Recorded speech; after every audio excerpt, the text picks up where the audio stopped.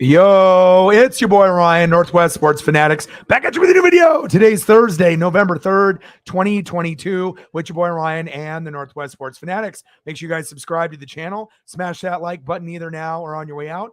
Donate to your boy if you can, Cash App, $ ORION NWSF, or the YouTube Super Chat right here. We have the World Series game number 5, the Houston Astros versus the Philadelphia Phillies. The series is tied up 2-2. Live play-by-play and reactions with your boy Ryan and the Northwest Sports Fanatics. So we'll be covering the Eagles and the Texans Thursday night football game as well. So we're going to have Philly on the road in Houston, and at the same exact time when we have the Houston Astros and the Philadelphia Phillies. It's only fitting, and hopefully we end up getting some good results here tonight. Let's go through some of the photos that we have lined up. So let me get that situated here. One sec. All right, where do we want to start? Right there. You got to get out of the way, Paisley. You're in the way.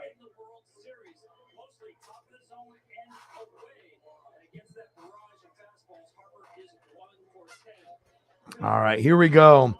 So we got Alex Bregman and Bryce Harper on the thumb. Shout out to my boy, Johnny Thumbnails, for making the best thumbnails on YouTube. Always looking good, always looking fresh. Paisley got the message. She just went out of the room. And let's go over some of these starting lineups for today. For the Houston Astros, leading off, we have Jose Altuve. Batting second, Jeremy Pena. Batting third, Yordan Alvarez. Batting fourth, Alex Bregman. Batting fifth, Kyle Tucker. Batting sixth, Yuli Gurriel. Batting seventh, David Hensley. Batting eighth, Chaz McCormick. Batting ninth, Martin Maldonado. And on the mound for the Houston Astros, the ace that has failed to win a World Series game, Justin Verlander. We'll see if he ends up bringing out a A+ performance or if he gets roughed up again today. And then let's go to your Philadelphia Phillies. Leading off will be Kyle Schwarber. Batting second, Rhys Hoskins. Batting third, JT Realmuto. Batting fourth in cleanup, Bryce Harper. Batting fifth, Nick Castellanos. I see you. Batting sixth, Alec Bohm. Batting seventh, Bryson Stott. Batting eighth, Gene Segura. And batting ninth, Mr. Duck Dynasty himself, Brandon Marsh. And on the mound, it is Thor. It is Noah Syndergaard. What we will get out of Noah today, we will find out. And I am ready to go. Let's get it, baby. Let's get the other graphic up. And I'm sick and tired of all these fucking commercials that have songs attached, because anytime you end up having something like that, I got to turn the volume down or see if they're going to try to give me some kind of copyright for some like 10 fucking second sample on a fucking commercial song. They only have done it to me a couple times, but you know, anytime I see this fucking Chevrolet commercial or whatever it is, and they got a song attached, that's when I got to be able to adjust. But I got the Eagles and the Texans on the computer. I got this game on the big screen here in the room. Sarah's in the building. What to do?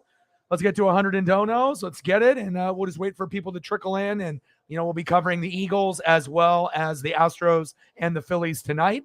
Normally, I'm going to be doing NFL, 9 times out of 10 or 10 out of 10. But we already know the Eagles are going to be blowing out the Texans. And this is World Series. So this game has a little bit more importance. And I imagine we'll get more views on this game than the Eagle game anyways. But like I said, I'll still be watching both. And we can cover that. So, and let's get it, baby. Look, I think I just need someone more emotional. And I don't know why. He seemed like a good match. This is over here. Paisley, you got to get out of the way. In person, I'm just getting a lot of mixed signals. You're getting into the light. You got to get out of the way. It's the bobblehead, isn't it? You got to get out of the light, Paisley. I can't do this anymore. I thought you were a home run. Oh gosh, Max, don't do this. There's a better way to bring the game home. Visit MLBshop.com for your favorite team There goes your and take special offer. In a matter of days, it's the biggest night in politics, and the 2022 midterms live on Fox News with a balance of power on the line. Our team has up-to-the-minute results and analysis from across the nation. It's Democracy 2022 on Fox News. Your freedom, your vote. Dear Santa, I know I asked for a lot last year, but this year is different. All I want is the U.S. to win the World Cup. This is the team that's going to make a run. All we have to do is believe. That's like your whole thing. You're smart. All right, my light is fucked up now, so I have to adjust something or go grab another one. So give me a second here. And that's why we don't have a fucking dog in here. The light is fucking broken. Just wonderful weather for these games in Philadelphia. Temperature got into the 70s today as we get set for the 2022 World Series on Fox. A lot. Thanks. Appreciate it, you guys, both of you. Still going bad on you.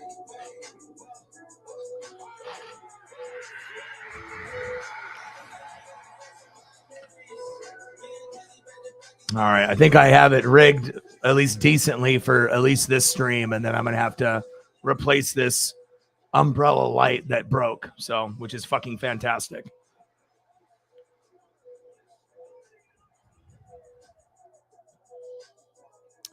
Cody in the building. What to do? Hope this light will work since it's damaged, but I don't have time to get the other one set up, at least at this point. Hopefully it'll hold up.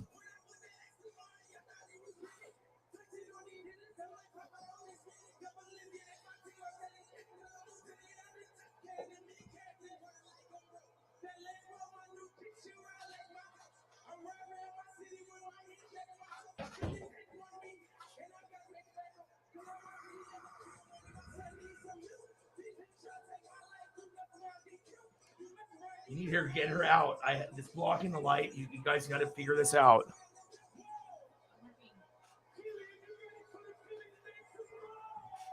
I'm all irritated now. It's just fucking broken.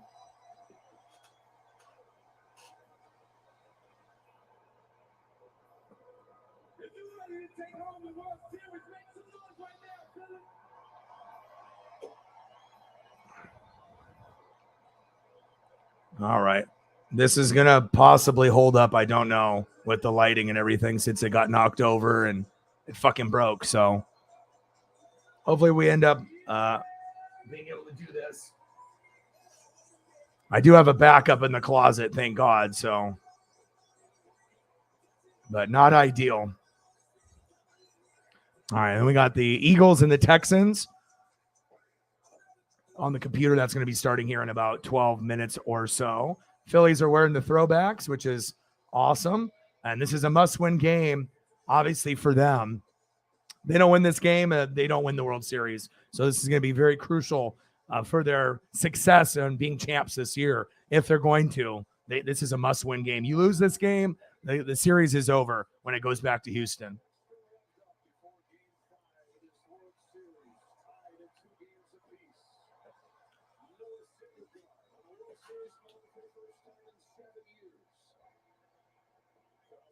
These Phillies trying to do what they've done all postseason, really all season. That is respond. Yet to lose back-to-back games this postseason. After they were shut out and no hit yesterday, 5-0 at Syndergaard to get what essentially is going to be a bullpen game going. Yeah, tough start when you think about he knows he's only going to go possibly 3 innings. Here's the thing to look for, though. Syndergaard is a much different pitcher. He's got pitched 4 pitches, but he does not pull runners on. So if the early part of the lineup can get on base, look for the Astros to take that base. And it starts with Altuve. There's the mixed breakdown of the two-seam fastball. All right, so far so good. It looks like it's going to hold up for now. At least I hope so. I'm going to be interested in the first at-bat. The last bunt of film that I watched, he tried to put his fingers into Altuve. Altuve has yet to have a home run this postseason. All right, so we got Eagles, we got Texans, we got Astros, we got Phillies. We're ready to go.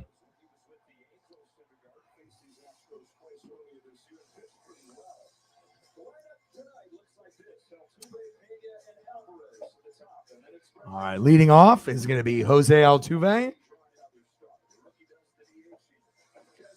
Jeremy Pena, and Yordan Alvarez. On the mound for the Phillies, Thor, Noah Syndergaard.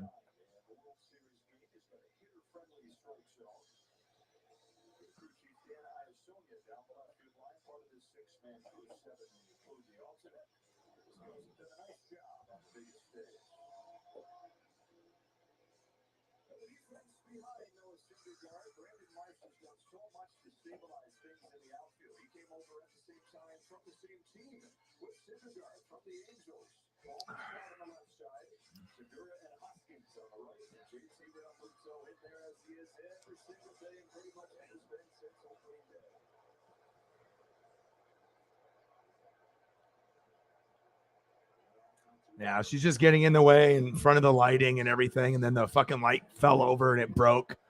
It's like an umbrella type lighting, and the metal that holds the fabric up it's very thin. So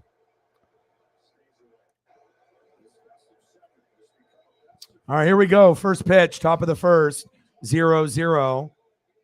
Syndergaard, ball one.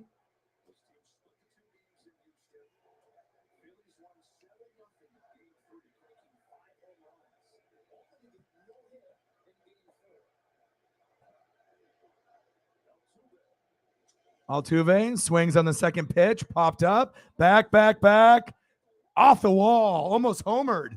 Wow. Altuve going for 3? Are you kidding me? Wow.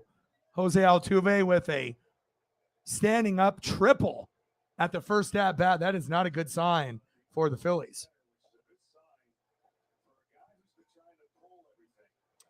If you guys win this game, this series is 100% over, because there's going to be 2 games left, and there's no way the Phillies are going to win 2 in Houston after playing like they did yesterday, and if they lose today. This is a must-win game, not necessarily a must-win for Houston, because Houston can win the 2 games at home. This is must-win for Philadelphia, but again, if Houston wins this particular matchup, the series will be over, more than likely in Game 6. Unless Philadelphia has a lot of fight still in them, and they can find a way to win, Game 6 on the road on Saturday and force Game 7.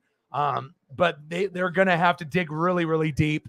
And it looks like it's going to be 1-0 already. So as Dusty looks on, we have Jeremy Pena. Pena up the middle. So it looks like Noah is not Thor, pitching like dog shit. Now it's already 1-0 Philadelphia. This might have been a bad decision starting Noah Syndergaard. It's not the same pitcher that was on the Mets. Not a good start.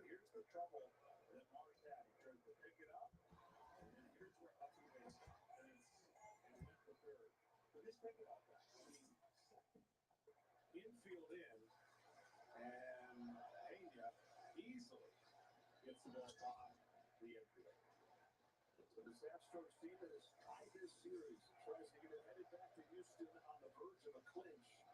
And this is no tie. 1-0 already. Wild.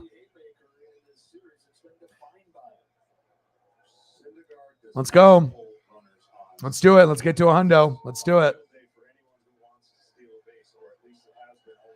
Megan with an $8 donation. Greetings, fam. Home and sick as a dog, but I'm opening 17 packages that just arrived. Awesome. Can't wait to see what collectibles that you got in jerseys and whatnot. $8 dono. Appreciate you getting us off the schneid. And we only got 92 to go. Thank you so much. Bang, bang. Bang, bang. Bang, bang. $8 holla. Thank you so much. Appreciate you. Let me know what you want to see during the commercial break, and I got you. Eagles John in the building. How are you?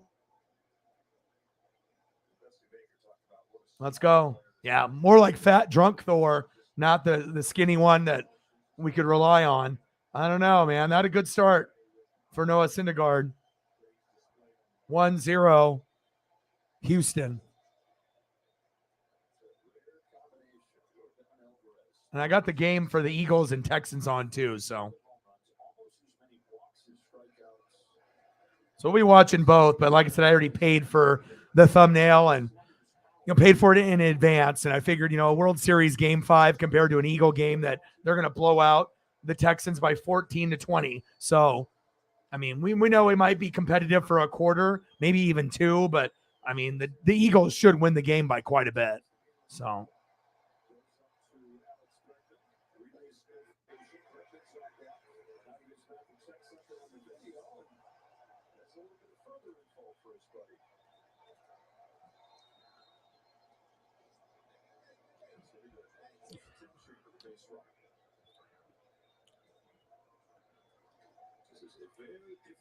all right, 1-2 count.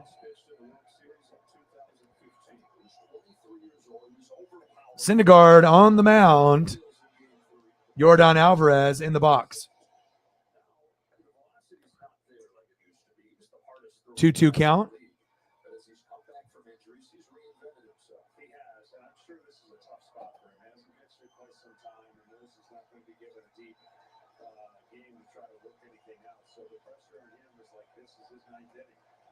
One zero Stros already in the top of the first.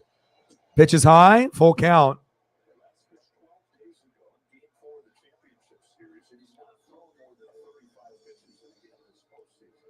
Yes, thank you so much. $8, 92 to go. Let's go, Philly. Appreciate you. Okay, I'll take a look when I have some free time here.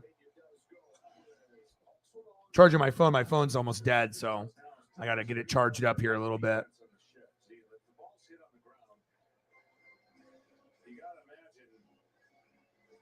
No problem. I got you.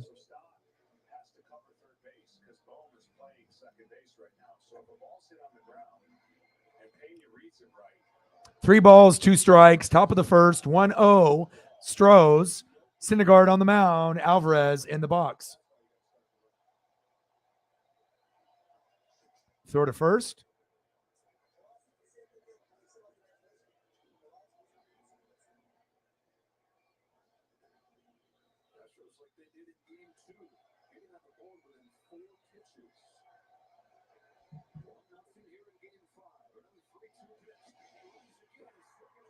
Got him. Yes. Yes. Jeremy Pena thrown out at second base.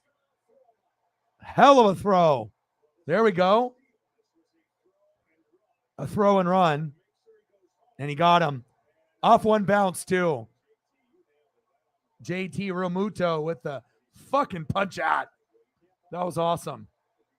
Good job, JT. After the pitch, and it was off a bounce, and he still got him. Nice job by JT Realmuto. Bryson Stott with the fantastic tag as well. Next up for Noah Syndergaard is Alex Bregman.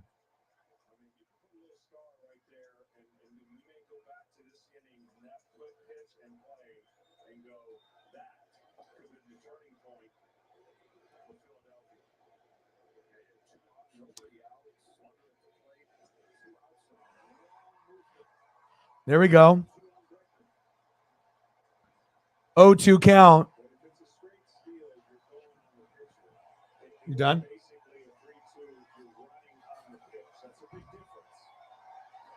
Okay, baby. You're good. Go.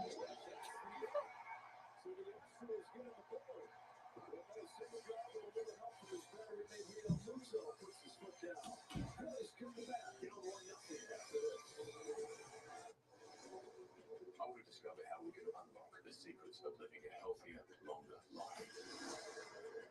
I'm teaming up with the world's leading longevity experts. Taking on 6 toughest Nice.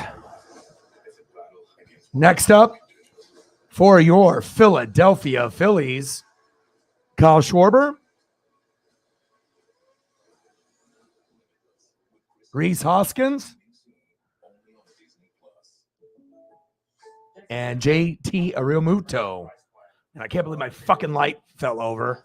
Like I have, fucking Paisley was getting in the way. And then obviously I had to fix some of the lighting. And then my big umbrella light that I have that's over the computer fell over. And then the fucking inside metal the frame of it broke on some of the legs, like 2 of them or 3 of them. So I have it kind of like Jimmy rigged right now, where it looks like it's going to hold up. At least I have another one in the closet, but not ideal.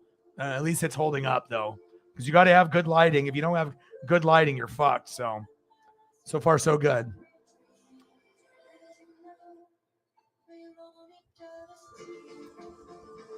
That's what happens when people are in here when I'm supposed to be in here. All right, we're going to the bottom of the first. 1-0 Phillies. Not the start that they hoped for, but and then we got the Eagles. I got this game on as well for Eagles and Houston Texans. So we'll turn on a little bit of audio when we have a chance to do both. For every care, a promise, and a blessing in each trial. T-Mobile believes in going beyond during times of need. And this postseason, for every home run hit, we're donating $5,000 to hurricane recovery efforts. And right now, when you text RELIEF to 595959, we'll donate another $5. Spicy buns, spicy sauce, spicy seasoning, spicy jalapenos, ooh, spicy fries. Boy, Arby's getting loose with the spice on the new Diablo sandwiches and fries. Arby's, we have the meat. Phillies in an early hole. Here's the lineup. They'll try and one out of it in game 5. All right, baby, let's go.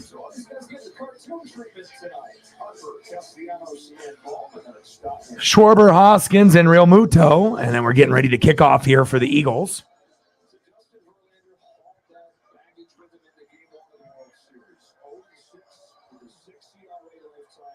You got all the snacks.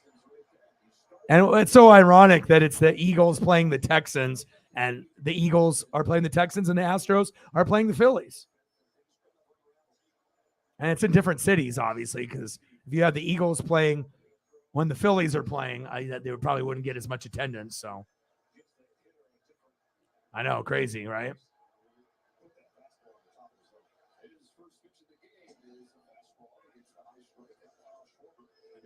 Oh, it's definitely a winnable game. You're already up 1-0. Pressure's on Philadelphia. The pressure is not on Houston.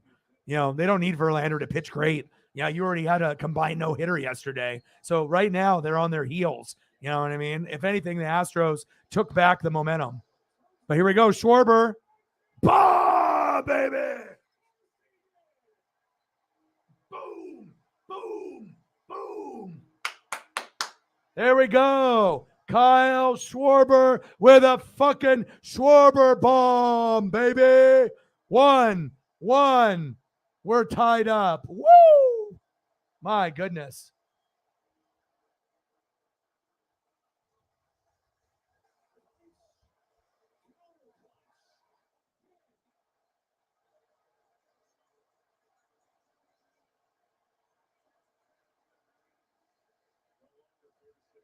Unbelievable.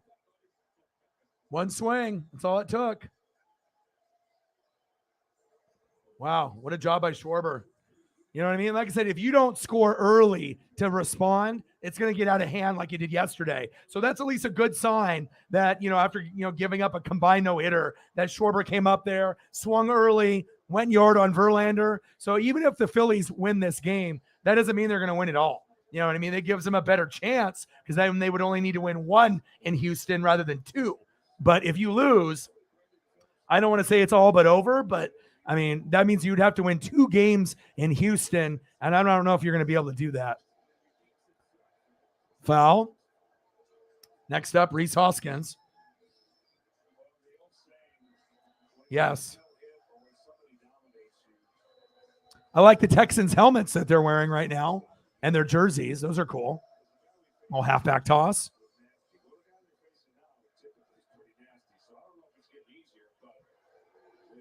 Pierce with a short gain. Pitch is high, 1-2 count.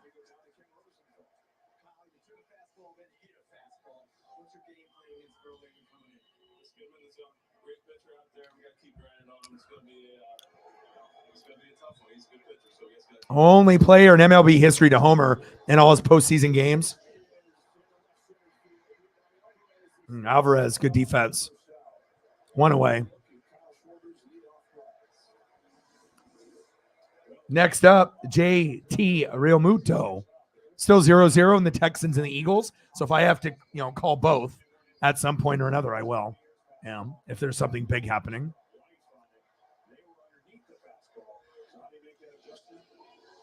It's a great homer. You couldn't ask for a better start where the first guy that is up for you goes yard, to tie the game. Because like I said, if you don't get runs early within the first 4 innings, after, giving up a combined no-hitter, I don't want to say it's all but done at that point, but you want to put less pressure on your guys. And they're already going to be feeling the pressure after what happened in game 4, but you are wearing the cool throwbacks. So that's going to make them a little bit looser, a little loosey-goosey, knowing that you're wearing the Mitchell and Ness, Mike Schmitz. All right, come on, JT. Still 0-0 in the Eagles and Texans. Got that on the computer. And we're in the bottom of the first, 1-1. We already got a shitload of action in this game already. And I knew this would be the one to do it. So, and normally, like I said, I'm going to do the NFL over anything else on Monday, Thursday, and Sunday. But when you got something like the World Series, and I have committed to doing Mariners, Dodgers in the playoffs, I mean, I've already done like 20 plus games in the playoffs, so might as well keep it moving. Davis Mills with a long throw. Who was that? Was that Brandon Cooks? Who was that? Big reception there on Bradbury. 1-1, bottom of the first, 1-2 count, 1 out. Oh, it's Dorsett. Dorsett with the long grab for the Texans. Nice route. Davis Mills just dropped it right in the bucket. First down, Texans. And they're getting close to red zone territory. Popped up. Altuve, 2 away.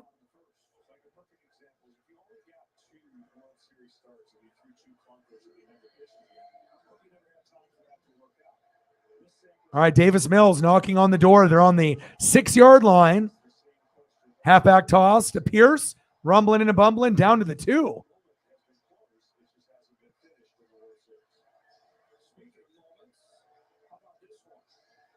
One, Astros and Phillies.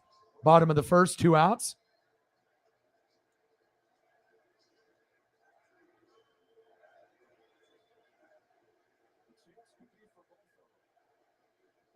Yeah, I'm about 30 seconds behind, so they're just about to score. I got my ESPN ticker, but I like to see them score myself,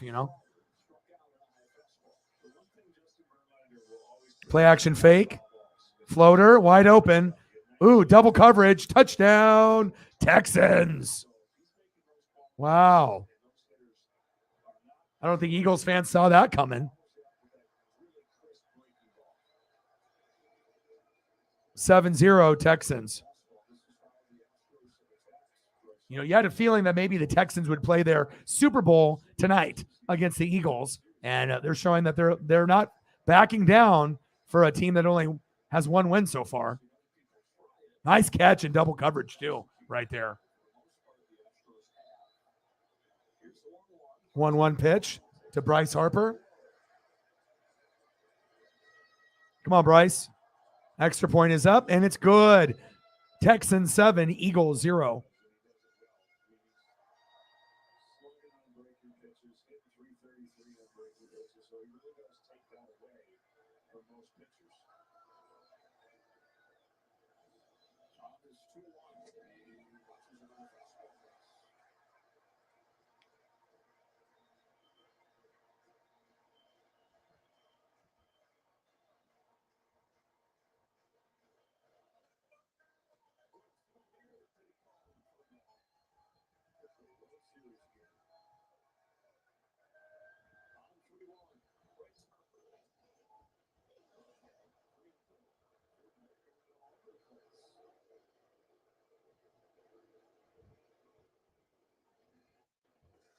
I'll update the Eagles and Texans as well.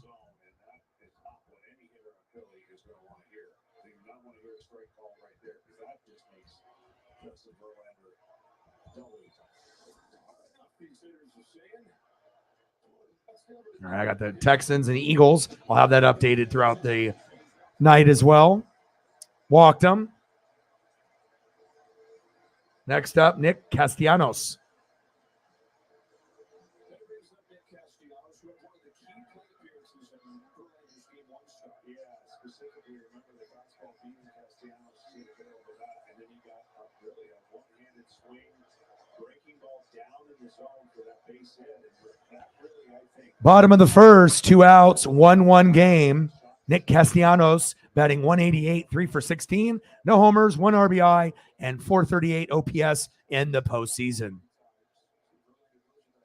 Verlander goes high, 0-1 count.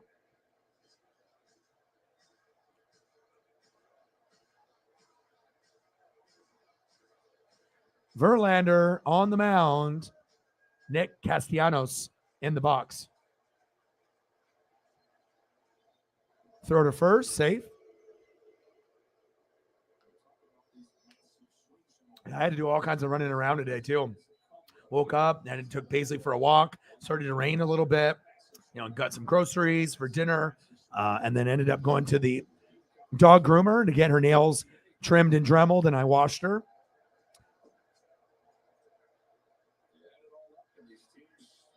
Gave her a bath with 4 different shampoos.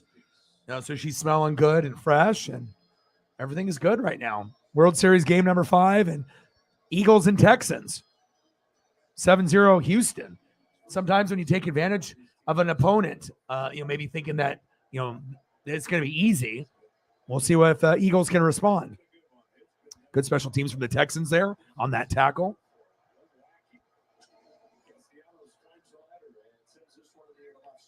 Here comes Jalen Hurts. And that's it. Popped up. Nick Castellanos flied out. Score is knotted up at 1 because of Kyle Schwarber. Schwarber bomb, baby.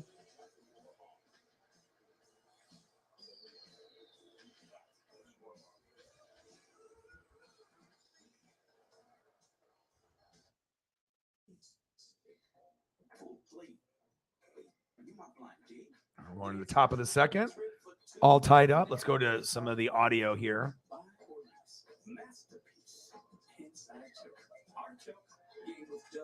Yeah, they're in a good place right now. 3rd year overall. All right. Doing some Eagles. Back in 2020, the COVID year. Takes a snap here, surveys. And just has to throw it into the bench. It'll be 2nd down and 10. Rasheem Green chased him down, 2nd and 10. Do a little bit of this in between the commercials. Every week wants to know is how does the defense try to defend the explosive ability? All right, 7-0 Texans. Still waiting on a commercial break. Or the run game. And we're knotted up 1-1 after the end of the first inning. Astros and Phillies going after each other. 2nd down and 10. Pass incomplete. Intended receiver, tight end, Dallas Goedert. Flag on the play.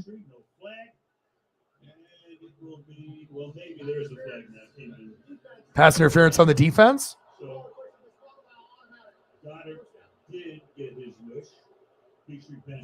Okay, so we'll be just covering the Eagles during commercial. And I'll get Megan some photos here as well. Good call there by the officials. We got her. I would put him right up there with some of the elite tight ends in this NFL. In the NFL, and a lot of people talk about Kittle and Kelsey, and got it right there with him. Well, when he began to come along, they knew they could trade Zach Ertz and send him to Arizona. Handoff here, running his way over the left side goes Miles Sanders. Miles Sanders, short game. 1-yard line. Sanders coming into the game. And we're just doing this as a kind of an extra since we're on a commercial break of the World Series. A lot of RPO, and the vision is on the linebacker. If that linebacker chases the back, then he'll throw the slant right here. I think he feels that he's holding position, so he hands it off. There's a lot of those games that'll happen tonight. 2nd down and 6. Hurts and complete. There's a couple Pete Carrolls for Megan. Appreciate you. It will be 3rd down and 6 for Philadelphia. All right, we're going back to the game now. I'll get you a few more. Next up, Kyle Tucker, Yuli Gurriel, and David Hensley.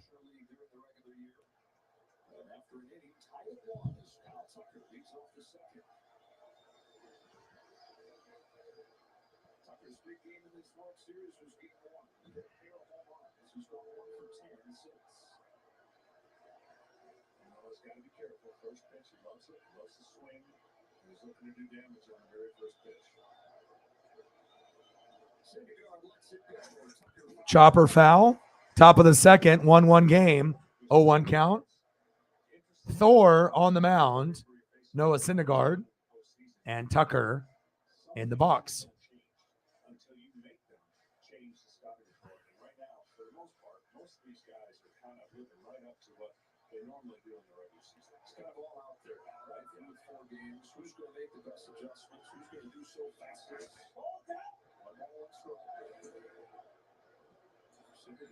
Yeah, but you had a good trip, though. I mean, spending a couple months away from home, most people wouldn't be able to afford that, to be able to go from Australia and stay, in LA for a few weeks to a month and then staying in Seattle for a few weeks to a month. So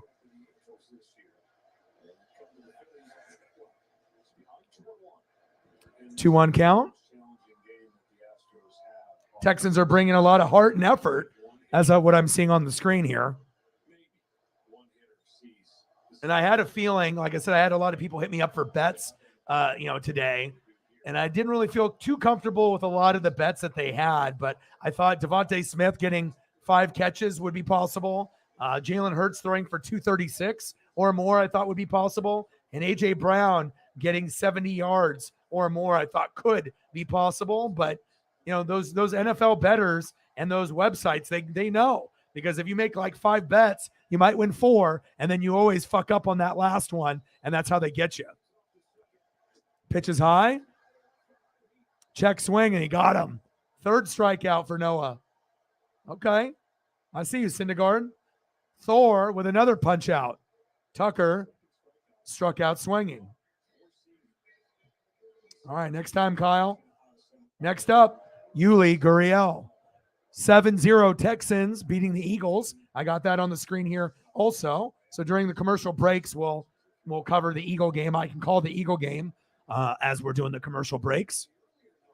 And I'll have the ticker updated as well for both games.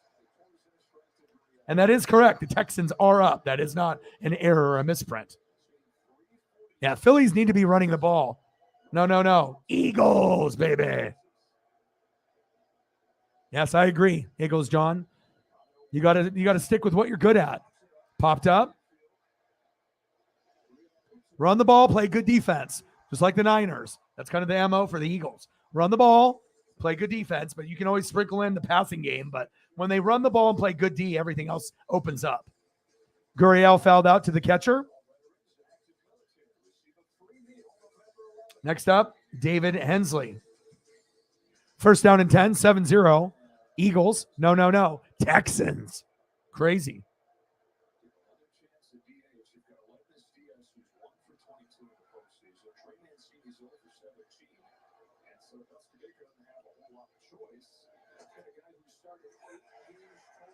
Yeah, I am glad you got to come to LA and Seattle, though. It's, especially being in Australia. I mean, that's a magical thing to be able to, root on your teams and get some memorabilia and, being able to get stuff firsthand. Big swing and a miss. Instead of just like ordering it and having it shipped to you, being able to actually touch it, and with your own fingers and try things on and buy things in person, always cool. And I'm glad that you got back safe.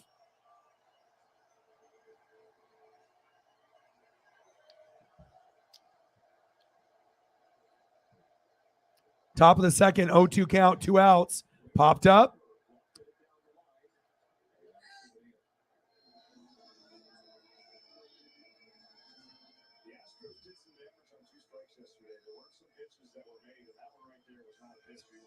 Syndergaard on 24 pitches in, going against David Hensley. Eagles are marching. 1st down and 10. I think they're on around the 23. 7-0 Texans. And again, I'm about 30 seconds to a minute behind. 1-2 count. Good eye by David.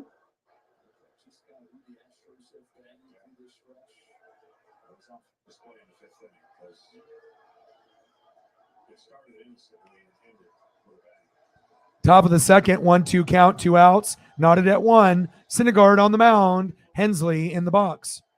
Right down the middle, fouled off towards first base. Still 1-2 count.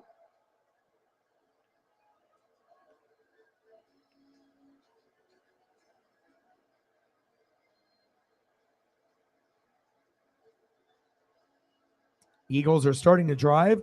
Second down and 10. Shotgun set. Hurts. Short gain there by Sanders. Struck him out.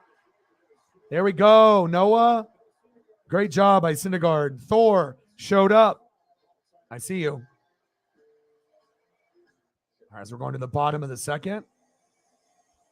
No way. You couldn't miss your chance to get Francisco Lindor's autograph.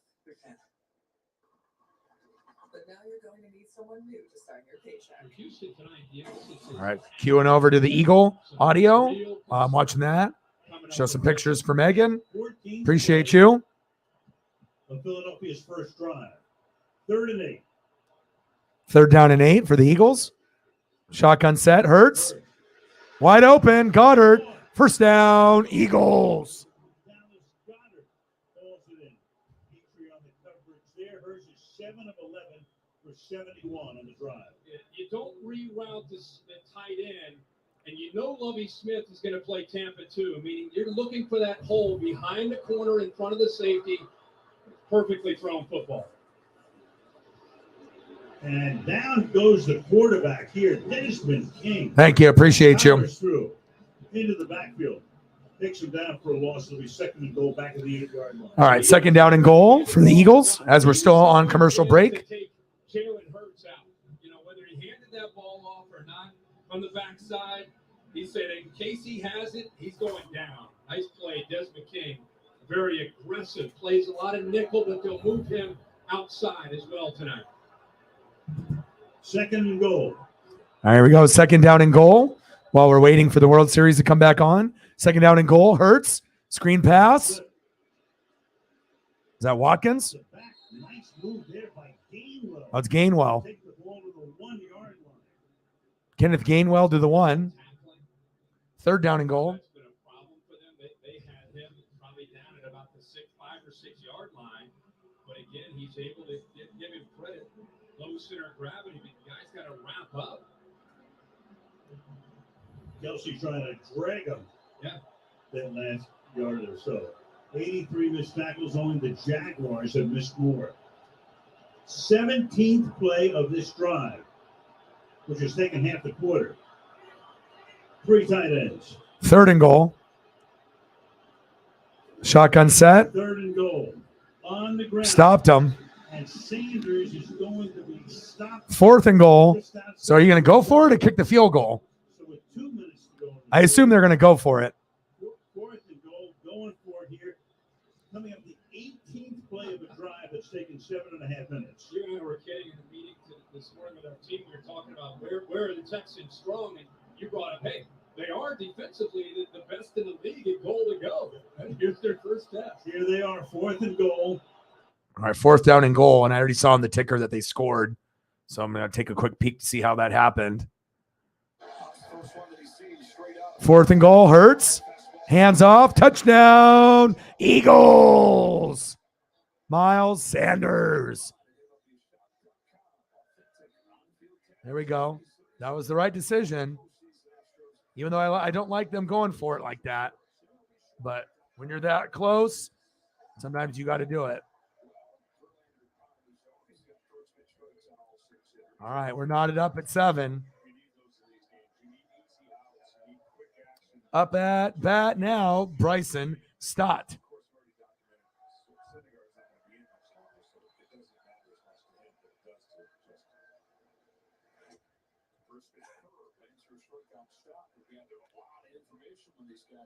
It's like a defensive formation. Nickel, dime, quarters. You know, it's based on how you play. People play man-to-man or they play zone. If you play Madden and you go through your playbook, you'll see nickel, dime, and you just look up to see how many corners, and how they have the linebackers, and if they play 3-4 or 4-3. It's all defensive coverage. Typically, passing coverage will be nickel, dime, and quarters and prevent. And then if they have a nickel corner, usually that means that's going to be the slot. So you'll have the guy on the right side, the guy on the left side, and then the guy that's in the slot. And usually the slot will be covered by like a nickel corner. And then that's like the third corner on the team. But sometimes the third corner on the team ends up being like the second best on the team, not third, if he's really, really good at what he does. So popped up for Bryson Stott. Next up, Gene Segura. There we go. Nice hit. Bottom of the second, 2 outs. Segura with a nice bloop single. There we go. Good job. Segura. Next up, Brandon Marsh.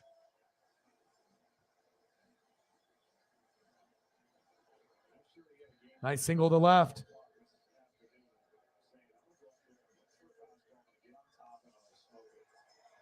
Bottom of the second, 2 outs, 1-1 game. Verlander on the mound. And Brandon Marsh in the box.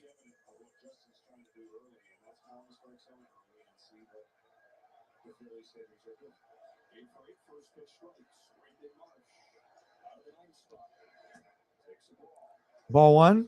Pitch was inside. Bottom of the second, 2 outs, 1-0 count, 1-1 game. Verlander, 24 pitches in. Marsh hitting 300 in the World Series.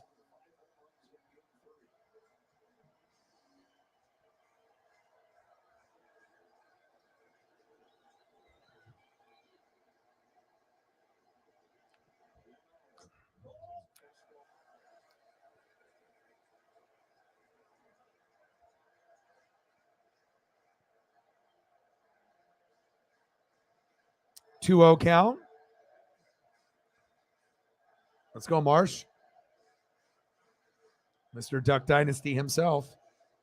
I'm not sure if anyone's got a better beard or mullet besides maybe him or Charlie Blackmon. Looking good.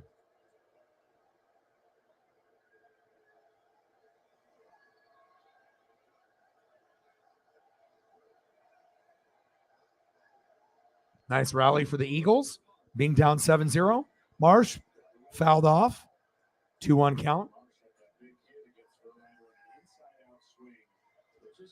I am going to be sad when baseball is over, though. No lie. NASCAR is going to be over. Hopefully Chase Elliott won the championship. Maybe him or Ross Chastain. It kind of feels like those could be possibilities. And then we got World Series, and at the very latest, it'll be over Sunday in Game 7. So, and then we'll transition more NFL, college football, wrestling, AEW, WWE, and NBA. Marsh, 2-1 count. Pitch is high. 3-1 count from Justin Verlander.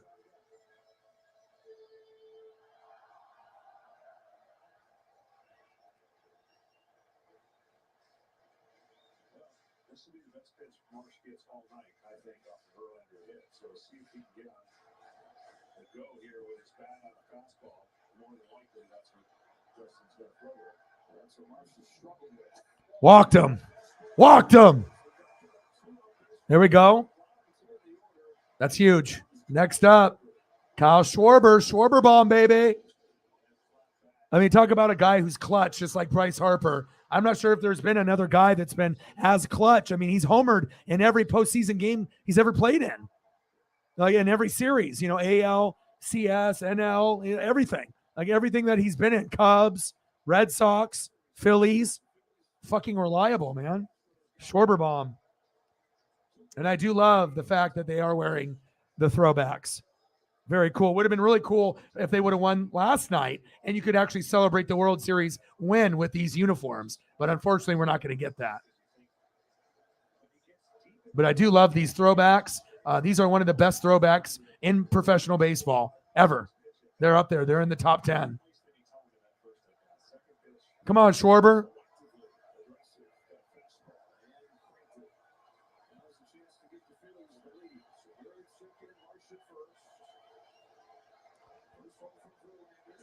Good pitch. Strike one.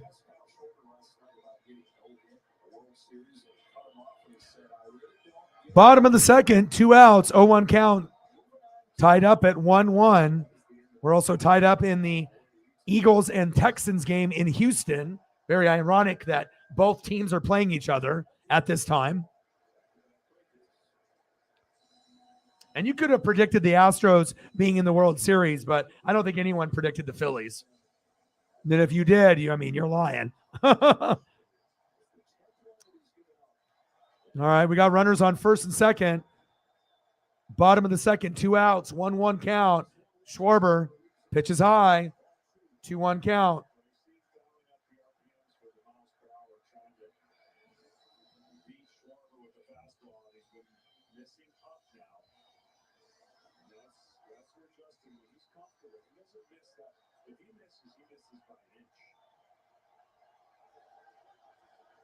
See what Verlander can get on point.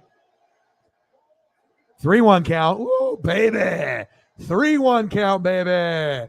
Verlander, where are you? It's crazy that he's not been able to win in the World Series. Like you would think if you're the best pitcher in baseball that you would be able to find a way. But for whatever reason, he just can't win in the World Series. Verlander. Walked him. Bases loaded. Next up, Rhys Hoskins. End of the first quarter, 7-7 Texans and the Eagles.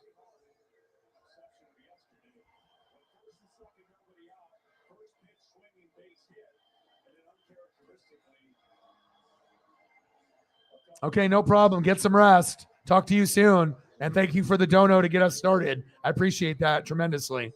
Get some rest. Talk soon. All right, bottom of the second, 2 outs, bases loaded, 1-1.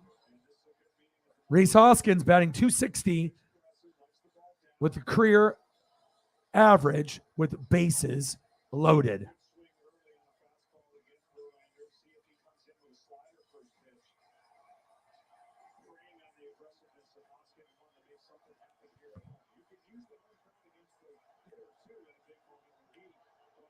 Let's go, Rhys.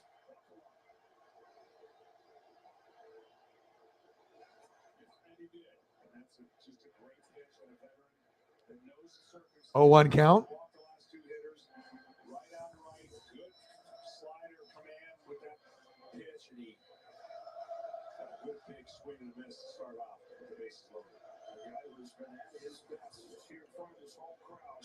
Dribbler down third. 0-2 count. Verlander on pitch number 35. No Ks. And he has been walking, and he doesn't really have control, or he's not really hitting the zone. Very similar to what we saw in game 1. And, even when he loses, it seems like the Houston Astros are still in every single game, even when he does bad. 1-2 count.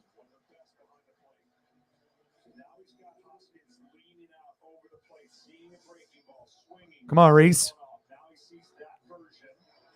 Start of the second quarter. Davis Mills, screen pass. Eagles with good coverage. Gain of about 5. Still knotted up at 7 with Davis Mills and Jalen Hurts. Pitch is high. 2-2 count towards his head. Come on, baby.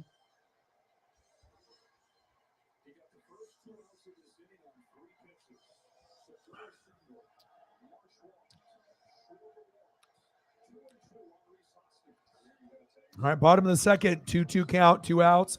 Bases loaded. Struck him out. He got his first punch out. And, of course, is when the bases are fucking loaded. Damn.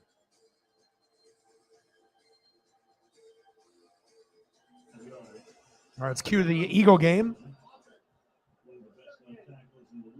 End of the second inning. We're knotted up at 1.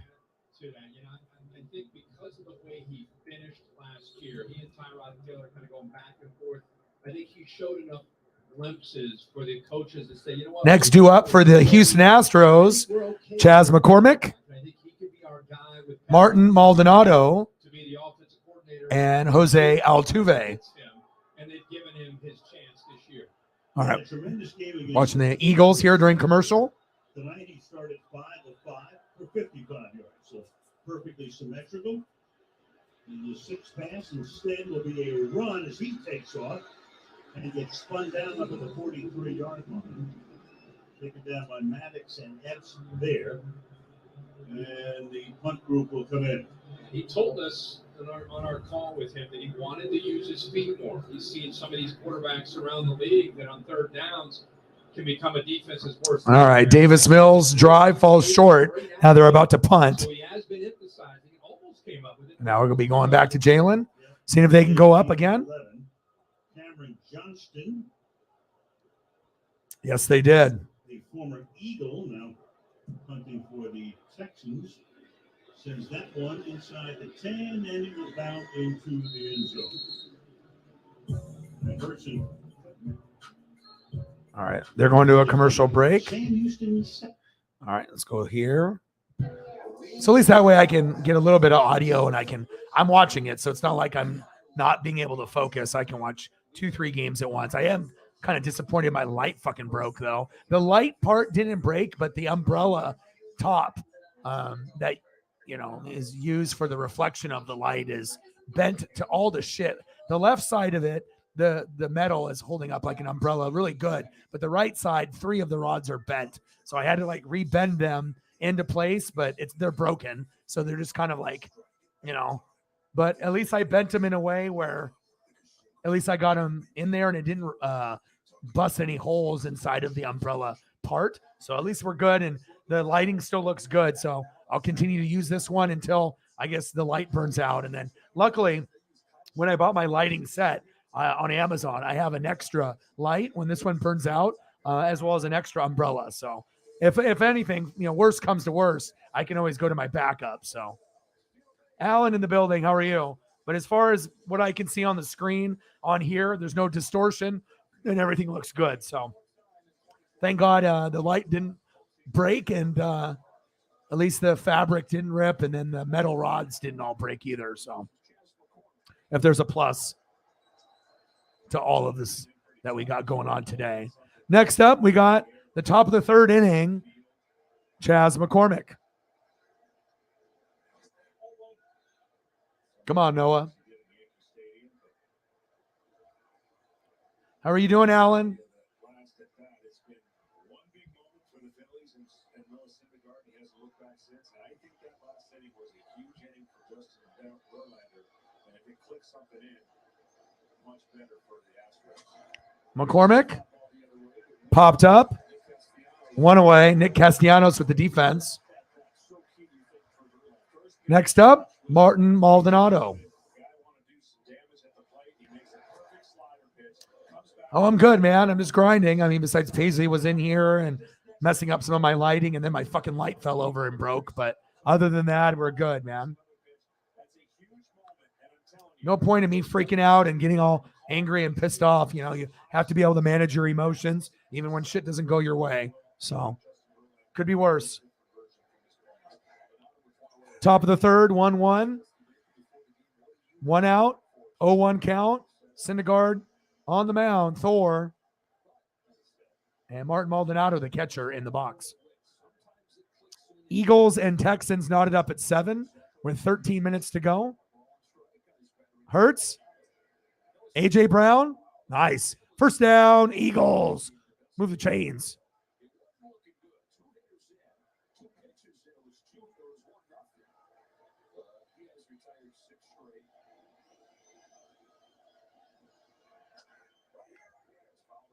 Chopper, foul.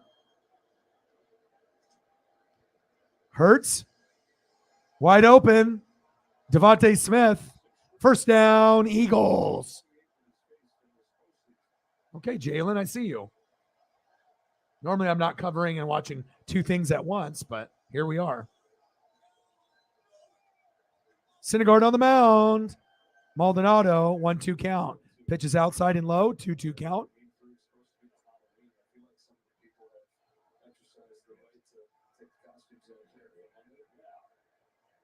Damn, the Eagles just fumbled. And the Texans recovered. Holy shit. Jalen. What the hell happened there? Was that a bad snap or was that on Jalen? Maldonado? 2 away. Oh, he got sack lunch and he dropped it. Wow.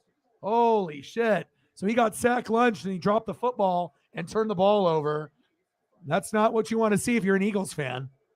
Taking them for granted, and then they're playing their Super Bowl against you. I don't think the Texans are going to win, but you don't want them to hang around. Wow. I was not expecting that. Dusty Baker looks on. Next up, Jose Altuve. Top of the third, 2 outs. Nobody on, and we're knotted up at 1.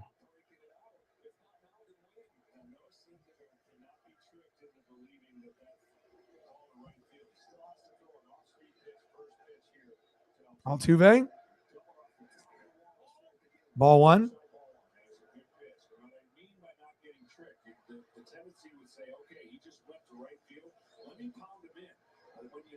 Mistake in when you pound him in. That's when the strength of the left field power comes in for Altuve. Syndergaard. Nice pitch. 1-1 count. That's how you slow down a very aggressive hitter. See, he's ready to hit from right when the ball comes out the glove of the pitcher. Top of the third, 1-1 count. 1-1 pitch, fouled. 1-2 count.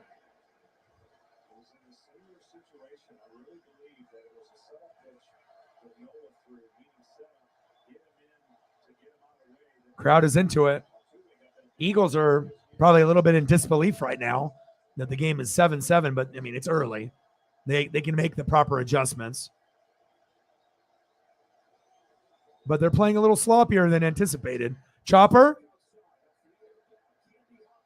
Bryson Stott. Got him. 1-2-3 inning. Let's go to the bottom of the third.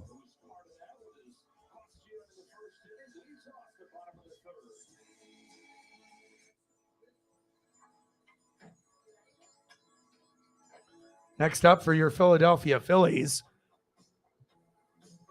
JT Realmuto, Bryce Harper, and Nick Castellanos. Now let's turn on some audio for the game while we are in commercial. Definitely want to keep up on everything if I can. Toss. Mills rolls, open. This is going to be a first down on a 14-yard gain. All right. Texans have the ball. We got a theme going right now with Pep Hamilton, which is not a shock. And Philly knew coming in with Jonathan Gannon as the defense coordinator. Yeah, they're going to run the ball. Yeah, their top 2 receivers are out. But guys, 1st and 10, we can't overflow. Can't be too aggressive. We got to be disciplined because right now the best throwing that Houston's had is play action on 1st and 10 when that fast-flowing defense is out of position. With 3 tight here. Mills, good protection, a little high. And a footnote on Steven Nelson, who created the fumble. His 106th game in the NFL, his first sack. Against the guy 7-7 against last year. Yeah, that, and think about some of the defenses he played in and how aggressive they've been. Kansas City, Pittsburgh, and Philly. That's pretty impressive.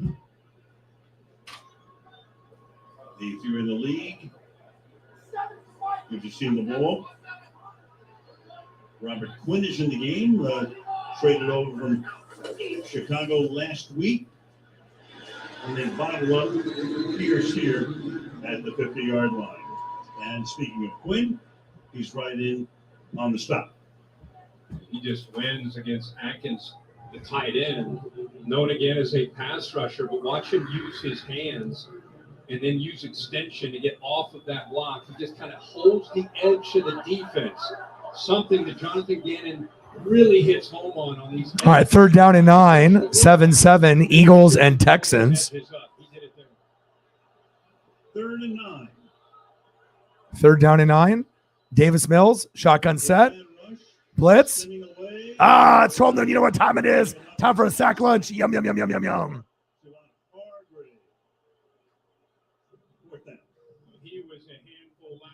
All right, they're going to punt. Next up, JT Realmuto.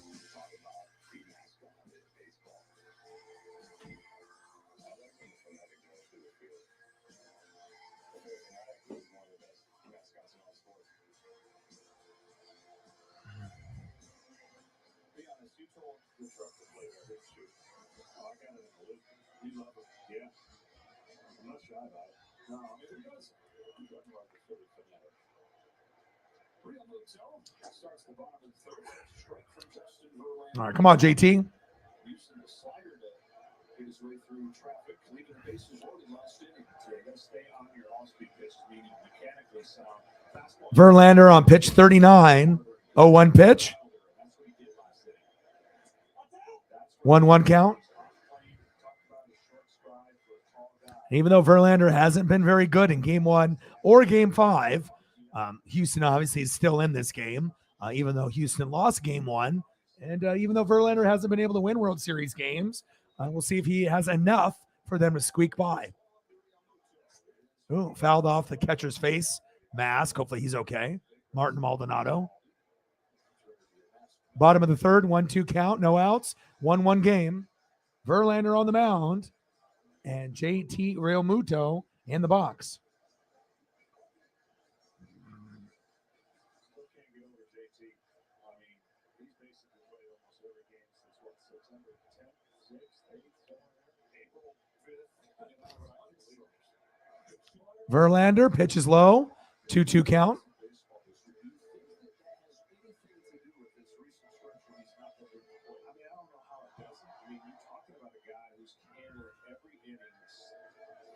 It's crazy though, for someone like Verlander to be like the best in baseball, and then it comes to the clutch, and for whatever reason, he can't get it done in the big games. Struck him at. All right, Verlander starting to find himself. Big K on JT Realmuto. Next up, Bryce Harper. Come on, Bryce. Let's go, baby.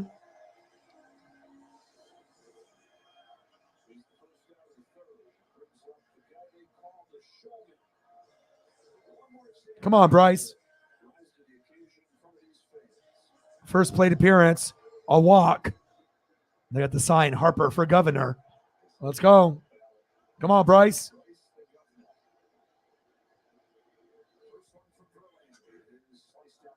Sliced foul. 0-1 count. Come on, Bryce.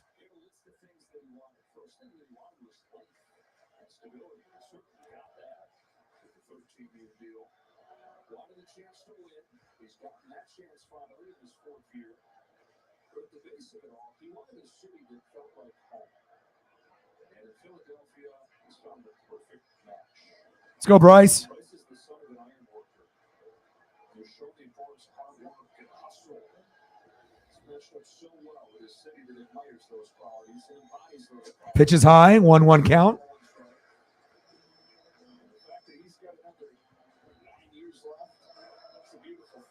Bryce Harper in Philadelphia is just right.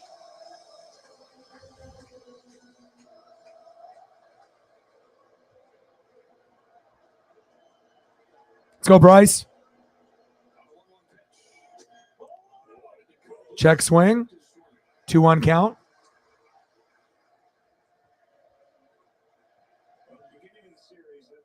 Yeah, Mariners would be looking for some of those guys as well. I mean, not necessarily Contreras, but Correa for sure. Oh, Miles Sanders getting loose. Bouncing to the outside. Big gain. Bottom of the third. 2-1 count. 1 out. Bryce fouled back. 2-2 count.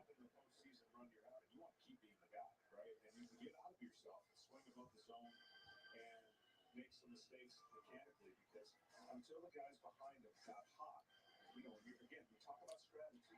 You got to make the guys behind Harper beat. It's no disrespect to Nick Castellanos or Alec Brown. No, it's just that's where you want to go. Come on, Bryce. 3-2 count, full count.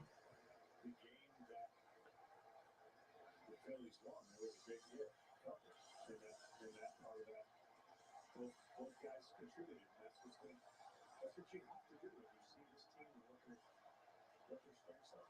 Harper's seen 11 pitches. Come on, baby. Fastballs from Justin Verlander. Full count. Walked him. There we go. Walked Bryce Harper. Next up, Nick Castellanos.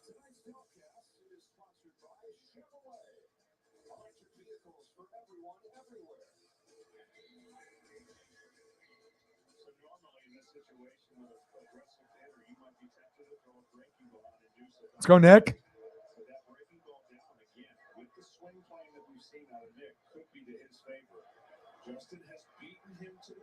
Goddard, big play. First down, Eagles. Move the chains.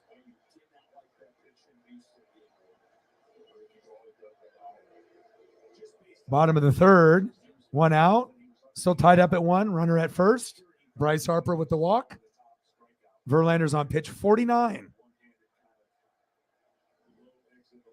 Eagles are driving. Looks like they're about to score. 0-1 count.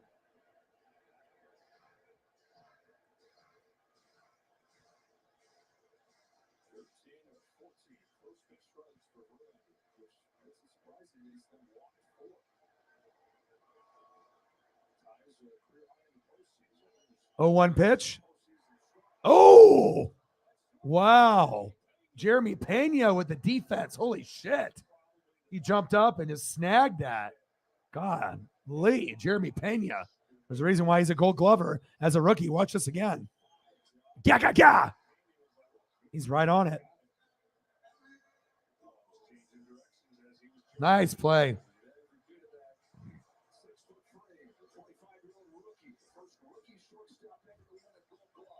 Next up, Alec Bohm.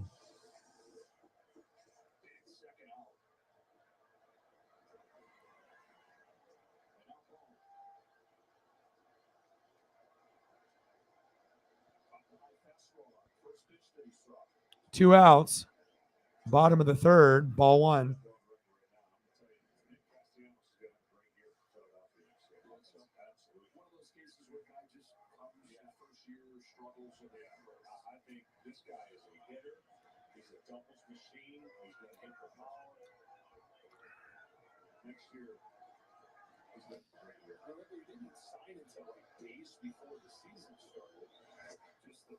Bohm. Big swing and a miss.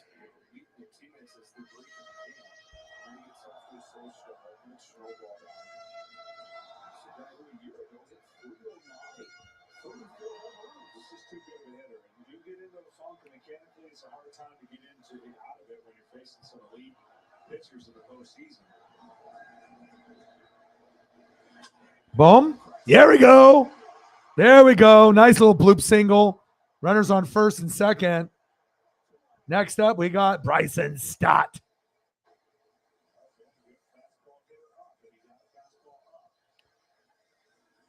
Miles Sanders with a short gain. Second down and goal. They look like they're going to get a minimum of 3, but maybe they'll end up punching in 6. All right, Eagles, I see you.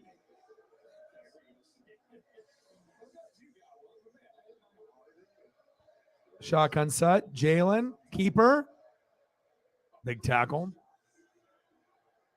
Third and goal. 0 for 1 for Bryson Stott. Stott. Back. Oh. And it's over.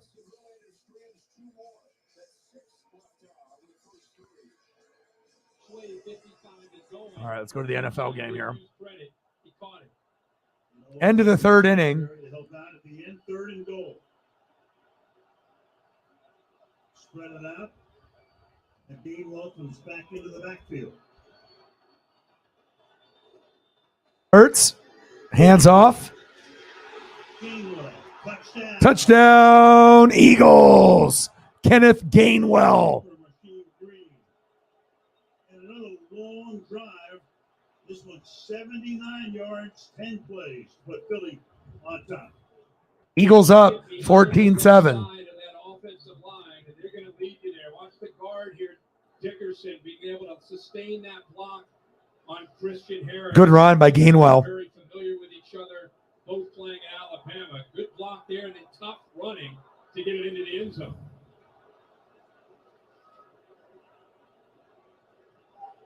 Extra point is up, and it's good. 14-7 Eagles. Point number 14. 4.5 to go in the opening half in Houston on this Thursday night. Eagles by 7. All right, let's go back. Due up for the Houston Astros.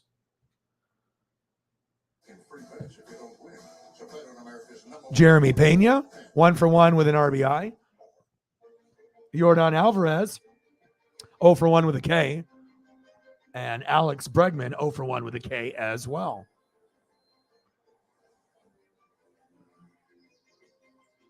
Yeah, Eagles aren't going to lose. Not against the Texans. I mean, they got like 1 win this year. So reflect on the past, celebrate the future. This season with Audi. What's Thunderstruck on Carnival? What's Thunderstruck? Thunderstruck is.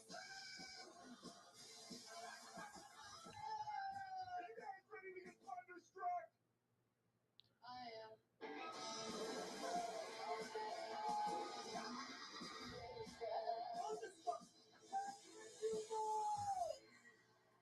You got Thunderstruck.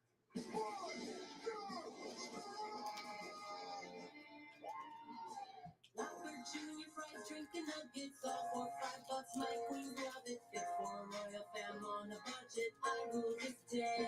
At BK, have it your way. Our player resume is sponsored by Indeed. Jeremy Pena has hit all 5 games in this World Series. 68 straight back to the last game of the American League Championship Series, where he was named MVP. His drive in the majors, which is not a surprise. The surprise is how fast he's done it. A draft pick in 2018, he played at 100. all right, top of the 4th. 3 hits for the Phillies, 2 for the Astros.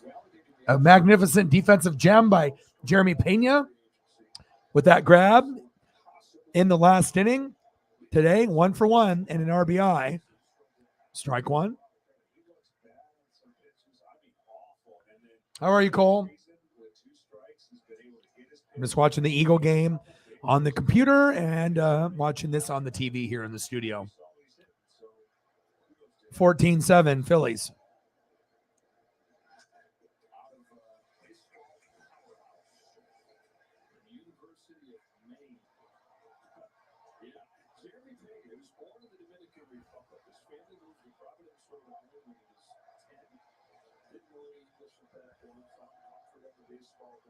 Oh, 2 count on Pena. Thor. Pitch fouled off.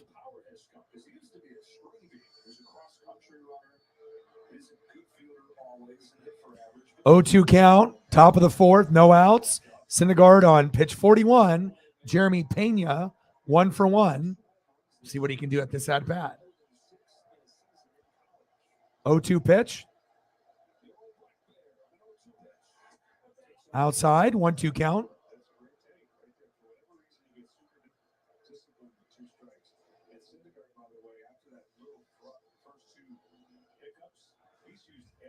Texans with the ball, down 14-7 with about 4 minutes to go before halftime.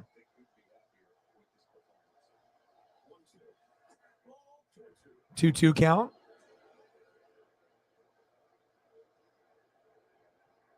His first game in the World Series in 7 years. Alvarez on deck. Not going to see him the second time. 2-2 pitch. Syndergaard trying to finish with an exclamation. Popped up. Back. Gone! Jeremy Pena showing why not only is he the most valuable player on the team, but he's a Gold Glover, right? And he can hit with power. He can do it all. Does that surprise me? Not one bit. Big homer for Jeremy Pena.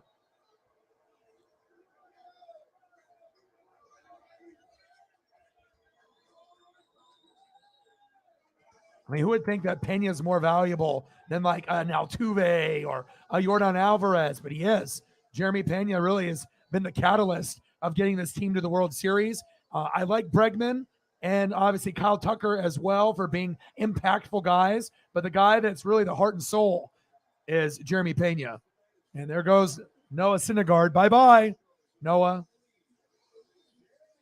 Right down the middle, too. Unacceptable.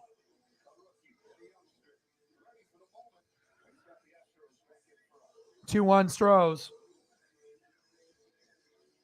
They're making a pitching change now. Let's go back to the football game.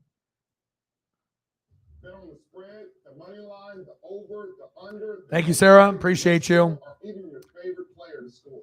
Just download the Appreciate you. $2 holla. Let's get it. Bang, bang. Bang, bang. Bang, bang. Thank you so much. Appreciate you. Let me know what you want to see for a picture during the break, and I'll get you something. Thank you so much. There we go. $10, 90 to go. Whopper, Junior, double, triple, Whopper, Impossible, or Bacon Whopper. I rule this day and BK. Have either way. Are you going to the wedding? Oh, this is our half sister, which means we can have. All right. Well, I was hoping that we get a little bit of football action there during the break, but they're on commercial at the fucking same time. So just gonna have to wait it out, and maybe we'll be able to get some football in the next one. But now there's an easier way. New hands-free Skechers slip-ins. Footwear that's a snap to take off and put on. With new Skechers slip-ins, you just step. Next up is gonna be Yordan Alvarez. All right, I'll get you some Judge. And you can easily put them on with your hands full. Plus, even your kids can slip them on with ease. And because they're Skechers, nothing is more comfortable for your trip. Make traveling a breeze with new machine-washable, hands-free Skechers slip-ins.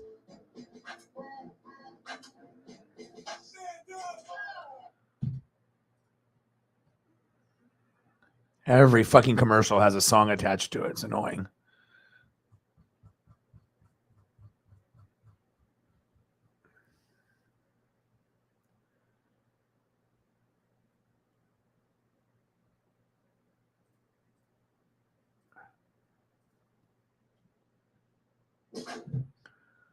This copyrighted telecast is presented by the authority of the Office of the Commissioner of Baseball, may not be reproduced or retransmitted in any form, and the accounts and descriptions of this game may not be disseminated without express written consent. First beginning out of the Phillies bullpen tonight, Connor Brogdon, who has gained confidence in as this postseason run has gone on. Part of that was he struck out Yordan Alvarez. Appreciate you. Thank you so much. Next up, Yordan Alvarez. 14-7 Eagles in the second quarter. 2-1 Astros, top of the fourth, no outs, with a solo dinger by Jeremy Pena about 2 minutes ago. Alvarez, statistically on the year, 353 on changeups. Now, granted, it's not this kind of changeup,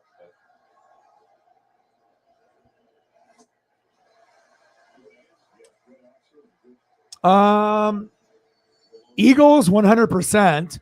And in this game, I don't know. I mean, the momentum is in Houston's favor.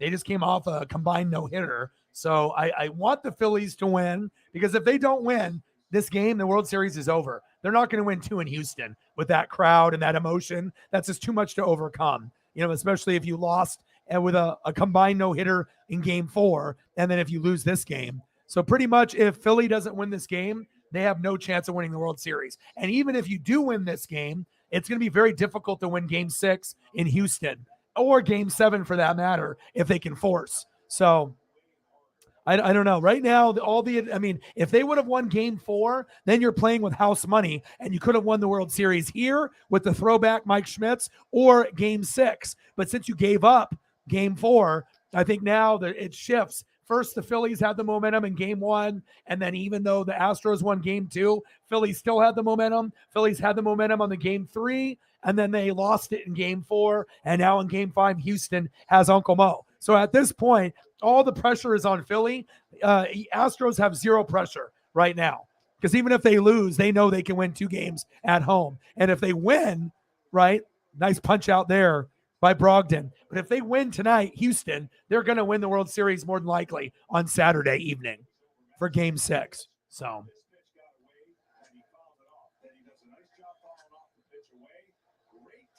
that's just kind of how I feel with momentum in sports. You know, I've been watching shit since 85, so I'm kind of used to seeing how it goes, you know, the back and forth and the emotion of the crowd. And a lot of that stuff is very important, you know, seeing the flow of the game. The main reason I don't like the songs in there is that if I'm watching it and then they go back and watch my stream, sometimes they'll give me like a copyright, message where it's not like a copyright strike, but then they want to, use the views and put their own ads instead of me getting rewarded. They're trying to take it from me. So I have to be very careful when I hear like Ludacris or I hear that Chevy song, where they have like the throwback songs from like the 70s and the 80s, and then they attach it to a commercial. So I got to make sure that, that I mute that shit quick. So that way they don't try to take my advertise. I mean, I don't really get a whole lot, for, monetization as far as advertising dollars each month. It's very little. Bregman off the wall. Wow. I was almost a homer. Bad throw, sliding into second safe. They haven't taken too many videos from me where they don't copyright strike it, but then they'll put their own ads on my stuff. And I mean, I'm not making a whole lot on the monetization part, but still, you don't want something to be taken away from you when you're grinding away, the whole time. So, because 99% of the, my living and whatnot, and I get is going to be towards donos. Monetization, you're only going to get good money from ad revenue is if you're getting like 100,000 views per video. If you're getting that, then that'll, add up to be a decent, extra, but if you're not getting big numbers like that, it's very minimal. So I have to be extra careful now.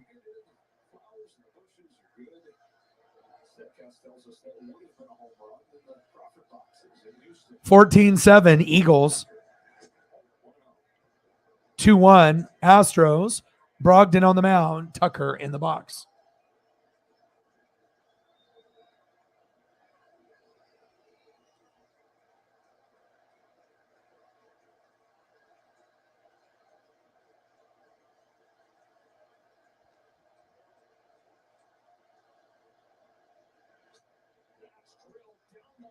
Tucker, foul. Wow, that little kid was just like chilling. Pops up and has the ball. That little kid get hit by the ball.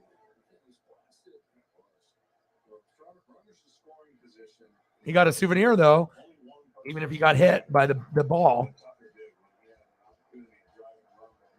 It's a souvenir he'll never forget.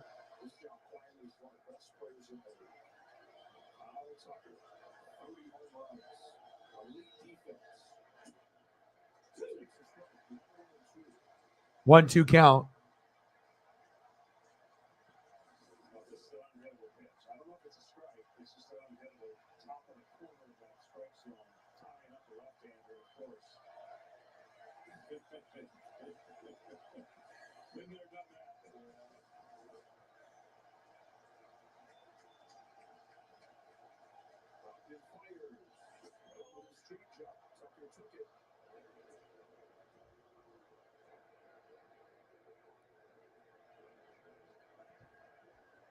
Just 25 years old, already in his third World Series, 51 postseason games of experience. It's a whole career ahead of him. But right there, second. One gone, fourth inning in Game 5. Astros trying to get this series back to Houston on the verge of clinching. Struck him at.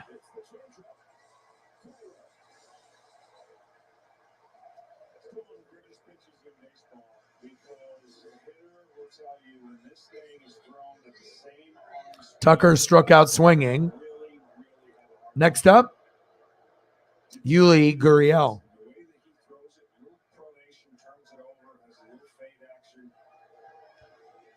Texans just scored a touchdown, but they're reviewing it.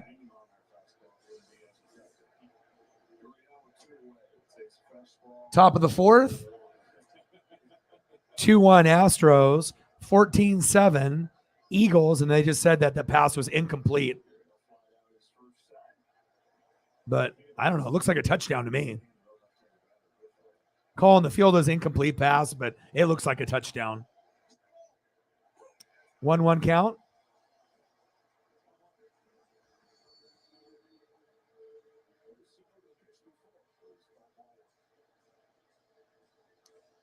Yeah, I think everyone is rooting for the Phillies on planet Earth, Cole. Unless you're an actual Houston Astro fan, I can't see anyone rooting for the. I mean, unless you're jaded, if you're like a Cardinal fan, or if you're if you're a fan of the Cardinals or the Braves or the Padres, and just because you got eliminated and you're like, fuck that team, I get it. You know what I mean? I can't root for the Astros. They're not only the cheating, but they're the Mariners' number one rival. You know what I mean? But if the Astros weren't cheaters, I still probably would be going for the Phillies. Yuli Gurriel in the box. 1-2 count. Struck him out.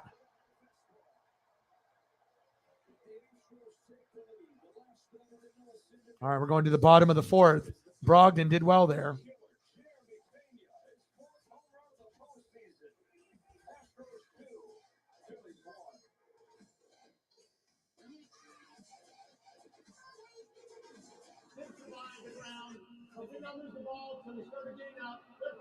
Touchdown, Texans. There we go. Big drive. Unbelievable. I think initially they thought about maybe just working the clock and not getting the ball back to Philly. And then Damian Pierce pops it. 14-14 all. Are you kidding me? And then Pep Hamilton dials it up, gets more aggressive, and his quarterback, Davis Mills, makes a incredible play there right to contain it. Well, at least the Texans are playing their Super Bowl today. That's always good when you get a bad team that shows up. Extra point is up, and it's good. Punch it through with 37 seconds remaining. And we return to NRG Stadium in 30 seconds. I bet the Eagles didn't think it would be like this.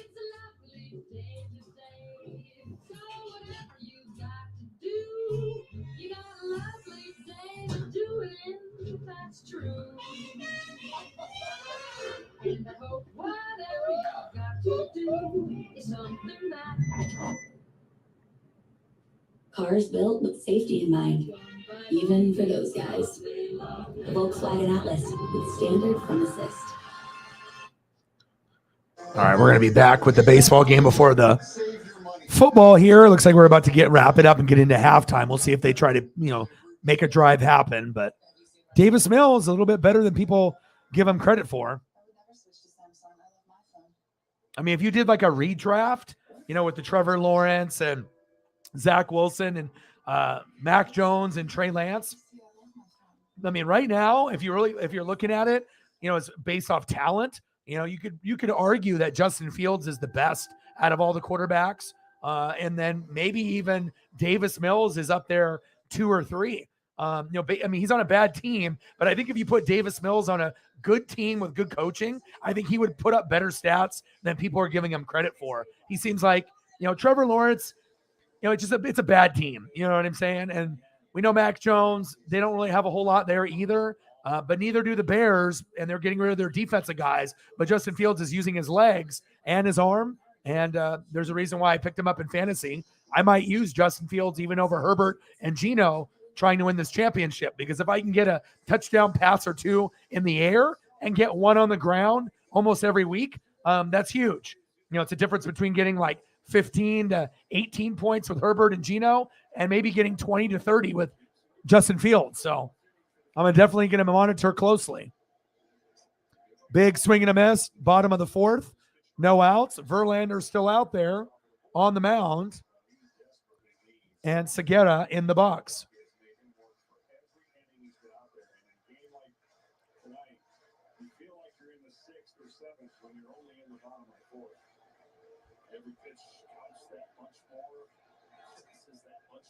Now, there's going to be a lot of movement, not only in NFL free agency, but in baseball. There's going to be so much movement. It's going to be wild. Be really fun to see what happens.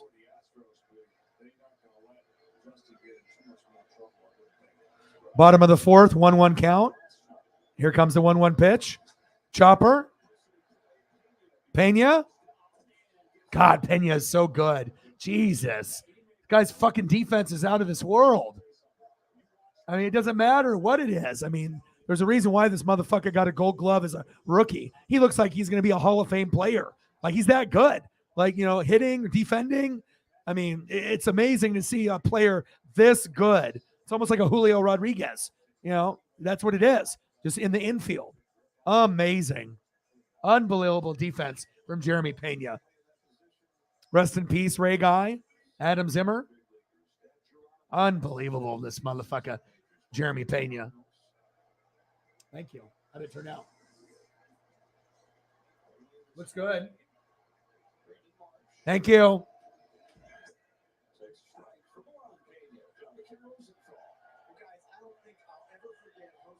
Matt in the building. What to do?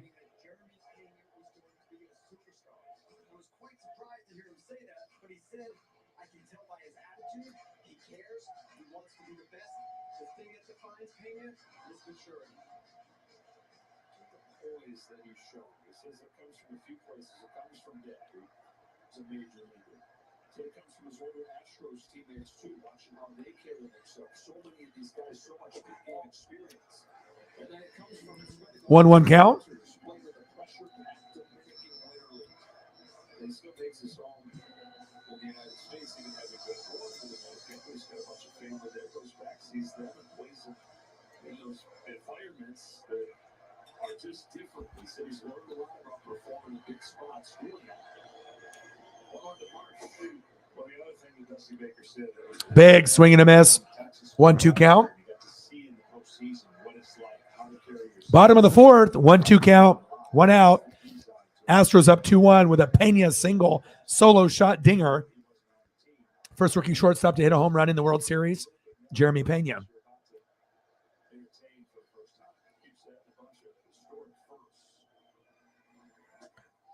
Punched him out. That was right on the corner, too. Brandon Marsh struck out looking. Next up, Kyle Schwarber and a possible Schwarber bomb. Oh, seriously, this is out of all the stuff that we've had. The sun-dried tomato, it tastes like meat. It, like, you know, it's got like that flavor. It doesn't taste like a tomato. Very good, really good flavor. Sausage on point. The Parmesan on top with the noodle. Like 10 out of 10. Like only 8 or 10 minutes or something. 12. Okay. Awesome. Hey, we're doing this one again. Yeah. Nice.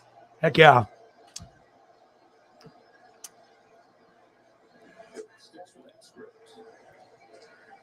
Eagles lining up for a long field goal, or at least they're pretending to.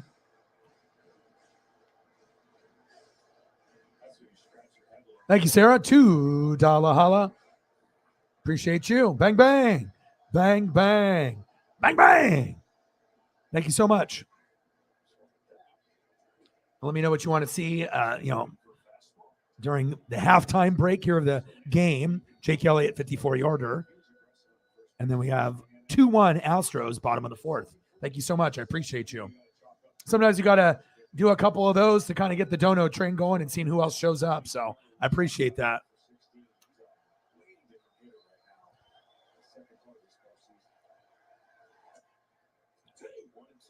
One, two count. Field goals up. Wide right. No good. 14-14 halftime.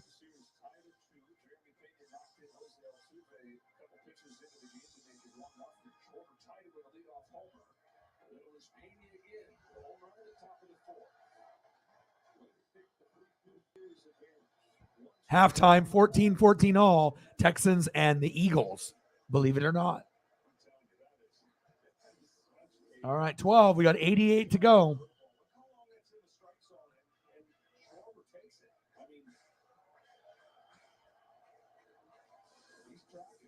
I got you.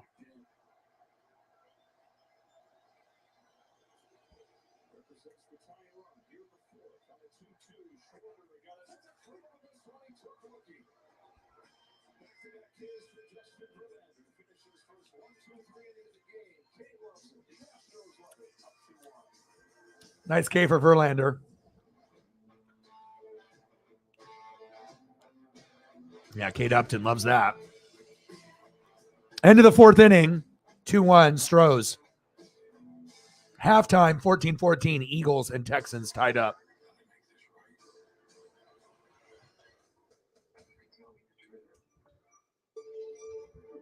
Now we're going to the top of the fifth. I'm almost in like denial mode right now that baseball is going to be over this Sunday and NASCAR is going to be over.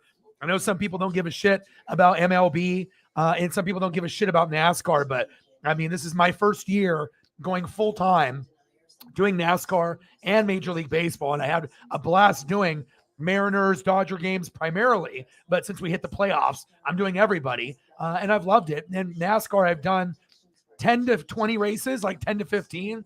Blast. It's so much fun. It's a lot of work, but it gets me more educated and gives me more passion and drive, to do more than just NFL, college football, and wrestling. So it's just nice to be able to dabble in things that people thought maybe I couldn't do. And I can even do NBA. So, and nothing really makes me feel uncomfortable. I'm going to be doing World Cup and some NHL, primarily the All-Star game for NHL, and then the Stanley Cup playoffs. I'm not going to do shit really during the regular season since I don't have a favorite team. World Cup, I need some help there, but I know I got a couple soccer experts that will help. But I enjoy watching soccer when it means something. So we'll do some World Cup coverage too. And then we'll transition once NASCAR is over and Major League Baseball this Sunday. We'll transition to more NBA, college hoops, more wrestling, and obviously NFL and college football. Like tomorrow, we're going to be doing Oregon State Beavers, my Duck rival, going against Washington. They're both 6-2, and the Beavers are ranked 23rd in the nation. It's on like at 7:30. So I was thinking that would be better than just doing a Blazer game with no Dame. So, and it's college football. So we're going to do that. Then on Saturday, we're going to end up doing World Series Game 5. No. World Series Game 6.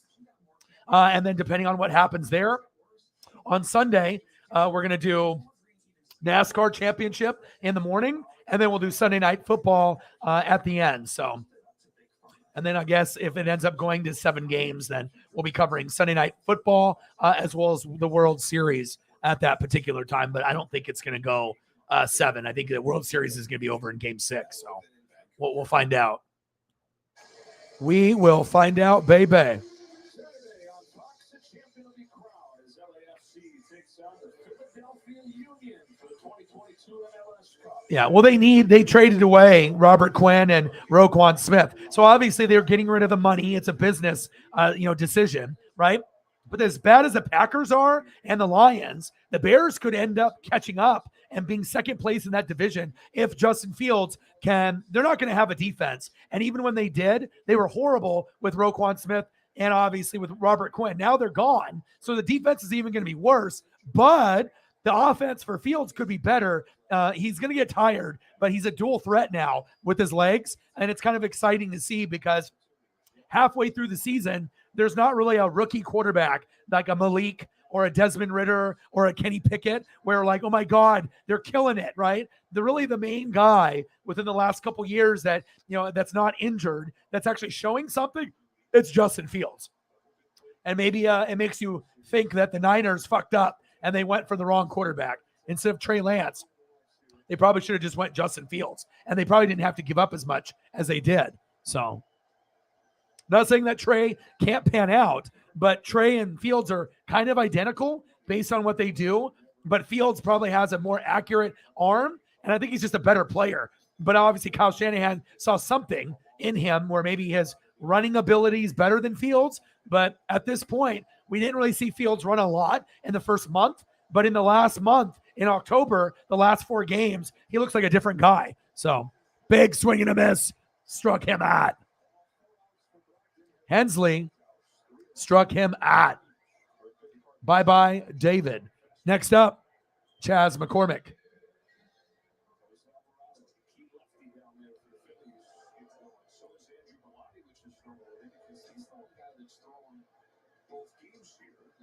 Conversation with him. How do you feel about going 3 in a row? Something he's never done.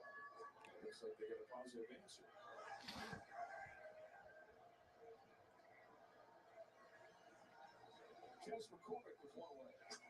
Fucking fire both of them, Kuntz and LaFleur.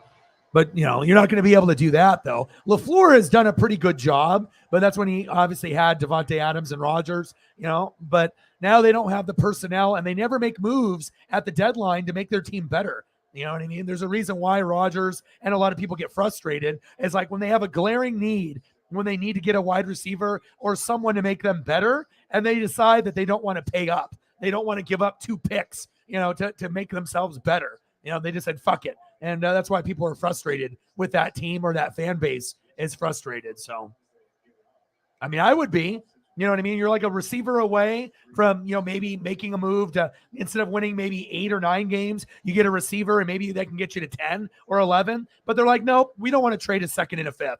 If you're not going to do it for just 1 pick, fuck you. And then they say, fuck you then. And we'll go trade him to someone else. And that's exactly what happened. Chase Claypool on the Packers would have been pretty money, even though Aaron Rodgers doesn't have an offensive line right now. But that could have potentially helped them. But it's going to help Justin Fields. You got Mooney. Now you got Claypool. You need somebody better than Cole Kmet. And I do like Montgomery and Khalil Herbert. So they just need to beef up the O-line, get better coaching, and beef up the defense like a motherfucker. You know what I mean? Since you don't got Roquan Smith, who was your best player, and then your second best player, you don't got him either with Robert Quinn. So we'll see what happens. They got a long ways to go before they're really good, but you never know. A couple good draft picks, maybe they can turn it around like Seattle did. But you got to do it from the offensive line, and you have to have defensive guys.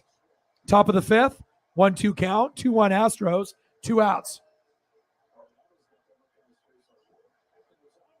As Dusty looks on.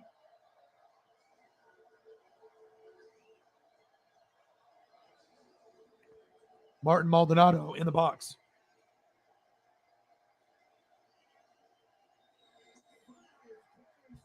Got him!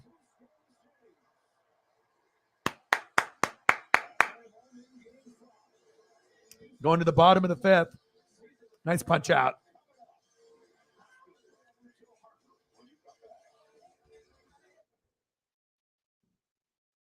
All right, we're going to the bottom of the 5th. Eagles are tied up 14-14 at halftime with the Texans, believe it or not. And it's about to start up here in just a moment. And then due up for your Philadelphia Phillies. Reese Hoskins, 0 for 2 and a K. JT Realmuto, 0 for 2 with a K. And Bryce Harper, 2 walks. So he hasn't got a chance really to do a whole lot just yet. But if they want to be able to win this game and potentially still have a chance to win this, they have to step up. Okay.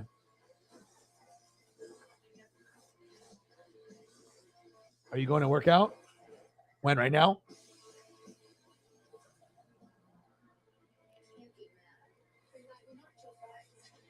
Made with Mexican spices, made for nacho cheese sauce, only at Taco Bell. The day has gone. And then you had a meeting without sneezing all over. When you went to smell your chili and smell chili. Use your debit card. I need to go get some garlic bread. Garlic bread, me. Get ready to feel normal again. All right, one sec. Introducing prescription strength Nasonex now over the counter. Unlike allergy pills, it works at the source of nasal congestion for all day, all night, all year round allergy relief. Nasonex. Celebrate normal. Waited all year for this. Nice. Guys, stop fighting over me.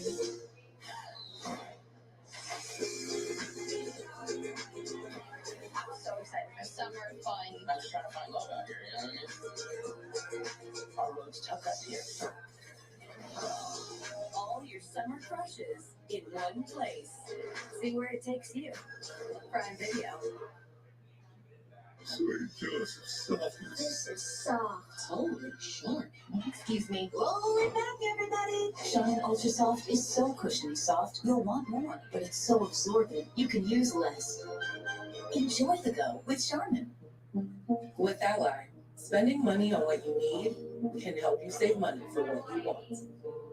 We automatically scan your spending to find you savings. For everything we do, we're all better off with an Ally.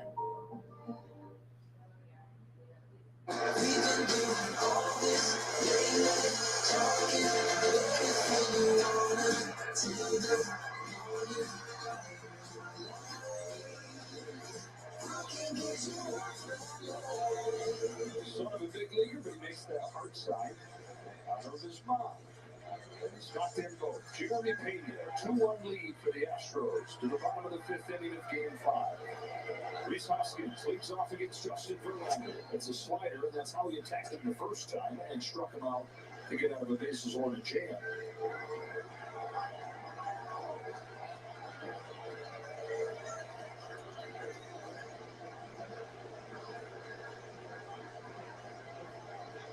Verlander over to 0-1.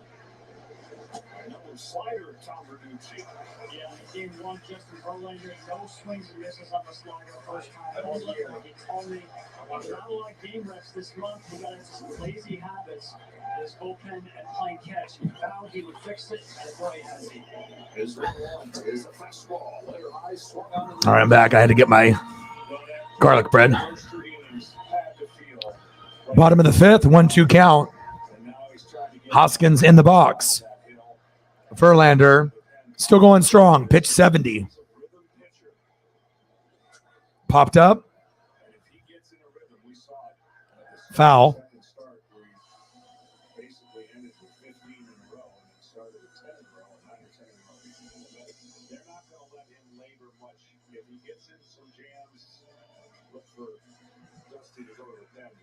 It's up to Justin. He thinks he's got 2 more innings easy. Dr. Mayer swarming in the bullpen. 72 pitches with this next one. It's another 1-2 to Rhys Hoskins.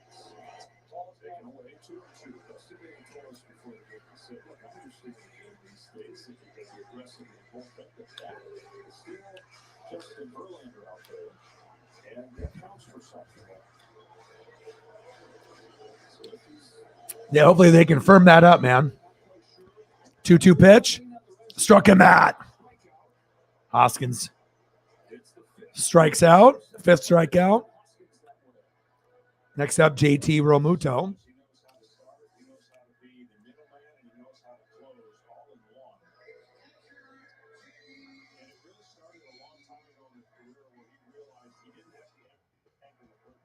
All right, third quarter about to start for the Eagles.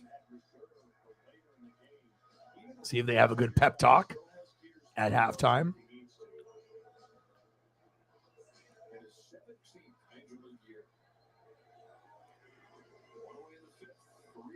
No, I'm not having spaghetti.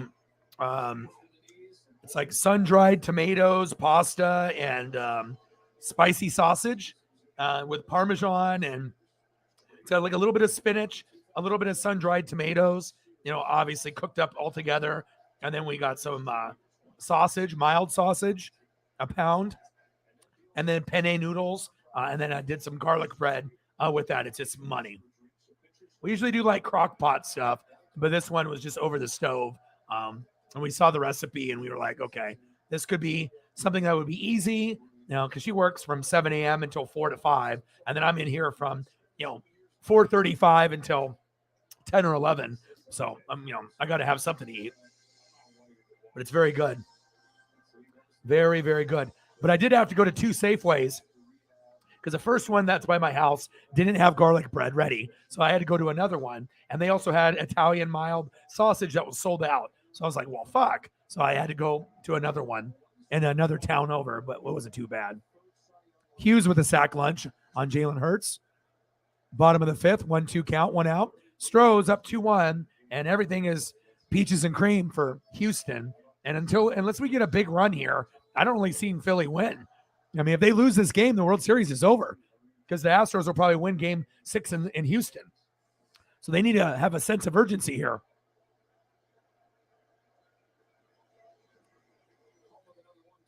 1-2 pitch. Pitch is high. 2-2 count.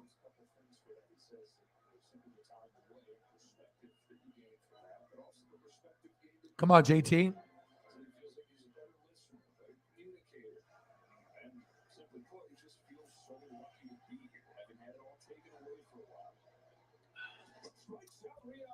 Realmuto with the strikeout. Verlander coming to play.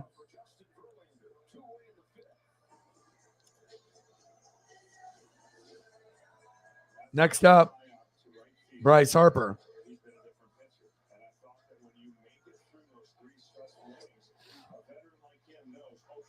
was it. Those were their chances to score. Now let me get back on track and impose my will, and that's what he seems to be doing right now. Causing Dusty Baker to go, maybe another inning I can get out of Justin Verlander. Harper's walking the Tigers. Represents the tie run with 2 gone in the 5th. Fouls off a high fastball. That has been the plan of attack from Verlander. So all he's thrown, Harper. Really all anybody's thrown, Bryce Harper.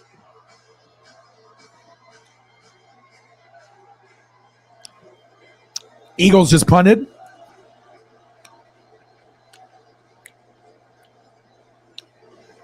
Verlander pitches high, 1-1 count. Come on, Bryce. Someone's got to be a hero. He's been kind of keeping the ball tight to where that's going to be much more difficult for Bryce Harper. He wants the ball upper third, outer third, so that if he does go and connect, that's where he's going to left field. On this one from Verlander. Fouled off. 1-2 count. Bottom of the 5th, Astros up 2-1. Eagles and Texans knotted up at 14.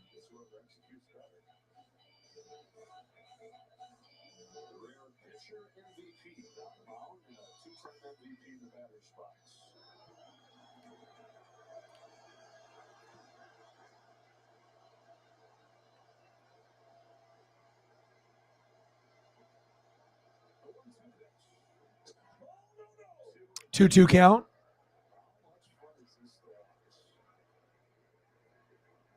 Got to get some of my dinner in here in between innings. I know Justin and probably Maldonado are grinding about when do I pull the trigger on a breaking ball. When. It's been all fastballs.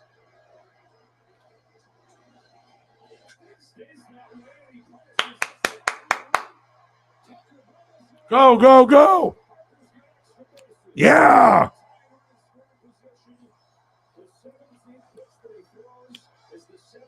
Let's go. Hell yeah. Nice double by Bryce. Let's go, baby.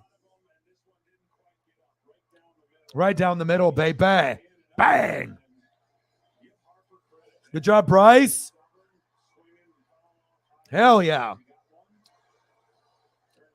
Bottom of the 5th, 2 outs, 2-1 game. Bryce, it wasn't a Bryce bomb, but it was a clutch hit nonetheless.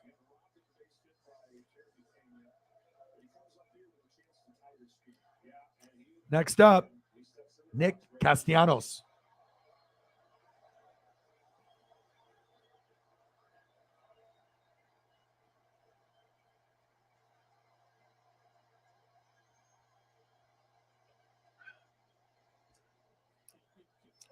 Check swing, 1-0 count.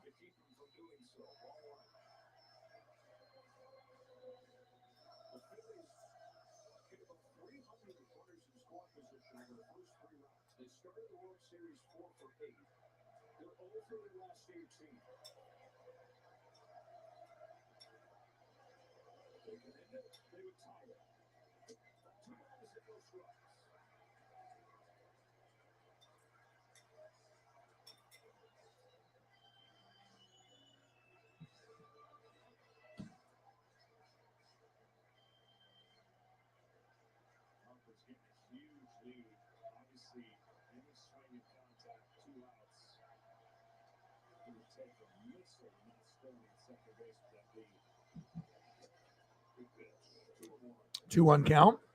Finally got my dinner done. Damn, that was good. Garlic bread and that nice penne pasta with that mild sausage, sun-dried tomato. God, it was good. So good. Good pasta dish. Verlander on pitch 87. Castellanos 0 for 2. Popped up foul. 2-2 count.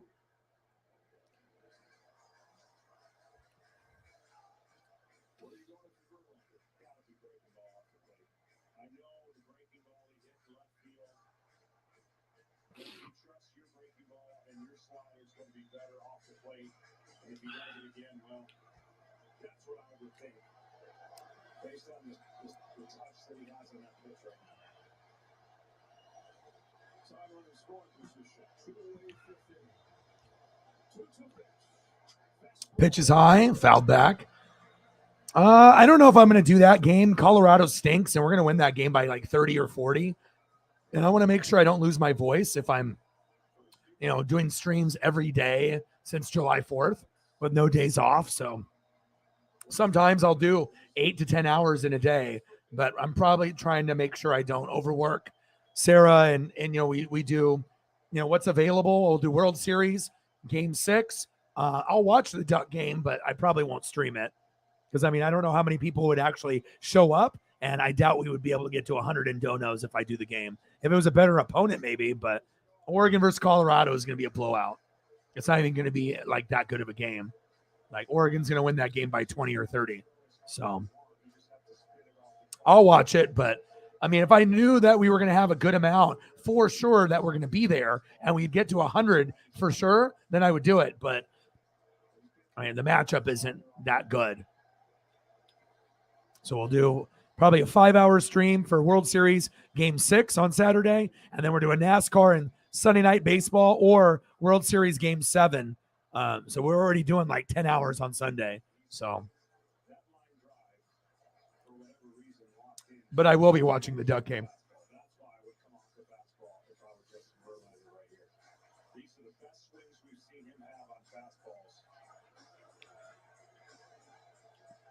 Verlander, 6 Ks.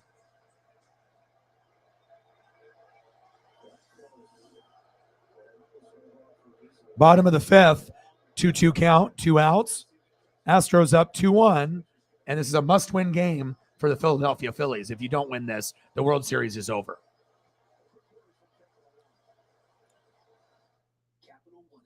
Nice run by Miles Sanders.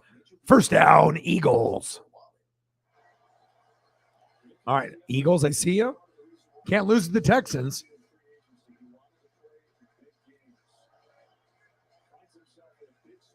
Nick Castellanos in the box, 0 for 2.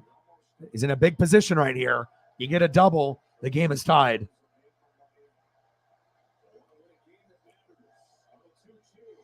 Check swing, full count.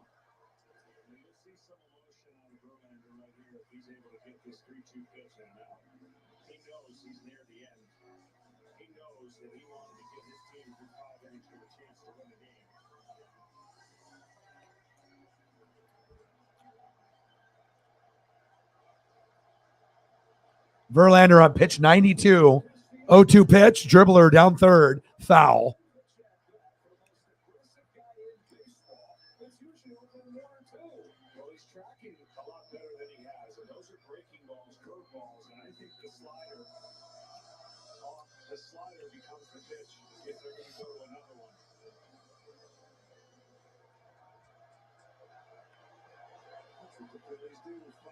Oh for 2, Nick Castellanos.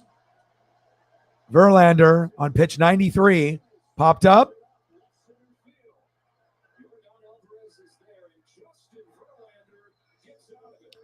Runner stranded on second. End of the 5th inning. 2-1 Astros. Justin's time is coming to an end, but this is much better of a start for him than game 1, especially if they end up winning this game and then he can finally get a World Series victory under his belt. If he can go for another inning. I'm not sure if he will, though. We'll find out. Even easier than this. Made a clutch hit. There. Here. Top of the 6th, 2-1. Astros are up. 14-14 all. And the Eagles, let's go to the Eagle audio. Switch the channel here. Put this on mute and turn this on. Now they got to try to get this play off before a challenge. Eagles with the football, 14-14 all. And he got it. Yeah, he finally got it. So the word came down from upstairs. What's going on, Calvin? What's good? You should throw the challenge flag here. Take a peek because they saw this. Now from this angle, is he? What does he have in points right now?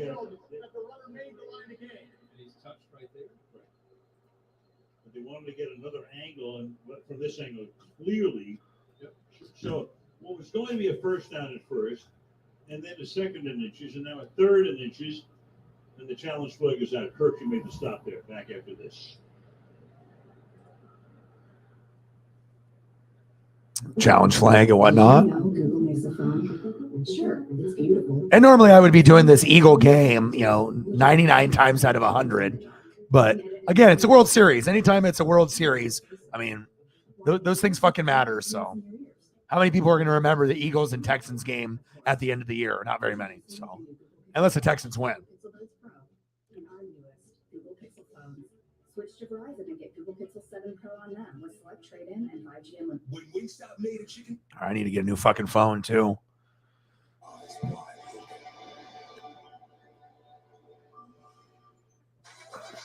Yeah, I mean, you guys are in control. Nothing suggests that the Phillies are going to come back and win. So all the momentum, has been in your favor since you guys played yesterday with the combined no-hitter. So, like I said, when the Phillies won game 1, right, the pressure was off of them. They had the Uncle Mo. They lost game 2. They still had the Uncle Mo, right? Then game 3, they won that. They had the Uncle Mo, right? And then as soon as game 4 happened, and then the Astros won, then the Mo shifted to Houston, and now they have it. They're playing with house money. Because like I said, if you have to go back to Houston for a game or two, you think the Astros really care? They're going to be playing in front of their own fans. They're fine. You know what I mean? All the pressure is on Philadelphia. And if the Houston Astros win this game, the chances of Philadelphia winning is like 1%. I don't see them doing it because then they would have to win two in Houston after losing 2. I don't know. I mean, it's not impossible, but it would be one of the more improbable things that would happen in sports if they force it to go to 7 games and they win games 6 and 7 in Houston after losing games 4 and 5. But just as strong as this Houston team is, I mean, Philadelphia would only have like a 1 to 10% chance of doing 6 and 7 now. And I don't even know if they can win this game. I mean, nothing suggests that they're going to do it. But as soon as the starters go out, as you know, it's a brand new ball game. You pretty much start off 0-0 again when the new pitchers come through. So, and sometimes you can dominate 6, 7, 8 innings, put in that backup, that mid reliever, the closers, their bootios, and all of a sudden you're down a couple runs and then you end up winning 3-2. So we'll find out. But right now, all the momentum is with the Houston Astros. It's the Houston Astros World Series to lose. And that's what we said when the playoffs first started, that this was probably the best team besides the Dodgers, at least on paper, going into the playoffs. Thought the Braves were good, but I thought the Dodgers were better on paper. And I thought the Yankees were okay. They were the second best. Maybe the Mariners were third, but they got on a slump. We didn't have enough pitching and hitting, especially hitting towards the end. And Astros had plenty of pitching and hitting, and that's why they're here. Same thing goes with Philadelphia. You got hot and healthy at the right time. And that's how you were able to beat the Cardinals in the 9th inning. You were able to beat the Braves, who are, probably considered much better than Philadelphia. And then you beat the Padres. And I thought you guys were better than the Padres. The real tough part was just getting past the Cardinals and then the Braves. Once you got to the Padres, you almost knew they were going to go to the World Series. At least I did. At least the way I felt. Padres were not better than Philadelphia in any aspect of their team. Even if they had Fernando Tatis Jr., they weren't beating Philly.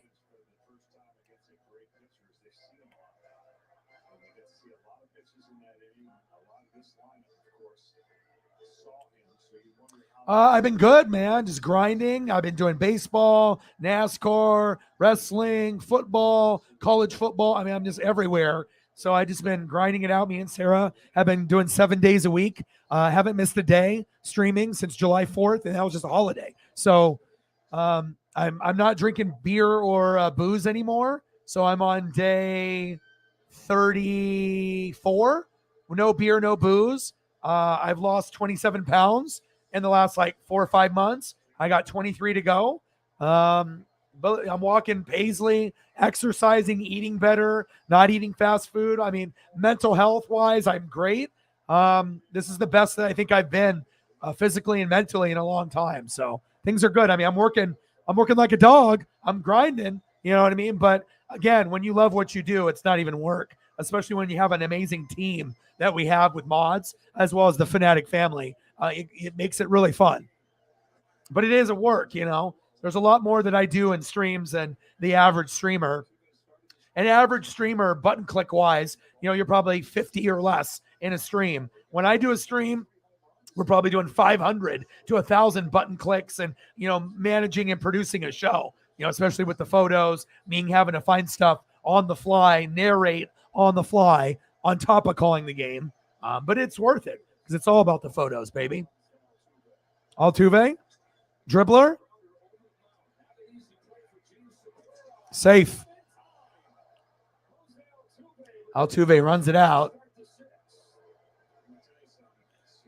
Thanks, man. You know, like I said, it's not been easy, but I've never been addicted to alcohol. You know, I've had friends that have been addicted to other things, the party stuff, and I've seen, you know, bad things happen. You know, you know, we're pretty laid back here in Oregon, but you know, you have stories of people that have addiction to pills or drinking or other stuff that's worse. And it's not a good look, but a lot of times, you know, with depression, anxiety, or addiction, if you can surround yourself around the right people and then cancel out the bad people, and even if they're your friends, you know, bad influences, you know, you can really change your life and turn it around. And, you know, a sober O-Dog is a focus O-Dog, and we're going after it. Top of the sixth, runner on first, 2-1, Stroh's up. Jeremy Pena in the box.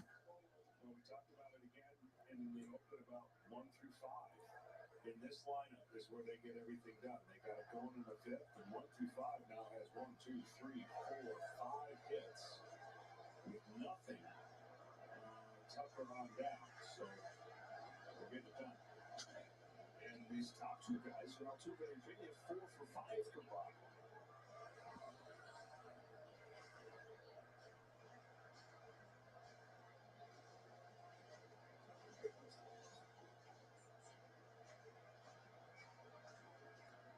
Jose Alvarado on the mound.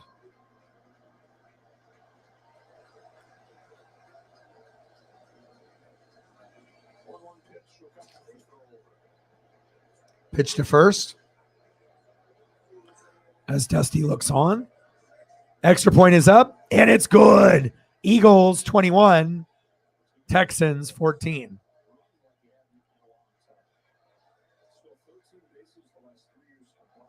Was it a pick six? No, it was an interception, and then Hurts to A.J. Brown. Yep. So interception to Jalen Brown to A.J. or Jalen Hurts, excuse me, to A.J. Brown, touchdown. 21-14 Eagles.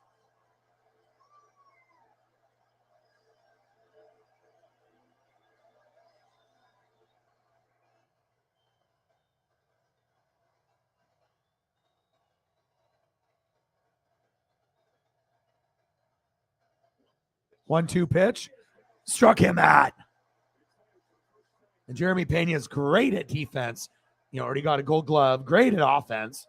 Can go yard. He's really been the heart and soul of the team, even though Altuve is the big name, but he's been struggling. Yordan Alvarez, you know, Alvarez killed the Mariners, right? But really it comes down to Jeremy Pena, Bregman, and Tucker. I feel that those are your three dangerous guys. And then, you know, if at any given moment, Alvarez can get hot. Same thing with Jose. If he, you know, he's starting to get locked in after being really bad through the playoffs. And the last couple games, he's starting to get better. But it's been a lot of Jeremy Pena in this playoff push, and Bregman and Tucker. And we already know Alvarez is amazing.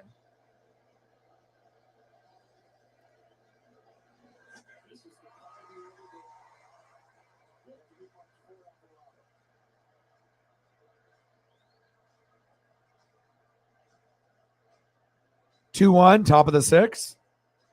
0-1 count, 1 out, runner at first. 12 pitches in for Jose Alvarado. And Yordan Alvarez, 0 for 2. Popped up. 2 away. Next up, Alex Bregman.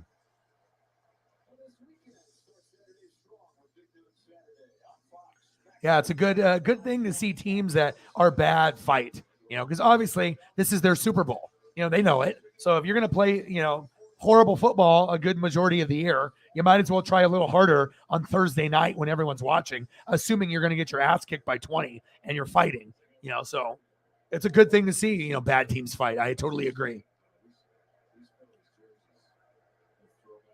Carlos Correa is better than Springer, but I mean, they probably will still win this World Series without either one. So that really shows you how good they are. I mean, of course, they just don't have the money to keep everybody. And plus, some guys are going to want to go somewhere else because of the money.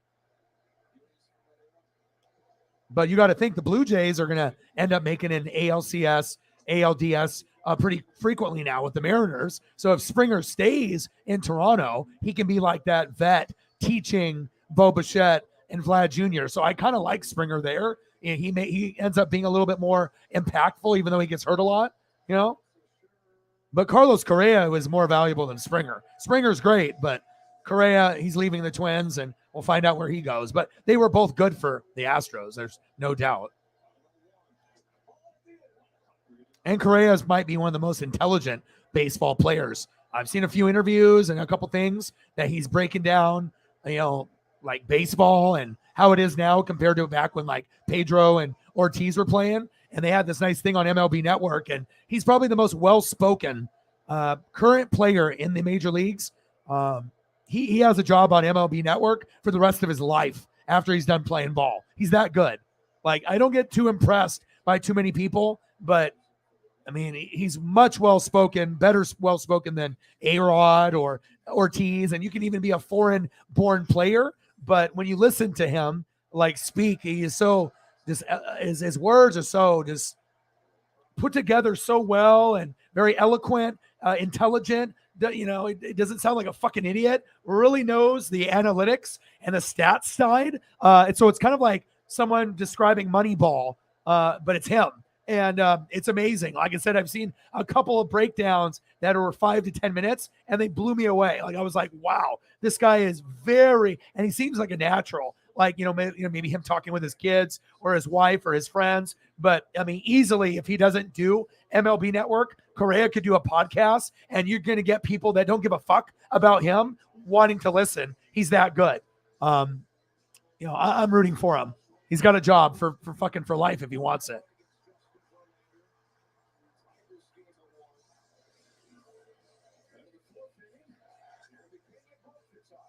Oh, Garrett Cole. Yeah. 21-14 Eagles. Yeah. But also you're hardworking, but you enjoy the people that are here. We have to try to have fun while we're grinding away. And, like I said, if I didn't like everybody, do you think I would be spending 4, 5, 6, 7, 8 hours in a stream? Almost, you know what I mean? I wouldn't, like I said, if it was like a lot of trolls or if it was kind of a headache or if I didn't love it, there's no way people are going to spend that much time with people that they don't like. We all have friends and family members where we can only take so much of that individual before you get irritated. So, yeah, but we have fun. We're hardworking. And plus, I show gratitude. And that's the biggest difference, I think, between people that show gratitude and they are thankful when they wake up in the morning to the people that are negative right out the bat. Now, if you're negative right out the bat and you're speaking to yourself like in a negative connotation or tone, you're not going to have a good day. You have to be more positive and show gratitude. And if you do show gratitude, people recognize that. They feel appreciated. They're willing to work harder for you. They're willing to be there for you. And plus, like I said, I'm going to give the best gifts back to the heavy hitters than anybody on YouTube or Twitch. For me, someone that's not rich at all, but I'm going to give gifts away as if I am, rich. I'm not richy rich just yet, but I want to make sure if people are donating heavy, you don't get a fucking pencil or koozie. You're going to get a Mitchell & Ness jersey, a fucking starter jacket, Jordans, something nice. You know what I mean? To show my gratitude. So that's big facts. 21-14 Eagles, 2-1 Astros, runners on first and second, top of the sixth, 2 outs. Series tied up 2-2. Bregman hit by the pitch, Altuve to second. Next up, Kyle Tucker. Are they reviewing to see if it hit his foot or not?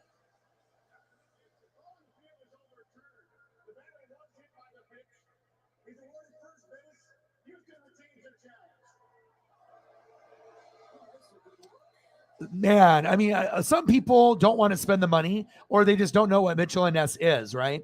And if you're a jersey person and you like jerseys or throwbacks, I mean, most people that are collectors, they know, at least have heard of the name. But if you actually go to the website and look to see what they have, I mean, they have the most expensive stuff, but on top of that, it's the best quality. The stitching and the quality of the thread is so much better than a standard jersey, except for the authentic NFL jersey on NFL.com. That's comparable to what Mitchell and Ness uses, but Mitchell and Ness sometimes is even better than that jersey. And that high-end NFL jersey that's fully sewn, usually about $300-400.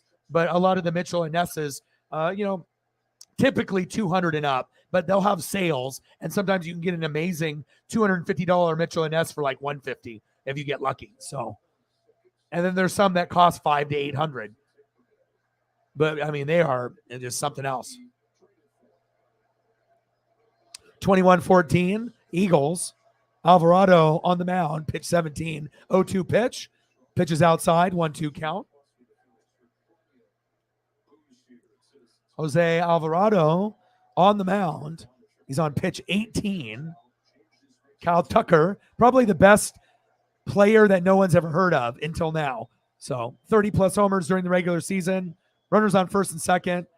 1-1 pitch. Fouled off. 1-2 count. Top of the sixth. 1-2 count. 2 outs. Runners on first and second. Astros up 2-1. Alvarado on the mound. Tucker in the box.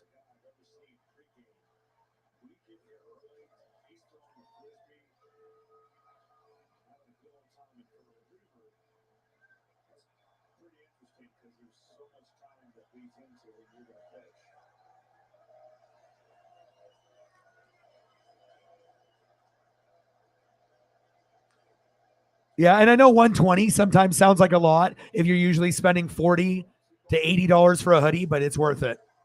Here we go. Middle of the sixth inning. Now we're transitioning to the bottom. Bohm, Stott, and Segura up next.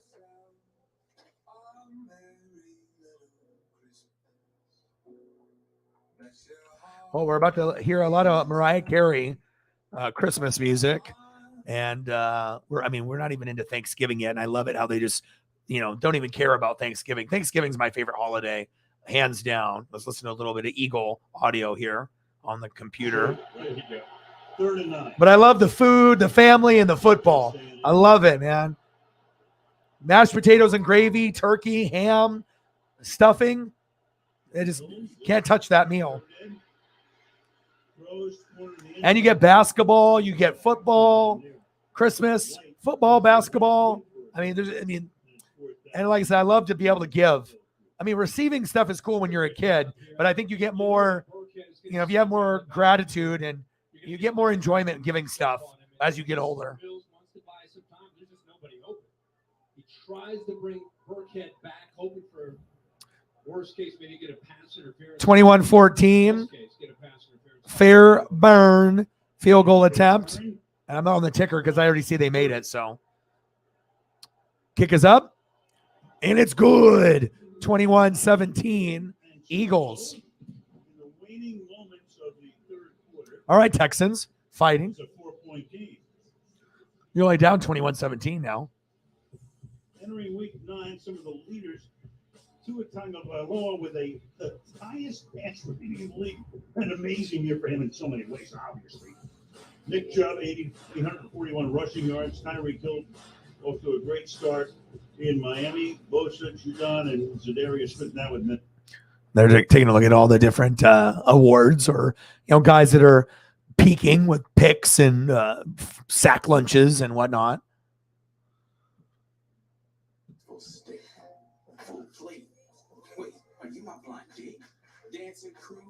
Yeah, but I'll tell you, you know what I mean? As me being a collector, like the most expensive hoodie I own, I have a Drake hoodie from the Hotline Bling. It's an OVO black hoodie, with the Canada Goose, and it's got the stitching, which is the most high-end stitching. It's from Canada, but the OVO owl, when I saw that, I was like, okay, A, it's a cool logo. B, I know I can flip this. And C, if I ever do decide to sell it, I know I can get my money back, if not more. And for those hoodies, they were going for a couple $100 brand new. When I ended up getting mine, they were already going for about $400 to $500. And right now, even used ones are going for that price.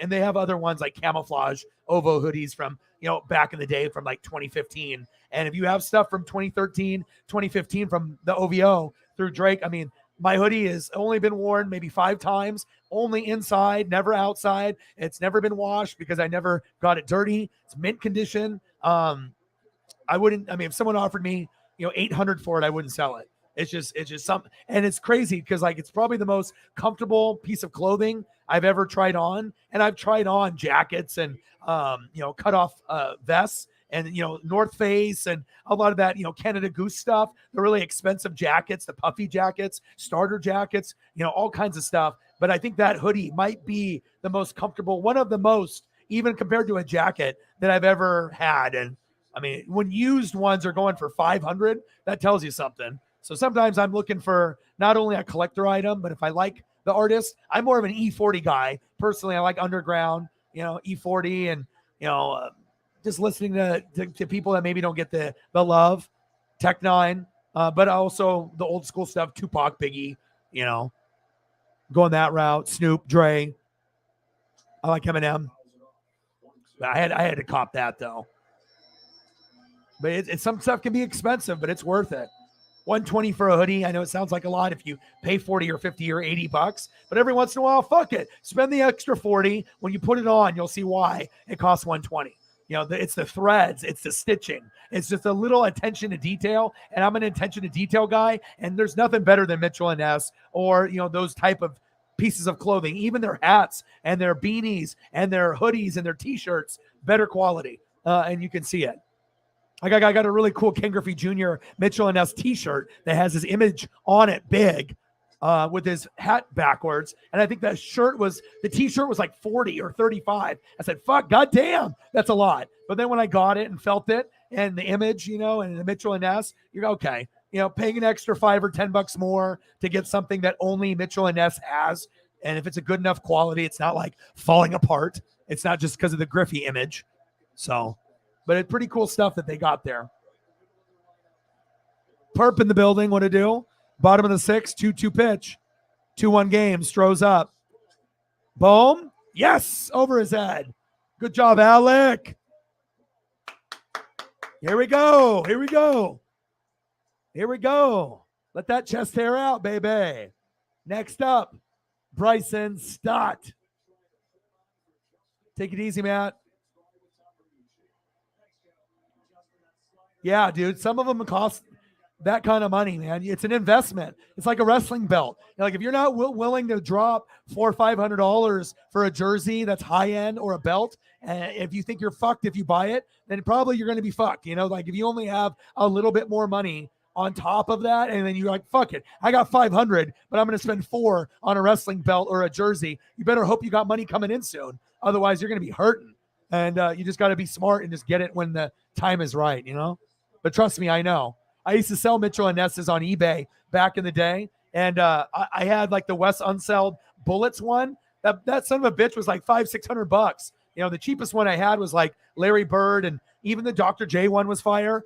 But most of them were, $200 to $400, but some would run $400 to $600. Ooh.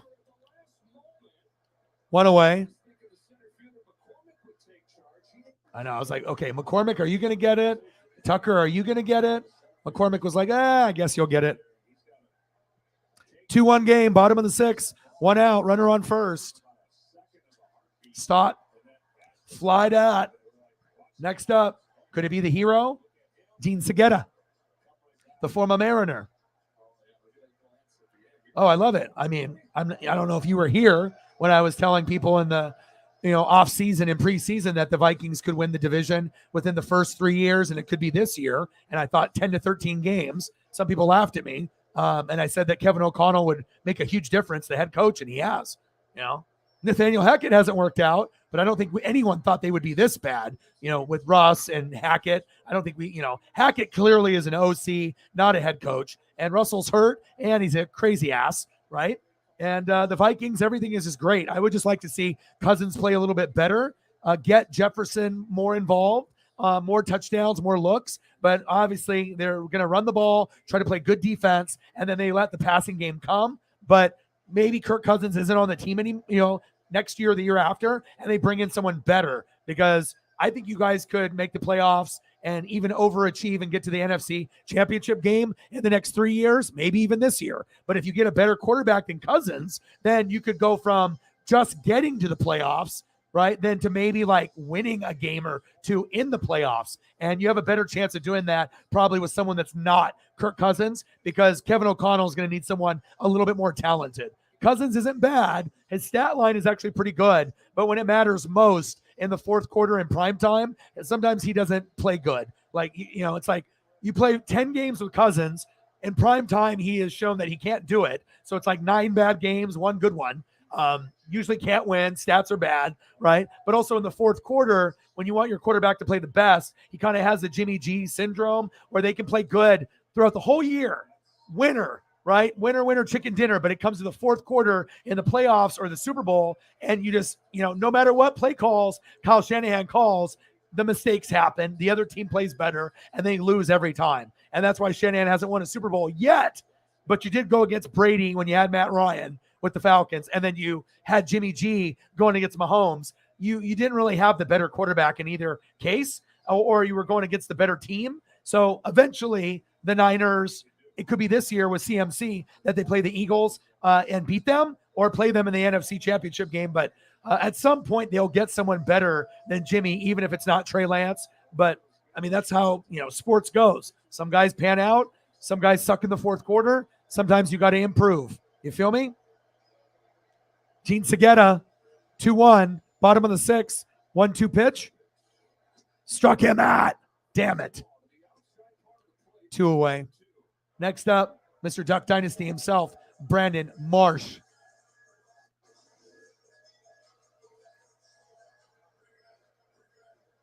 I'm loving him, man. I always like rooting for him. I feel bad for all the shit that you guys got over the years, but I mean, the Lions and Bears are going to get better eventually, but the Vikings, it's their division now moving forward, regardless if Aaron Rodgers is there or not. Yes. Also, if you go to Fanatics, you can go there, or MLB Shop. You don't have to go just to Mitchell and Ness. Go to MLB Shop. Make sure it's the official website, and they will have George Brett there, either on through link through Fanatics. But you want to watch, go through MLB, on the app, and then you can just go to the shop, and then you can cruise at all the Royals stuff. But they got George Brett's. I look at that stuff all the time because I like Bo Jackson, and I considered buying a Bo at one point. So $389 on a wrestling. Yeah, I think most people would.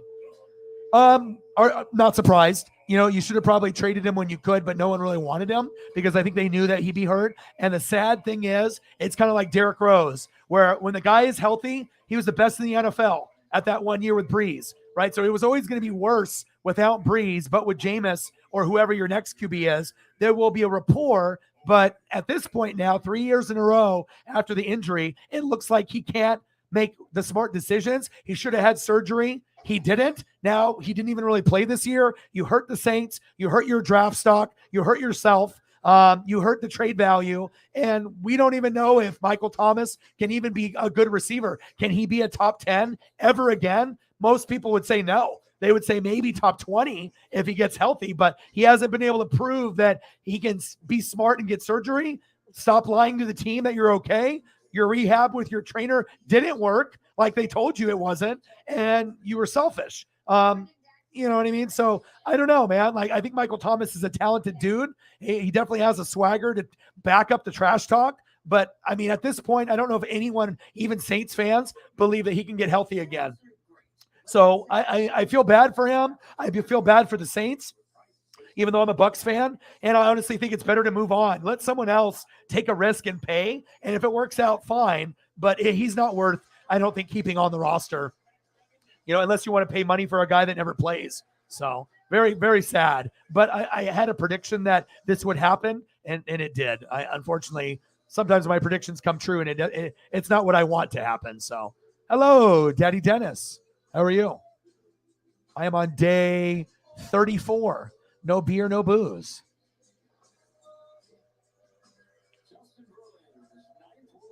Yeah, well, he's going to work them to the bones, right? But they have so many quality players. Even though you're a Seahawks fan, I see both of you guys in the playoffs. I think that the Seahawks could end up winning it. Or if they get the wild card, I think the Niners can win the division. Seattle will be right behind them. Very, very close. And it could be as close as one game, 11-10, 10-9, something, like right there. And both are going to be very dangerous. And I think that no one would want to play either team in the playoffs, Niners or with the addition of CMC or Seattle. They hit him on the knee. Uh-oh. Brandon Marsh got hit on the knee. Abreu on the mound. Now got runners on first and second, baby. Let's go. Next up, Kyle Schwarber. Will we get a Schwarber bomb? Yeah, but even if they have injuries, they'll have enough to be in the NFC Championship game, more than likely, unless they play the Eagles a game before that. And then, whoever wins goes on that side of the bracket. But I think the Niners, nothing against the Vikings or Seattle. I think those guys, or the Cowboys or the Giants, but I just think the Niners, with the coaching and the depth and adding CMC, and CMC might not even be healthy in the playoffs. He might be hurt by then. And they traded Jeff Wilson away. They're getting Elijah Mitchell back soon. So we'll find out. But I do like the Niners and Seattle this year. Well, of course, he's going to listen to his dad. But he definitely has an ego, just like Sean McVay, and they're going to do it their way too. As far as play calling, nobody finds better weaknesses in other teams than Kyle Shanahan and Sean McVay. They are amazing coaches.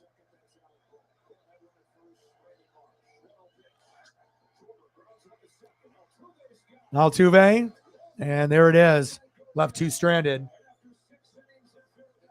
Analytics are because he's an idiot. He doesn't understand. Analytics and stats are everything. You know what I mean? If you know those things, you can predict. You can win money. You can predict outcomes. How do you even think about with me? I don't watch NBA or NHL, right? But I was able to predict Warriors over Celtics in 6 games and Curry MVP before the playoffs started. I helped a lot of people win money. I don't watch NHL, and I was able to predict Avalanche over Lightning in 6 games. Colorado 4-2, and I predicted that prediction on the channel before the playoffs started. I got that right, and I won people money. So it shows you I don't have to watch every game, you know what I mean? But if I watch enough and I read enough and I, have a little bit of a gauge on what I think could happen based off that scenario, those are the people that can predict shit, that have ESP. And it's not about just, having the DeLorean, which sometimes people think, maybe I have access, but everything. Baseball is very unpredictable though, but as far as analytics are concerned, the Raider fan should be smarter than that. Sometimes, it's about effort, but a lot of times it's about the analytics, the home field advantage. How do they do on turf, then on grass? What are the matchups? Are you playing in the NBA? Is Curry going to get more than 27? My buddy called me today and I said, yeah, I think that, he's averaging 30. There's been one game out of maybe the last 8 that he hasn't hit that number. You have to look at the past 3 games. Who are they playing? Who's guarding him? You have to look at these. And whenever anyone asks me advice, they just said, oh, just wing it. I can't. I have to go through 10 different things and then I can make an educated, okay, this is what's going to happen. I feel then if you bet money, I feel good about it rather than just calling me up and be like, hey, what do you think about these 5 in a parlay?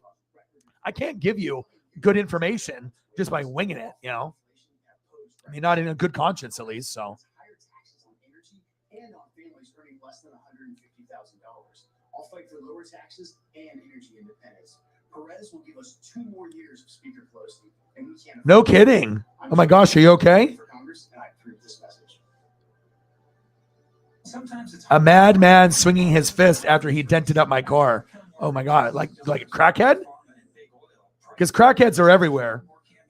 Or was he drunk, or was he just crazy? Jesus, that's not good. He said it was good. Nobody got hurt. Oh, that's good. Well, I'm just saying Breeze was the main quarterback at the time before the injury, and then obviously Teddy and Taysom had to come in. I'm just saying Breeze instead of Jameis. Daddy Dennis says he neutralized him. So you use the device in Men in Black. You're like, boom, and then the flash came on. The guy's like, what am I doing? I don't know why I was punching your car. Is that what happened? He said, I did not hurt him. Ended the situation. You know how I would have ended the situation if someone was denting my car and I pulled up on him? I'd be, hey, what's up, bro? What's up? Ba-ga-ga! Hey, what's up, dude? Cha-cha-cha! Before, then I see someone denting my car. What are you doing? Stunner! Hogan boot! Well, that's good. You didn't have to pull out the Hogan boot. Yeah.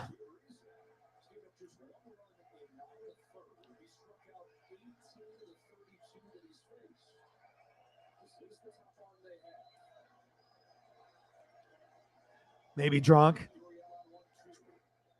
So Calvin is a Astros fan, Saints fan. Oh, he couldn't get it. Damn it. So he follows a few different teams. He's one of our OG guys.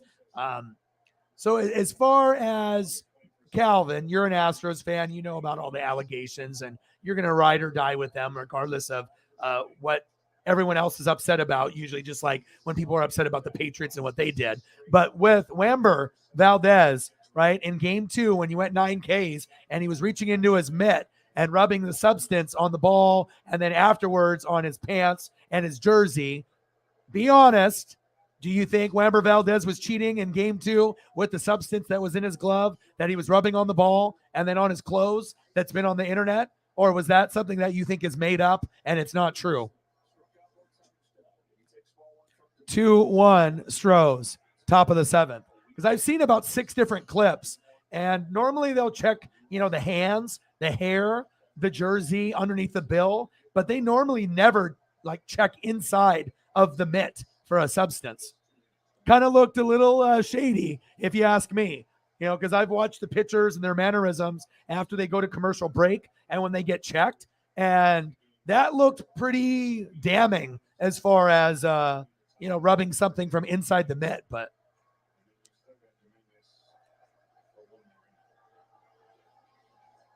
protection order. Oh, the guy did it towards you? The drunk guy's like, I punched this guy's car and then he attacked me. Then he did some kind of phaser shit. You Men in Blacked him, right? And then now you got in trouble. It was the office car. Maybe you're like, you never will believe this, Bill, but I was fucking on my way home and this crackhead just started punching my car. They're like, yeah, right, Dennis. Sure. And then he neutralized him, and then we'll see him on the news. Wild pitch. Astro runner goes to third. Top of the 7th, 2-2 count, 2-1 Stros. No outs.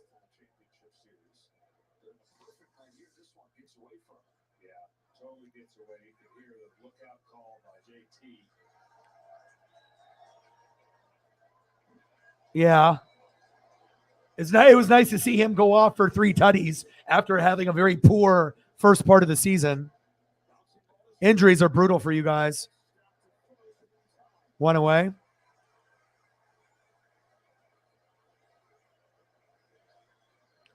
(29-17) Eagles.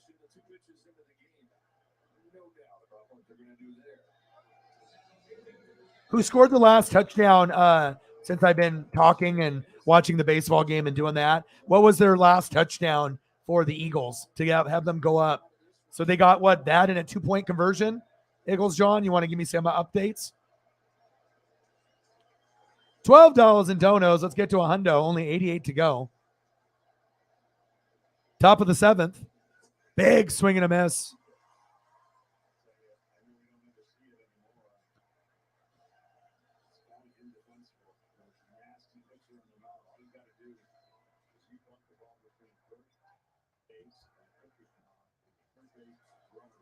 Top of the 7th. 2-1 game. Outside. 1-1 count.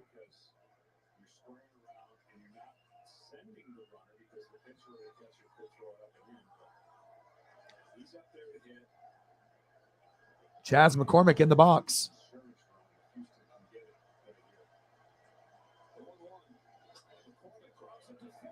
Get him.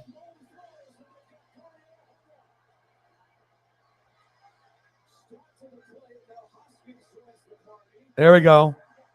Got him. Got him. Good job.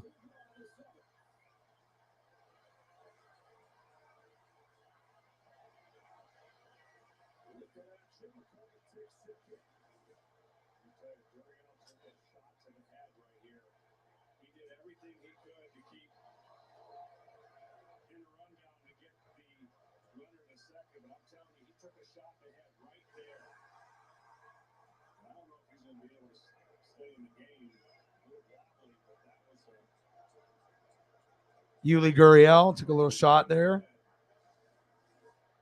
Yuli, concussion dog. Sir Anthony Dominguez is going to try to put them to sleep.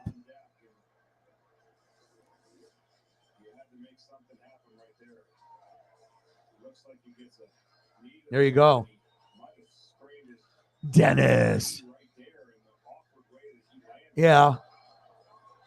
Well, I'm glad it, sounded like the only thing that was really bad was the vehicle, some dents in it and whatnot. So you think it's all because of Jameis?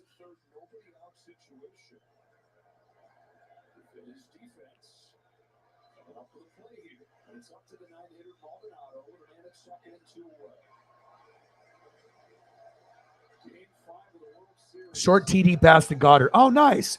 I like seeing Goddard get involved, especially when they moved on from so bad it hurt Zach Ertz.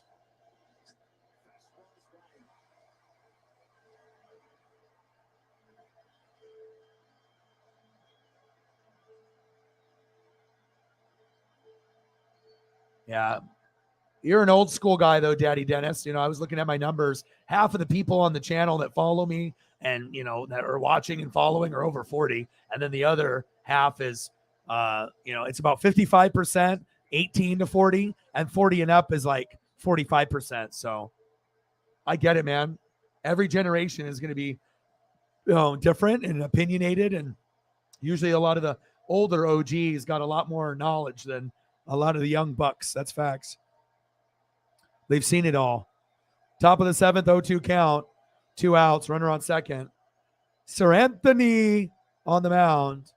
Maldonado in the box. 1-2 count.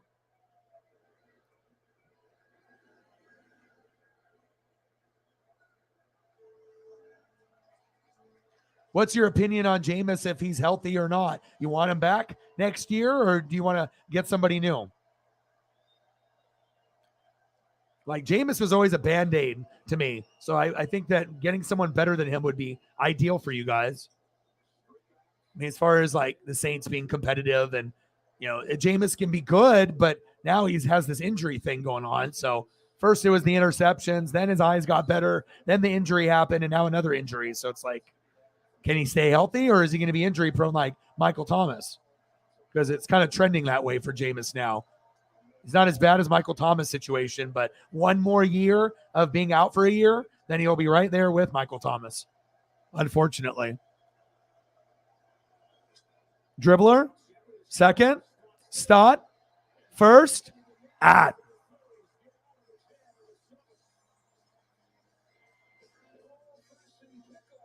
All right, we're going to the bottom of the 7th.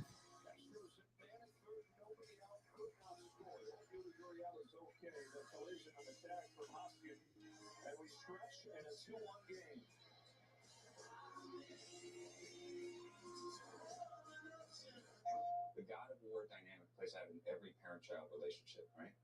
LeBron. Just like when Bronny told me he'd rather play against me than with me. Really? Did we call that a breakthrough? Now, John, you said you wore your Kratos outfit at the farmer's market. And people pointing at me going, "Now that's a really great dad." That's not why they were pointing. Does the costume really help? I don't know. Two guys that make those. All right, watch a little bit of football here. 3rd and 10. All right, Texans have the ball. They're down 29-17, 3rd down and 10. Mills. It's rolling. You know what time it is. It's time for a sack lunch. Yum, yum, yum, yum, yum, yum, yum.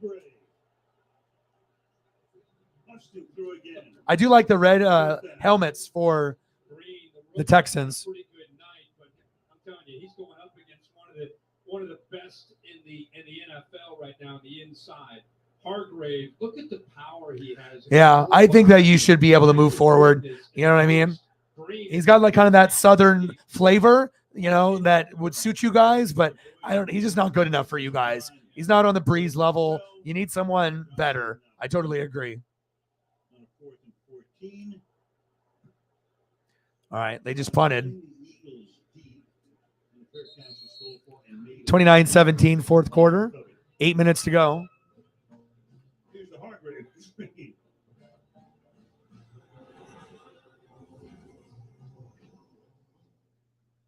$5 your way, I rule this day. Now this fried drink bar's just been raised. Add Barbecue Junior or something new. Barbecue maybe. You prefer dropping them. All right, next up for your Philadelphia Phillies. Batting first, Rhys Hoskins. 0 for 3 with 2 Ks. Come on, Rhys. After him, it'll be the catcher, J.T. Realmuto. 0 for 3, 2 Ks. And could it be the hero? That's someone that saves the day. Because if the Phillies don't win this, they are not winning the World Series. Yeah, Dusty, I said it. Batting third, Bryce fucking Harper. Let's go. Bryce bomb. Come on, baby.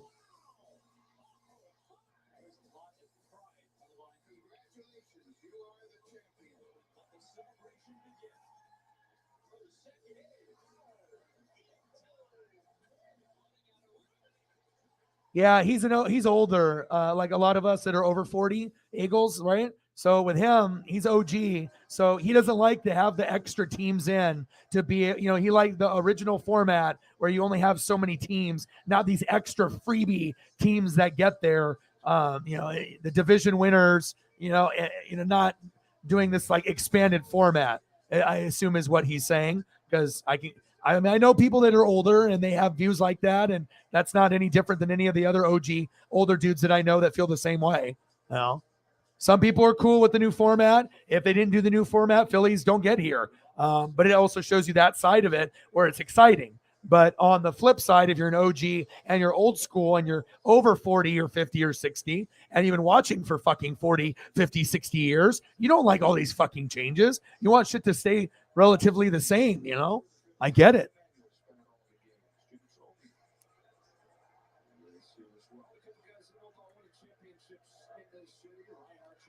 Yeah, true, dude.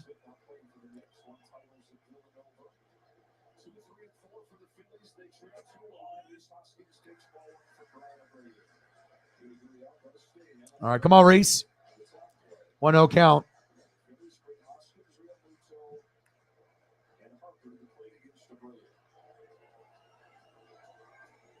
Bottom of the seventh, 2-1 Astros. Hoskins, 1-1 count.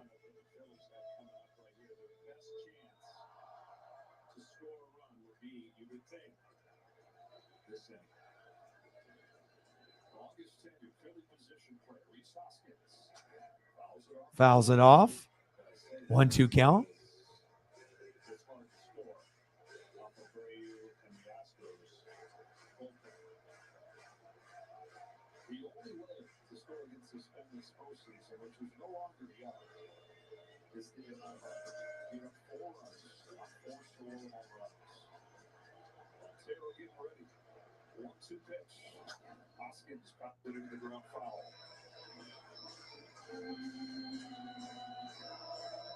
I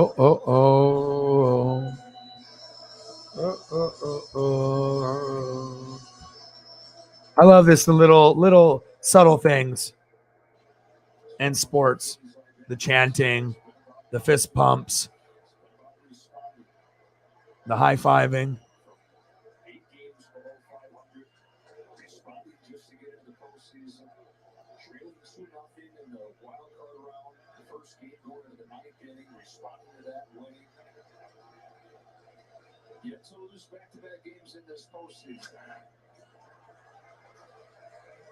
29-17 Eagles.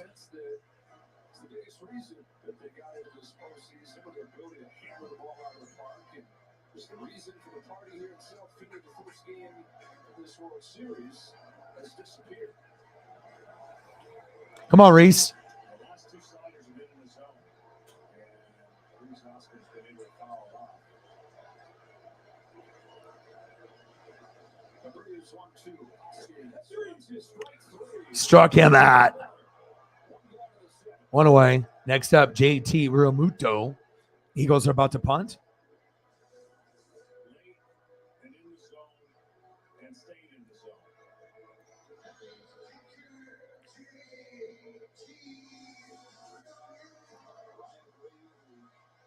Only 4? That's a low amount.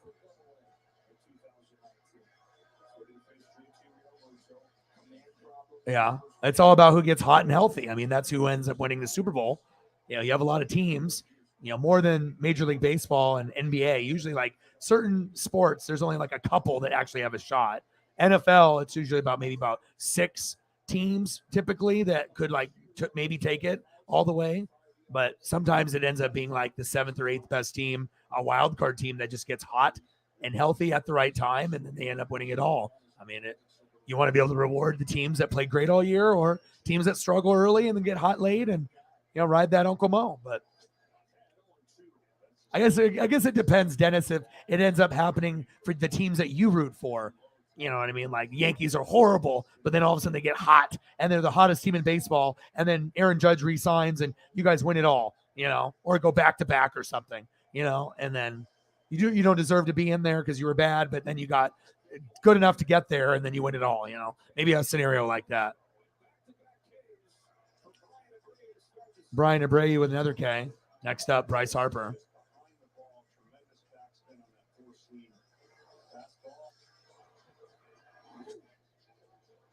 Seriously, this guy is going to be so upset, Eagles John. Dennis is going to go crazy. Like this umpires that are like robots, dude. Like everything that's going to be happening moving forward is just a fucking no, plus another 10 no's on top of that. Oh my gosh. It's going to be so weird in the next 5 to 10 years if you're just starting to watch baseball for the first time or if you've been watching, you know, for the last 20 to 50 years. I mean, I've been watching since 85, so. And my dad's been watching since the 50s, so that's, you know, a good reference tool. Yeah, I get that, man. It's not like back in the day in the 60s, 70s, 80s, or 90s.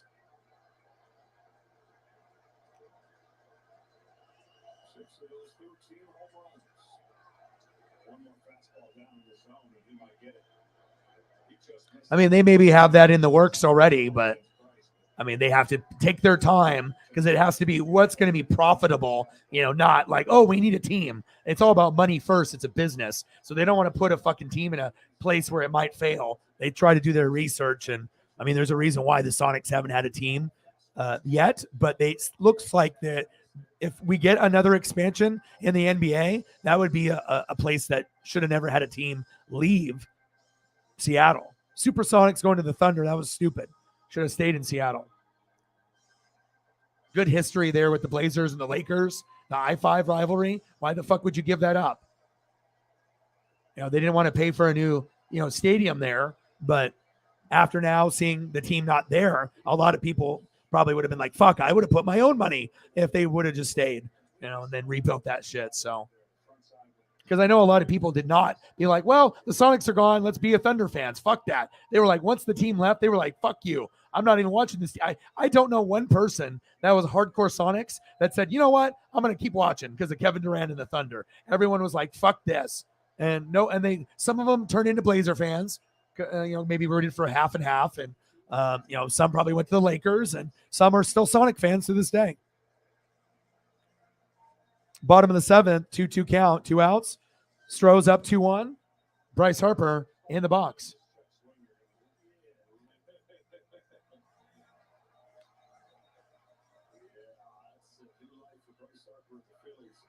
Yep, and it's all about money, unfortunately.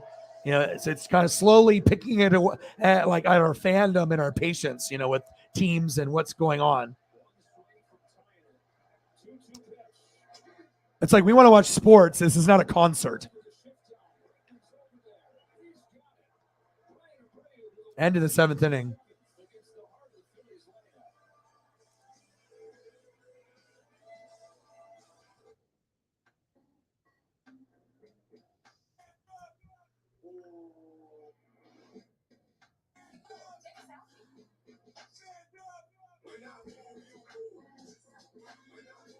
29-17.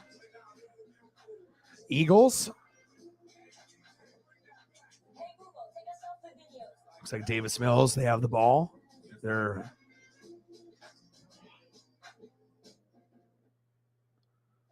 Mills. Oh, pass it. Incomplete. What a play. Who is that? Hassan Reddick? Jesus Christ, that was nice. Good play. But Eagles are going to get the dub. I did have a couple people call me and ask me for betting advice about this game and NBA today. Good deal. For you. But you bring nothing home for your abuelita. You okay? No. Hurry, this $6 deal ends soon. It's funny. Chief just sent me a picture of Oregon Buds from his friend or from like a thing on like Twitter or whatever. It's just crazy. It's like the purple Kush craziness. Yeah, we definitely have high time stuff out here on the regular. Like if you live in like Alaska, but primarily like Oregon, Washington, California, I know, yeah, where it's like the pipeline. We got it all here. It's great. I mean, just going down to the dispensary like a minute from my house and, just come in there, get what you need, boom.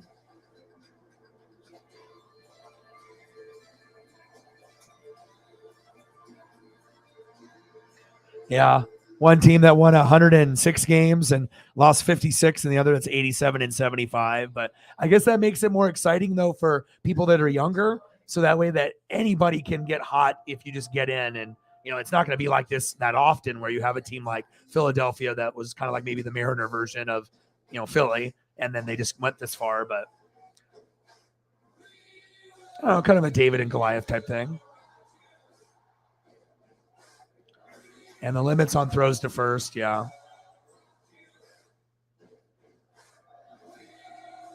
Next up will be Jose Altuve, 2 for 3 in a run. Jeremy Pena, 2 for 3 a run and 2 RBIs and 1 K.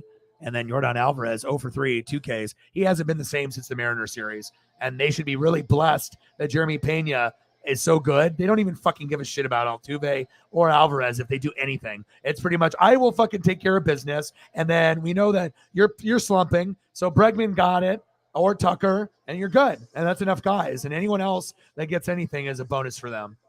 That's facts.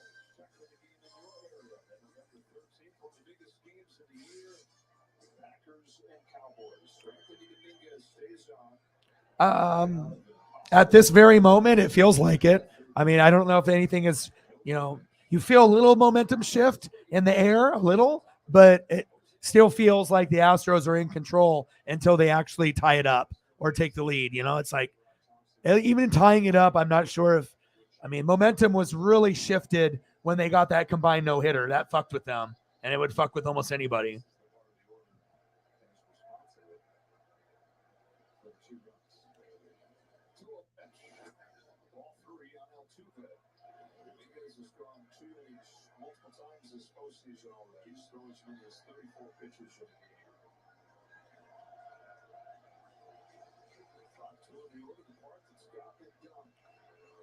Yeah, but that's why some of us respect the history, and I like watching old stuff of like Mantle and Koufax and Drysdale and DiMaggio and Duke Snyder, and and then you can go way back, and then you can do that, and you can also go further, if you want to go to like the Babe Ruth era, or you can go a little bit back, maybe 20, 30 years, and it's just nice to be able to go through the way the games were. And obviously my dad being a big fan since the 50s, I already have a lot of knowledge and a lot of memorabilia, a lot of teachings and whatnot. And, it was easier for me to transition to basketball and football, but thank God my dad got me to meet Griffey and Koufax, because I definitely wouldn't be into baseball as much as I am if I didn't meet those two at 7 and 10 years old.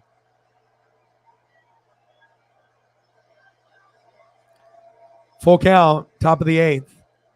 3-2 pitch for Sir Anthony. Oh, he put him to sleep? Almost hit him. Walked him. Uh-oh.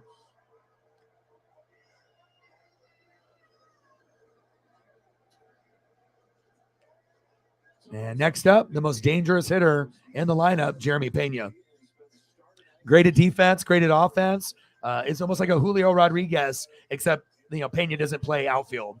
I mean, he's that impactful of a player. So even if they lose guys like Bregman or Jordan Alvarez, they'll still be fine. You know, I mean, if you got a Jeremy Pena there, I mean, of course, the better, you know, top end of the lineup, 5 guys that are really good. You can rotate the other 4 as long as the pitching is good as it is. But look, they lost Springer and Correa, and they still made it to the fucking World Series. How many teams would be able to do that? You know, not a lot.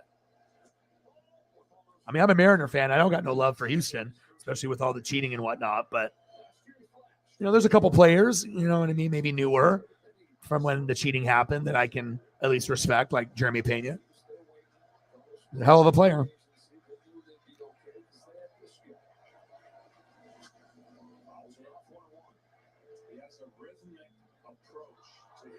Yeah, the ghost runner, like in the extra innings, like the guy that's already on second. Yeah, I don't like that. Why are we putting a free guy on, you know, in an extra inning? Like, what to make it more exciting for people that are fucking like always on their phone and they can't like pay attention to an event? They have to be on social media somewhere. Like, oh, base hit, Jeremy Pena, it's clutch, dude.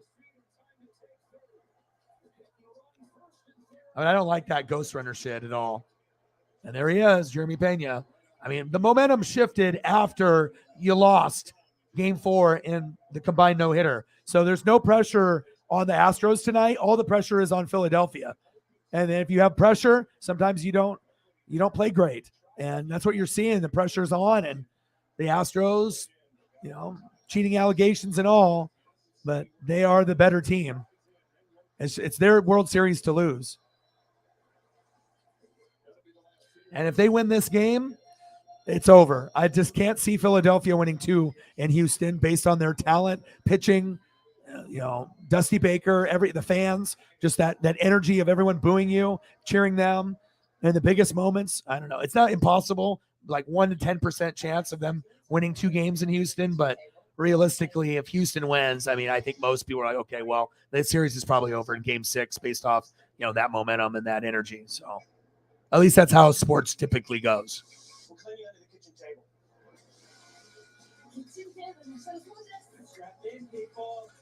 $10 holla. Thank you so much. Hopefully we'll get a few more goats to come through, and we'll go 4 or 5 hours tonight. We're at 3:08 right now, so we still got plenty of time to end up hitting a good number. You know, we'll be there. We'll be good. Thank you so much. Appreciate you. Bang, bang. Bang, bang. Bang, bang. Bang, bang. $10 holla. I think I'm like a picture set behind for you from the last one. What do you want me to pull up for you? We did Aaron Judge, and then I assume I probably have another few pictures that I owe you at some point or another. But let me know what you want to see again, and I'll get some stuff up there. All right, 88 to go. Sometimes you start off slow and you finish strong, so we can get there. 29-17 Eagles.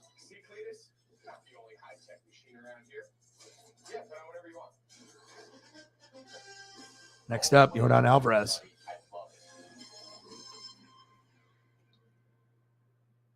In a matter of days, it's the biggest night in politics in the 2022 29-17, minute 36 left. Eagles up. Played like shit in the beginning, but figured it out in the second half, which we thought they would. I don't know if my friend won money today, though. I think a lot of the bets that he bet on were very questionable. I did tell him to bet on Steph getting more than 27. Did Steph Curry get more than 27 points? Let's find out. Steph had 39. So at least I can give some correct bets.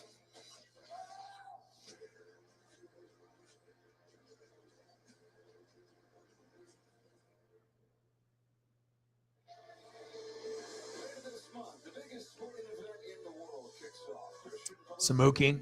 Okay.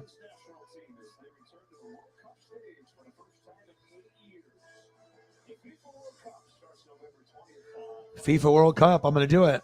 I'm going to have a couple people help me out, but I think we'll be able to enjoy it, and I'll learn some new stuff, that I never knew before. And, that's the best way to learn is from people that are smarter than you or people that are more experts in that particular field. And yeah, I definitely would like to learn a little more.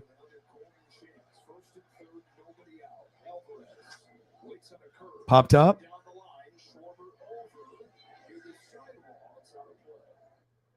Those are always the toughest plays to decide what to do, right? Well, here there's not enough foul territory to even have that decision play in, but do you catch it and let the run score? Trade the out? Well, in the 8th inning, boys, they can't afford to give up too many more runs. What would be the max here with 1st and 3rd, nobody out?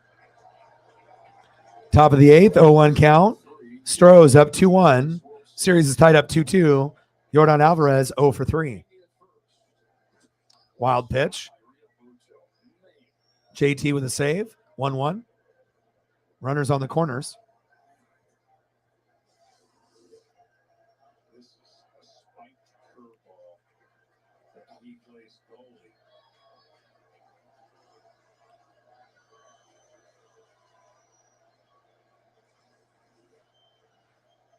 Top of the 8th, 1-1 pitch. Low and inside, 2-1 count. Stros up 2-1, top of the 8th, 2-1 count. Runners on the corners. Alvarez 0 for 3. Robertson on pitch number 3.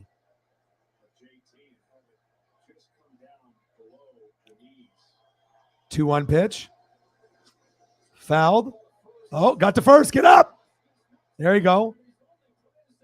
Damn, that scored a run. RBI. 3-1. Stros. This might be over, man.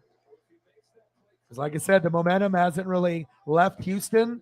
Houston wins this, they're going to win in Game 6 in Houston. Like the only way that you were going to win the World Series, Philadelphia, is if you had to win Game 4 and 5 here, or win Game 4, lose Game 5, win Game 6 there. But opportunities are tough when the team is this good.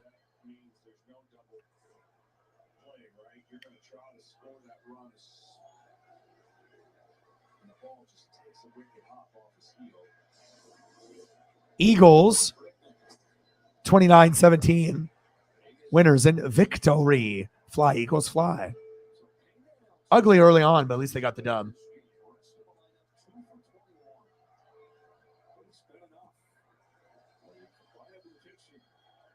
You won 500 betting that Anthony Davis would be hurt before Game 8? Damn. You really wanted, you were like, oh, I researched this. There's no way he's going to make it.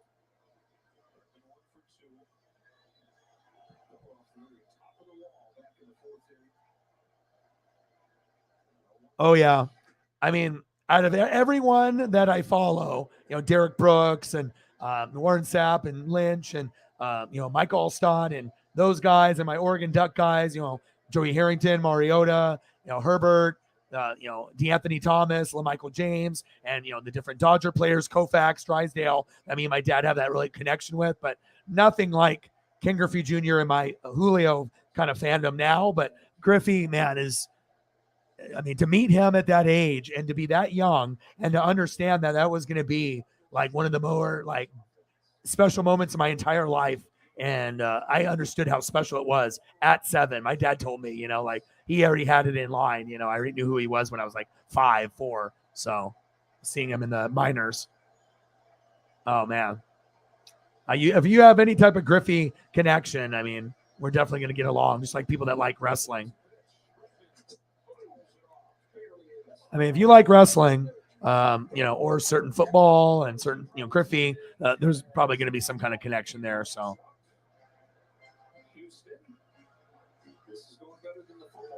I am 8-0. I'm the only undefeated one left, but I don't expect to go undefeated. And I got half my lineup with a bye. This is my hardest week to win all year, going against Holly Hundo. And I got Nick Chubb, Saquon Barkley, and Dallas defense. And Mark Andrews hurt, and then I have to decide between Herbert, Geno Smith, or Justin Fields. And I'll probably go Fields with the ability to run with his legs. Yeah, and then like I said, so this is going to be very difficult. I usually run 3 running backs: Chubb, Saquon, and Josh Jacobs as my flex. So yeah, I mean, this is not a normal lineup for me, and I had to grab guys like Khalil Herbert for my RB2 for 1 week, and maybe I'll do a double dip and pair that with Fields against the Dolphins. And I'm going to, have to use Ingram at tight end over Mark Andrews because he's injured. And so I'm definitely at not full strength. I'm normally projected for 140, 150 a week. I'm projected for like under 120. I think, depending on the lineup I use, 126 to 115 with, if I play with the lineup. But yeah, I could definitely not win this week. This could be my first loss, but I'm going to try in my power to put the best lineup I can with what I have. But I have literally like 5 guys on a bye week, or, defenses, or like big name guys that are hurt. Like my bench is a whole fucking all-star team. It's like Herbert's down there, Geno Smith, Saquon, Chubb, Dallas defense #1. Everything is there. So if I can win with all those guys on the bench, I mean, I'm sacrificing like 70 points just between Saquon, Nick Chubb, and Dallas defense.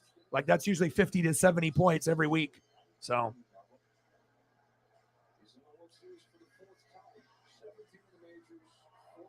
Griffey Jr., I don't listen to Griffey rapping, but I know his photography is on point like Randy Johnson. Yeah, and I normally don't go this undefeated. I've been doing fantasy, and I can always finish in the top 3, but usually I shit the bed in the playoffs. Like I have a great team. They, win 8 games or more, and I'm usually the leading scorer, give up the least amount of points, but then it goes to playoffs, and they either rest guys, or they just play bad in that week 1, and it's best of 2 weeks. And if I play like shit and I'm projected for 140 in week 1 in the playoffs, and I put up 90, and the other guy put up 110, I'm probably not going to be able to score more points in week 2 than him on top of it to make up for what I lost in game 1. And that's how you lose championships. And that's kind of how it's happened for me the last 3 years. But this team seems like the strongest that I've had in the last 4 years. So we'll see what happens. Yeah, I mean, I'm not really worried about the 20K or how many people are in the room anymore. I've already hit 20K twice, fluctuated up and down between 19.8 and 20,150, like somewhere in there. So it kind of, we've had to boot a lot of people out and block a lot of people. And I'm just trying to preserve the vibe. So even though we could be over 20, I mean, I don't want to have 200 chaotic people that are negative and is ruining the vibe for all the people that are chill, so sometimes you got to make decisions like that. But we'll get there. I'm not too worried about it. I mean, as long as I can pay my rent, pay my bills, hang out with, the goats and have a good time and give back. And, heavy hitters donate heavy to me. I give them back something cool. Castellanos, nice grab. 2 away. Damn, 3-1. This is not good. Tucker, he's something else.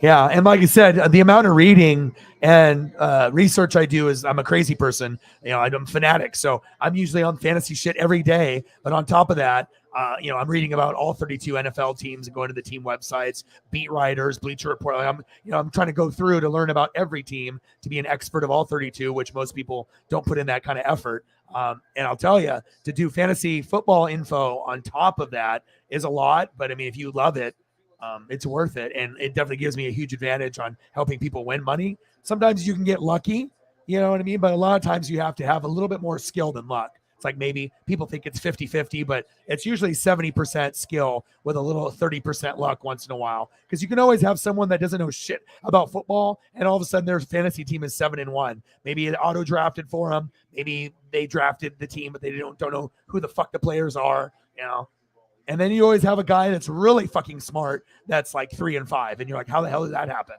This motherfucker's smart as shit. How the hell did he go 3-5? And injuries, and sometimes guys, you reach for guys that don't do good.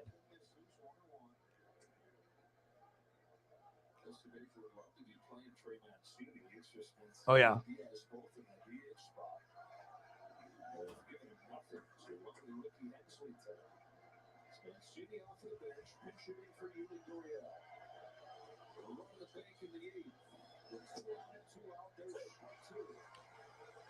One, two count. Oh, Trey Mancini.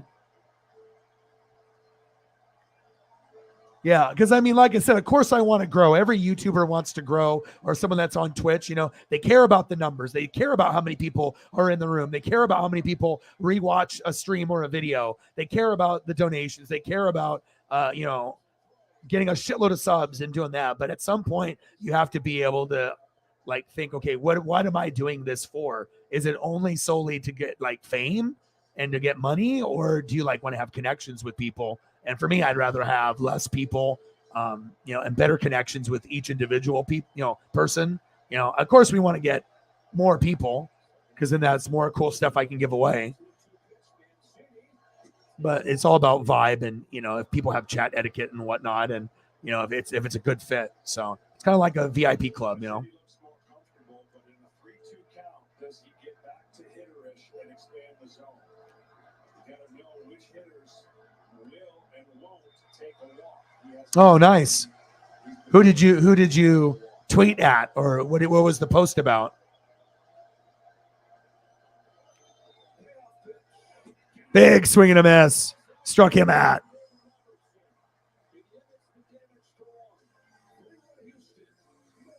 Middle of the 8th inning.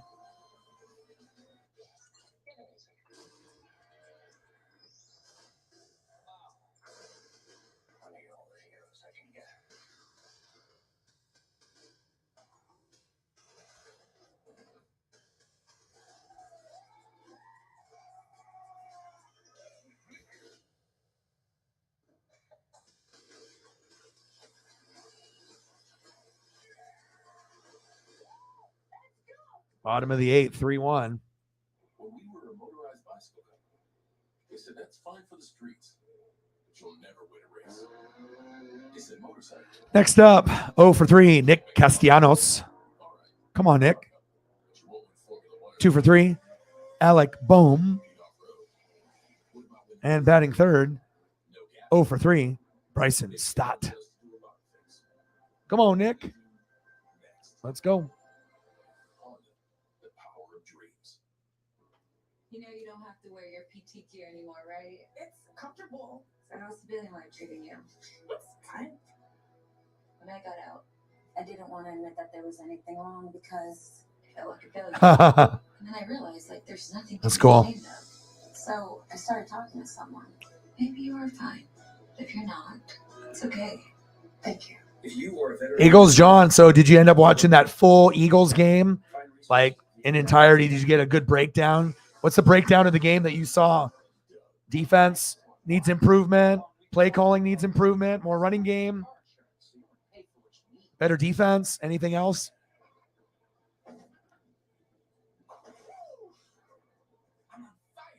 I'll end up watching that at some point. I like to watch games when I'm watching a game, but sometimes when I'm watching 2 or 3 at the same time, you want to be able to focus primarily on what you're doing, and sometimes you can't catch all those little subtle things, subtle details. Bottom of the 8th, 3-1, Astros. A nose in need deserves Puffs Indeed, America's #1 lotion tissue. You know why man's so different this year? Feel safe. Yeah, good boy. What you think? I could make the biggest hit in the game, man. All right, let's see it then. Now that's a hit. Feel safe, baby.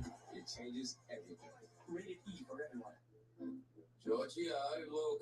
The peanut butter box is here. Ralph, that's the Chewy Pharmacy box with our flea and tick meds. It's not peanut butter.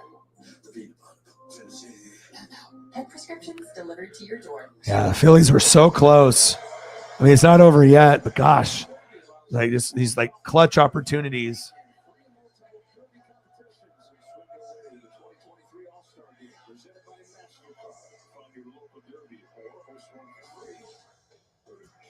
But if anyone can make a rally, it's the Phillies. They've done it before.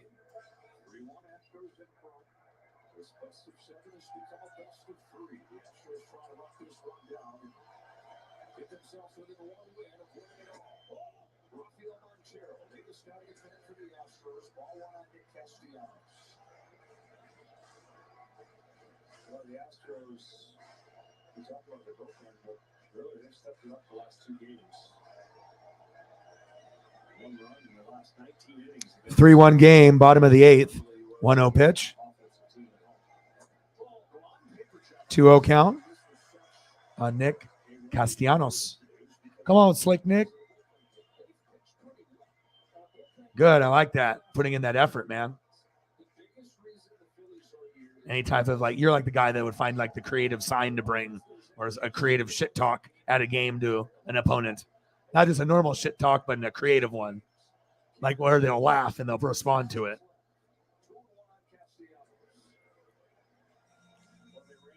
Bottom of the 8th, 2-1 count.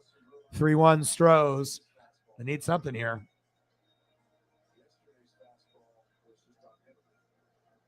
There you go. Well, you like you said, you do like PI stuff too. So you already like to read and investigate stuff. You're always, wanting to learn that item and have that knowledge. So that comes easy if you already do that for work and just learning about whatever you like and researching the hell out of it,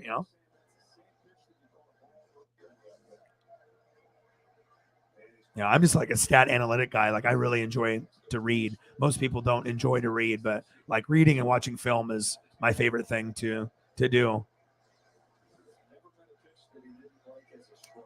I guess I like hard work, I guess.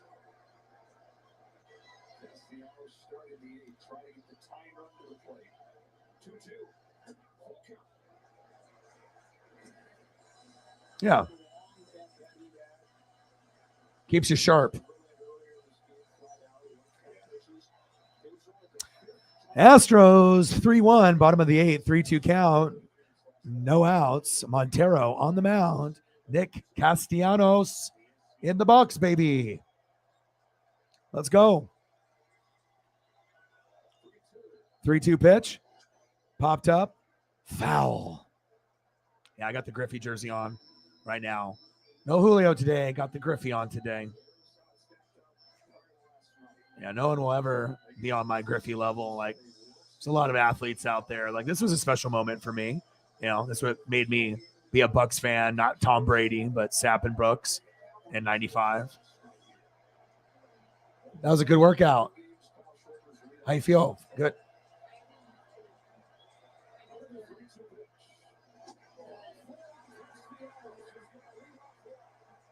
Yeah, elliptical, yeah. Good, sweated. All right, good job. That's what I'm talking about. Now we're really trying to eat better and exercise here, and to be able to be on a good positive routine. It's important. It's hard to eat healthy. Shit costs more than eating like shit. Eating like shit is easy because everything's cheap for fast food, but the healthy shit costs a lot more. So you have to like have enough money to buy that shit, and then you have to actually want to buy that shit if you have the money and not just buy fast food or something that's not good for you.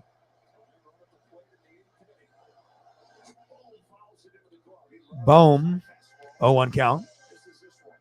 Yeah, but trying to walk, an hour a day every day for not only Paisley's sake, but my mental health, getting my music in there also. Yeah, it's helped me lose 27 pounds. So I got 23 to go. So it's working.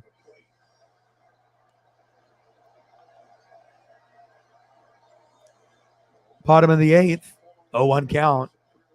3-1, Stros, 0-1 pitch. Big swing and a miss. 0-2 count. There's some Mookie bets for Sarah. I was going to wait a little bit, but I wanted to make sure we had enough time where we could kind of appreciate each one. I'll get some more. Love me some Mookie. Told my dad too. I was like, once they got Mookie, I was like, okay, now you're going to be able to win. I was like, that was the missing piece there. You had to have someone better than Cody Bellinger. I was like trying to tell my dad, I was like, you can have Bellinger, but he doesn't seem like he's going to be the guy that would be like the face of the team. Good player at the time, when his little run, 2018, 2019, but it's not like a Freddie Freeman impact or, someone of that nature, a bigger time player like Mookie. 3-1, bottom 8, 1-2 pitch.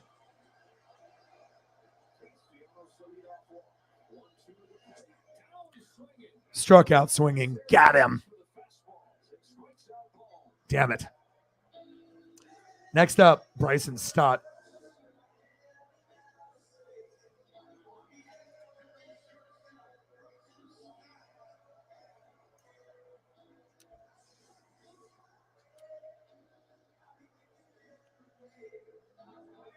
Yeah. I don't know. I think with this me, I think I can just kind of connect with people. And like I said, I've been doing this for 10 years. This is my 6th year. So I know what it's like to be in a toxic room, either going to someone else's channel, or if you have a location that's maybe could be improved, and then you have a certain tolerance.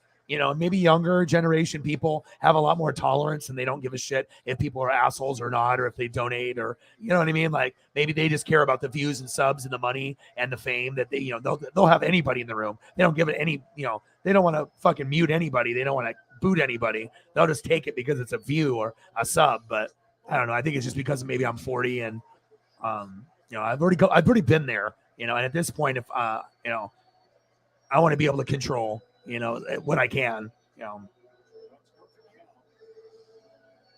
Yeah, no problem. You're a smart guy. Yeah.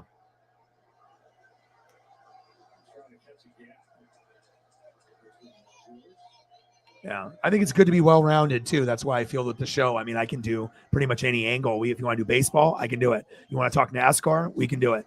You want to talk hip hop and rap, I can do it. You want to talk, baseball, boom, we can do it. You want to talk WWF, WCW, we can do it. It's I feel it's like it's pretty rare to find a spot where you can pretty much go over anything, and at least there's someone in the room that is an expert of whatever that is or close to being one. That's what happens when you read a lot. Montero on the mound. Stott in the box. 0 for 3. Walked him. Yeah, me too. I always liked him even when he was on the Red Sox. I was like, God, this guy's fucking good. And then I couldn't believe they got rid of him. And then as soon as, my dad's been a fan of the Dodgers since the 50s. And I told him as soon as he signed, I was like, Dad, this is not Cody Bellinger. Like, this is going to be the reason why the championship comes finally. And it was. I think he's the best player on the team. I know there's others that are very, very good pitchers and other hitters. But if I had a choice between like Freeman and Mookie, I'm going Mookie. Mookie is the number one choice. He's a kind of the heart and soul. And he can hit for power, good at defense, leader. This is a hell of a player. Could play on any team and make a difference. Like him a lot.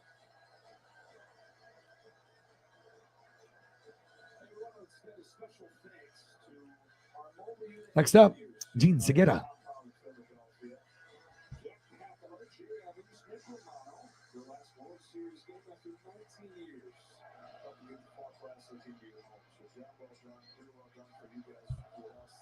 Three 3-1. You're running out of time, but you are able to make a rally. So at least they're not rolling over. You know what I mean? This is a must-win game. So to be able to, get 2 guys on in the 8th, most teams wouldn't even be able to do this. So this is a big deal right here.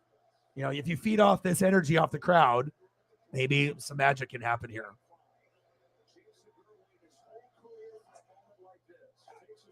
Strike 1. Come on, Segura, the former Mariner. We can root for each other. Come on, baby. You can do it, man. You can get the RBI. You can make the rally start.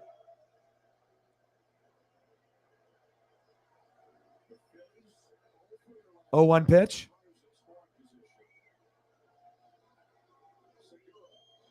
Gets it. Yes. Yes. Woohoo! The sports gods love you, boy.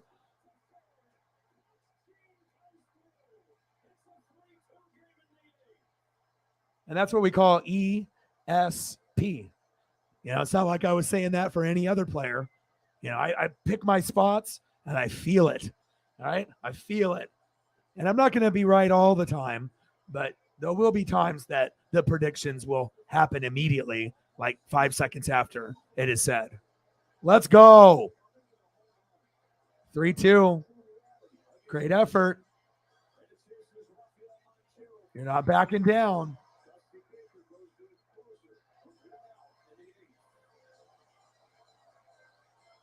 Always for life. Oh, look who it is. How are you?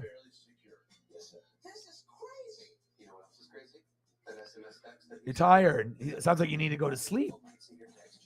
Yes. I had to try to do the ESP. I had to pick my spot, I was like, oh, okay, here it is. This is the time where the big play happens and bing, bang, bing, bong. Then it happened. But it's still not over yet. But 3-2.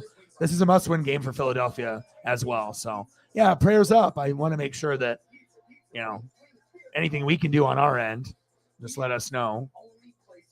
And I was covering a little bit of the Eagles game against the Texans. The Texans actually fought and played hard. Didn't get blown out as much as by people thought. Eagles played a little sloppy, but they still got it done. And yeah, and so we've just been doing that so far. Choose Shell V-Power Nitro Plus Premium Gasoline. Right now it's 2-2. So if Philadelphia wins, they go up 3-2, but then the last two games are in Houston. So if the Houston Astros win this game, they go up 3-2, it's over because the last two are in Houston. And I don't think it's possible for Philadelphia to win 2 in a row after, getting blown out by a combined no-hitter and then playing like this. So, I mean, this is must win. No pressure on Houston, all the pressure on Philadelphia. So if they're going to win the World Series, it starts here with this game because you're going to have to win this. If you don't, it's Houston probably 100%. So,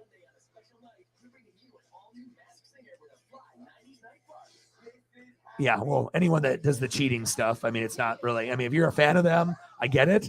But, it's just like the Patriots. There's a reason why people don't like the Patriots and the Astros because once you get labeled a cheater and it gets out, it's hard to root for that team down the road, even if they get shitty and they get good again. And it's like a feel good story. You can't even root for them when they have like another generation of people. Like you just have this like bad connotation about the team. You're like, oh, these guys, like it sticks with them forever, even if it's like 20 years after the last cheat, that you think of. But even in this fucking series, game 2, the guy was in his mitt with some kind of substance, rubbing it on the ball and on his jersey and pants. So people are thinking that they haven't stopped cheating. They're still doing it. And there's like video on Twitter, like 6 different videos of showing the camera, cutting off from the pitcher, going into commercial for like a beer or whatever, the sponsored local news, as you're going to the cutscene. And it shows different camera angles of him reaching into the mitt. And usually they check the hands and the hair and the under the bill of the hat, but they normally don't stick their hand inside the mitt itself. So I don't know. Thank you so much. Appreciate you. Come on, Duck Dynasty, $10 holla. 3-2, runners on the corners.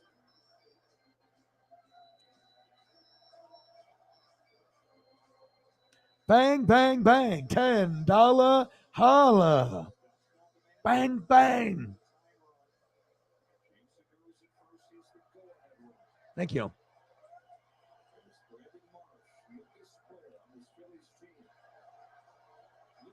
$32. Let's get to a hundo.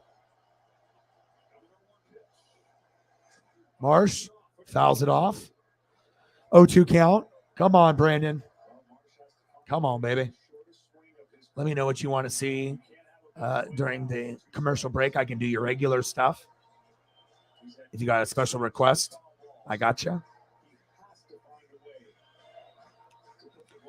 Bottom of the 8th. 0-2 count, 1 out, runners on the corners. Astros up 3-2. Series tied up 2-2. Marsh 0 for 1 in the box. Presley on the mound. 0-2 pitch. Big swing and a miss. Struck him at. Damn it. Fuck. That's not good. Next up, Kyle fucking Schwarber with a Schwarber bomb. With one swing, he can go yard for sure. He has already done it like in every big game he's been in. But he already went yard earlier today. Can he do it again? That's asking a lot. You know what else is asking a lot? These bots that come in, they're asking for a lot. Then they have to get the Hogan boot. And living the bot life. They always come in. Like, what do they think one day? I'm just going to be like, oh, hey, guy. What's up? Let's hang out. Stunner, stunner, stunner. Freaking bots. Okay, I got you. Bottom of the 8th, runners on the corners, 2 outs, 3-2 Stros. Come on, Phillies. Oh, that'd be sweet. Yeah, I'd love to look at that. I took Paisley to go get her nails trimmed up and dremeled, and I washed her with 4 different shampoos. Yeah, so she's happy. And we still went on our walk, even though it was a little rainy. So sometimes she's prissy about it, and she'll just be like, no. She'll like shake her head, and she'll just be like, nope. And then I'll be like, okay. But then if she goes out and I'm going and she's going, then like we just keep walking with each other, and she's all about it. She'll shake a little bit. As long as it's not pouring, she's cool. Because I think she does enjoy the exercise that we get together. And she likes to sniff and eat grass and chase leaves and chase squirrels and rip my arm out of the socket. Swing and a miss. 1-2 count. Come on, Schwarby. Brian in the building. What to do?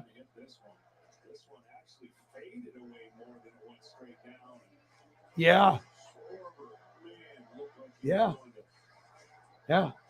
Takes time, but yeah. And you can feel it too.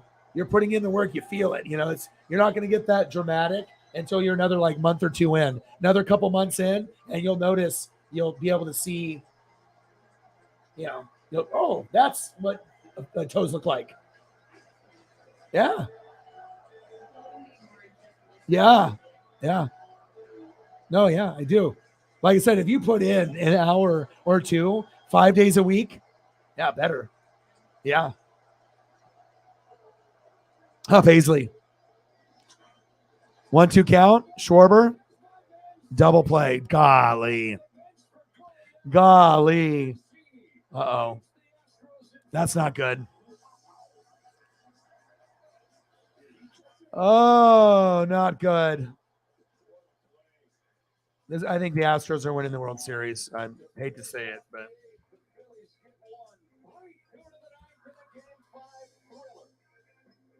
it's not over yet, though. Still got a chance.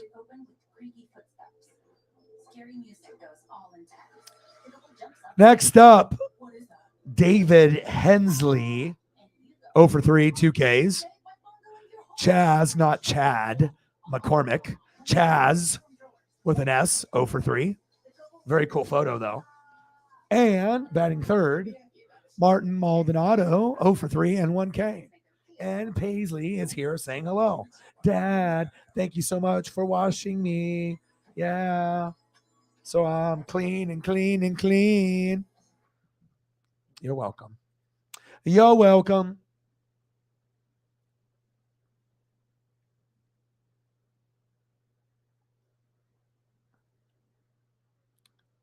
Yeah, I try to take care of people, you know, the people that are, you know, a big part of the channel, because I think it's more really about them than necessarily me. Like, you know, I'm just kind of the DJ, I'm the host, and then I like to be able to do an event, and then I let, you know, everyone control the stream after. I think it's just better that way, to be able to have that interaction, and it doesn't always have to be about the host. It's, you know, it's nice to be able to get to know the fans, and, you know, you get to learn their passions, like other teams like the Eagles, and or maybe someone that likes the Dodgers, and you can vibe, and yeah, that's what it's about, man. Absolutely. 3-2, Stros, top of the 9th. Is there one little moment of magic left? We'll find out. Starting with David Hensley. Diabetes, being overweight, asthma, or smoking. Even if symptoms feel mild, these factors can increase your risk of COVID-19. Yeah, but if the Phillies lose this game, then it's going to be over in Game 6. I just don't. I don't think it's like the Phillies are bad and they couldn't win Game 6, but it's just to have all the crowd for you and then to have to go into that tough environment. You know, it would be impossible, but they would have to get off to like 1 to 4 runs within the first 3 innings to have I think a shot of winning. Everybody loves the Acclaimed. No, everyone loves O-Dog. O-Dog. O-Dog. He's talking baseball. Let's put on a website. Trolls. Bots. The bots want to be my best friend. They're like, we're going to be bros, dude. Just accept us. We're coming in no matter you like it or not. You can see us coming, but it doesn't matter. And eventually we'll be bros. That's what the bots think. After like the 500th one. And then we have to be on the prowl for them. Top of the ninth. 3-2 game.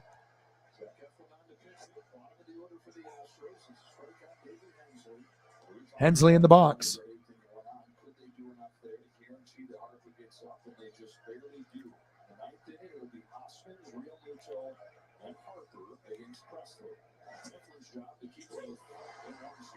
Yeah, I mean, it's cool. I mean, like, there's nothing wrong with Brian or Ryan, because I assume my name might have been Ryan if it wasn't Orion, but just the not Oryan. Like, I'm not Irish or anything like that, but if it was spelled like that, I mean, people would still, but people remember Orion for Orion Pictures, like RoboCop, and like shitty VCRs and TVs in the 80s. They had like this Orion brand of these like shitty VCRs and TVs that were like TV VCR combos, and most people had one or had a friend that had one.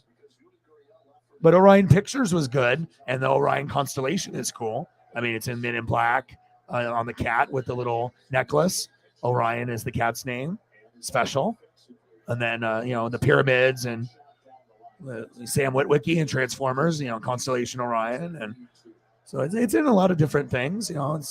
They say it's like some kind of special, constellation compared to some of the others. Oh, Ryan! Yeah. No, Orion. Yeah, Orion.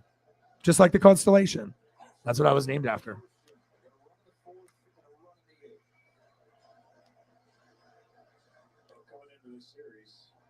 Next up, Chaz McCormick. Don't call him Chad.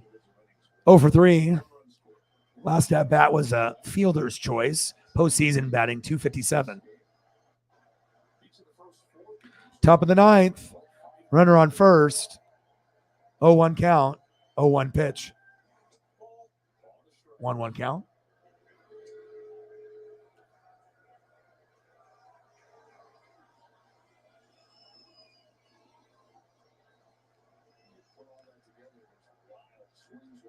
Brian, where are you, dude? AOL, net zero? Net zero? Brian's on the net zero or the AOL. I remember I used to do that shit all the time, the AOL. They give you like the free CD or whatever, and then you give you like that trial period.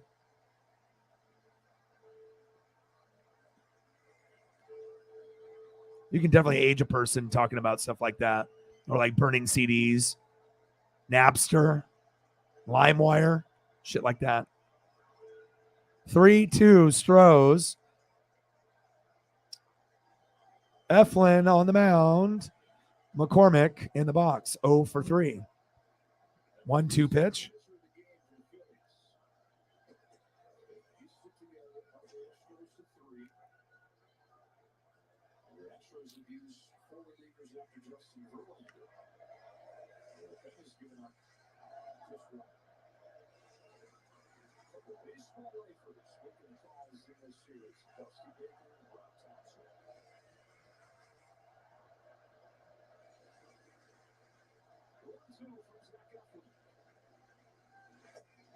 Got him. Eflin with the punch out. 1 away.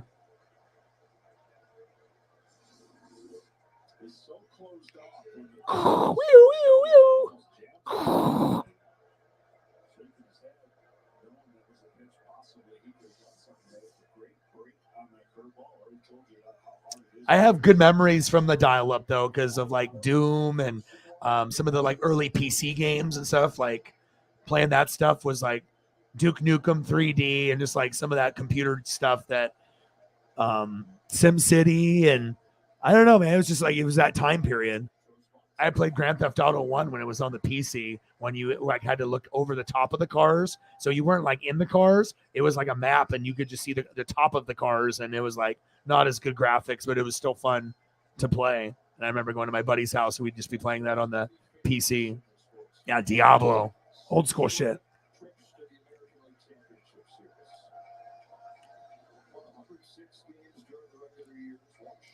Top of the ninth, 0-1 pitch. Maldonado, safe. Right through. Damn it.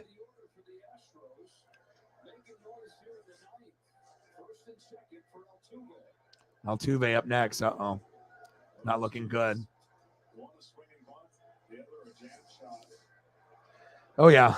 Legend of Zelda, Metroid, Mega Man. I mean, there's some of those old ones. I mean, I spent so much time. And the cool thing about Nintendo compared to systems like now or even back a few years, like the amount of selection of the games back, it was like the heyday in the 80s and 90s. Like you had no lack of system or amount of games, especially if it was like Nintendo. Like there was like 100 or more. Like it wasn't like, oh, there's only 20 games or 30. Like there was like hundreds. Like you didn't, I mean, there's no way you're going to have them all and whatnot. So burning CDs for the ladies.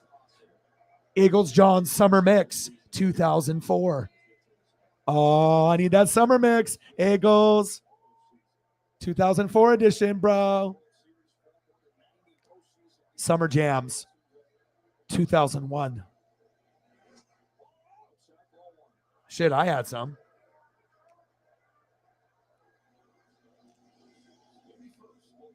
So am I an NBA fan or a hoe? Well, not an NBA fan, really. Not a hoe either, unfortunately.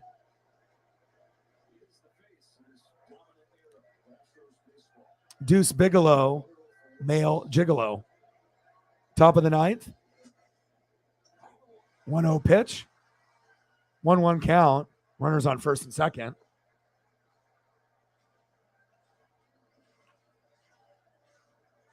Yeah, I'll watch Blazers. And once the World Series is over in NASCAR championship, I'm transitioning into NBA and college hoops for more content. So it'll be primarily NBA. But if we get a really good college matchup, if it's like a North Carolina Duke or, a Kentucky Kansas, something like where it would be like, okay, let me see what the new, studs are that are in college that are going to be going to the NBA.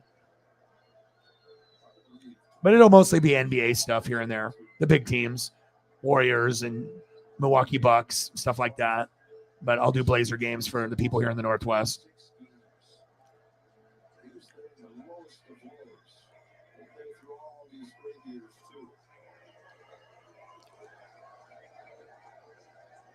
Three-two game, top of the ninth, 2-1 count, 1 out, runners on first and second. Altuve in the box.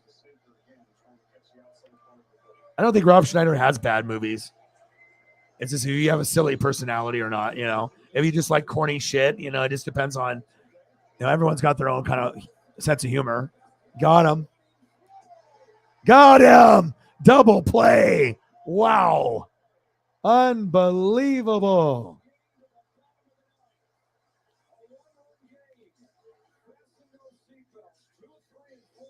Yeah, I'm in Oregon. Yeah, in Oregon, you can definitely ask people if they're NBA fans or hoes. Yeah, either one. We don't have any limitations on ho asking or NBA fan asking.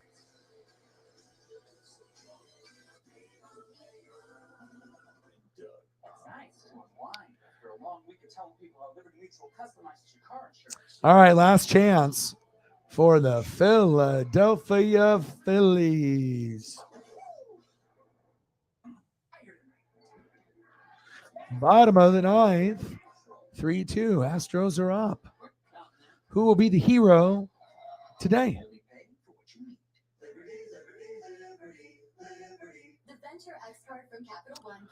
Due up. Reese Hoskins, 0 for 4, 3 Ks. Come on, Reese. Batting second, J.T. Realmuto, 0 for 4, 3 Ks. How is that possible? Both guys are 0 for 8, 6 Ks between the two of them. Golly. And could it be the hero, Bryce fucking Harper? 1 for 2, 2 walks. So not that much better, but someone's got to, do something. But at least they have Bryce is up, so there's an opportunity to at least see that if the other guys don't get it done, that maybe he'll get the last swing. And you couldn't ask for a better guy to end a game, either good or bad for you. I mean, at least that's the guy you want up. So maybe we'll be seeing this, maybe we won't, but we'll find out.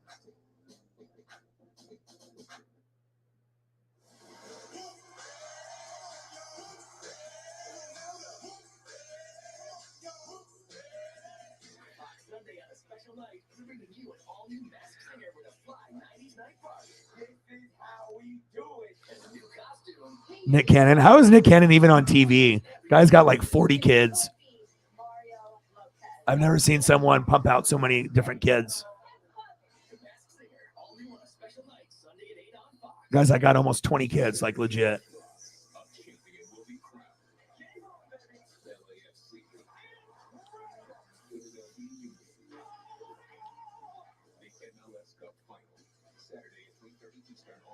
All right, baby. Let's go, Reese.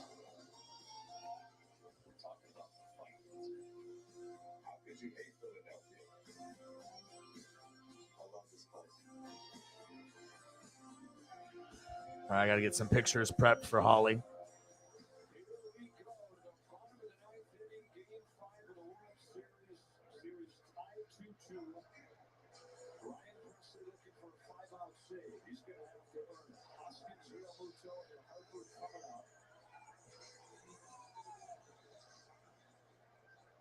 Hoskins and Real Muto have had some great moments this season, some great moments this postseason.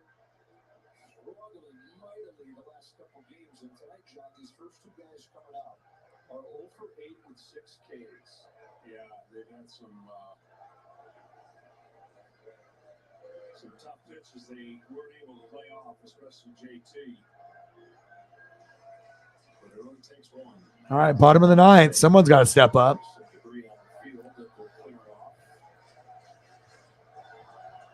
Ryan Presley has never had a foul save in the postseason. Only one during the regular season. Come on, Reese.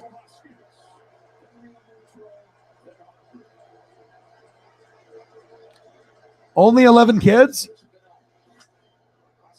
Reese fouled off.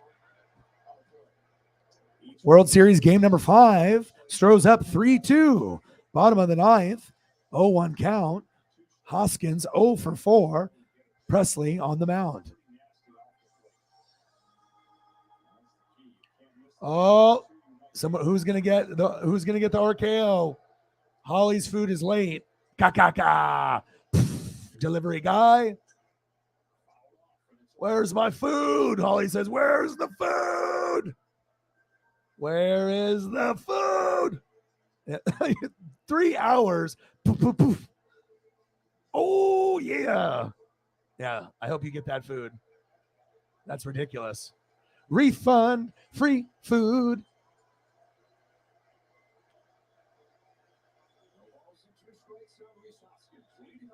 Come on, Reese. Foul this off. Give Holly a little Tommy Townsend. It's a party, and Tommy's invited. He can even throw.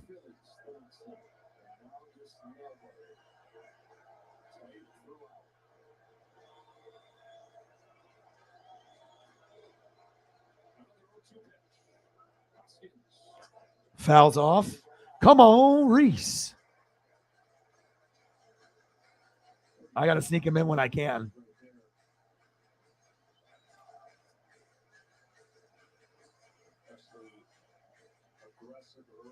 Reflect in the building. Oh, I hate that.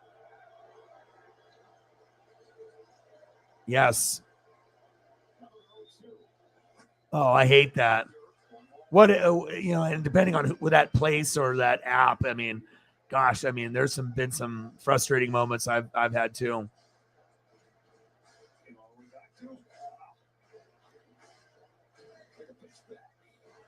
Hope everyone is doing good. We're just hanging out. Watched the Eagles game. Started off slow, then they got the dub. And now we're sitting 3-2, bottom of the ninth, as the Phillies are running out of time to try to win this World Series and win this game. Big swing and a miss. Reese Hoskins struck at. 1 away. 2 outs left. Next up, J.T. Real Muto.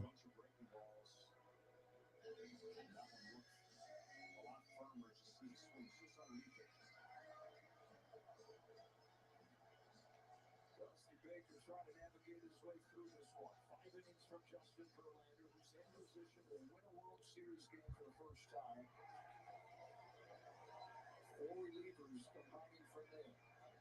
Now it's Real Muto. Come on, JT. Dribbler down third. Has been silent since. He struck out 3 times tonight. He's 1 for his last 16 with 11 strikeouts. And when JT's right, Presley on the mound. JT Real Muto in the box. It's a fantastic catcher, but today he is 0 for 4. 0-1 pitch. Come on, JT.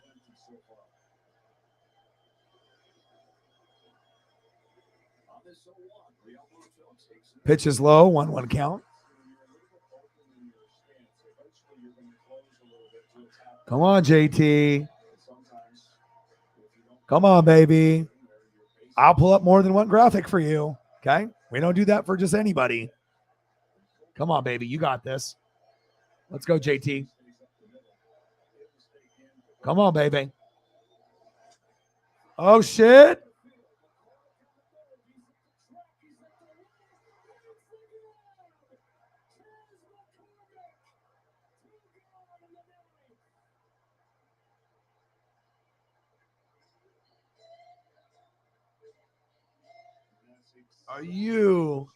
Are you kidding me? Chaz, not Chad. Don't call me that. Wow. My goodness.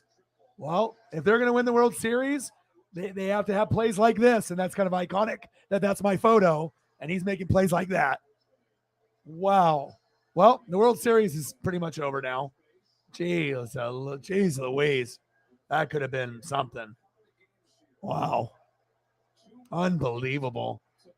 Incredible effort from Pena and Chaz. Don't call him Chad McCormick. My God. All right, here we go. Now you just have to pray for a solo shot. You just have to pray that all of a sudden here we're going to get Bryce fucking Harper. 1-0 count. Bryce needs to go yard, otherwise it's a done deal. Got to go yard here.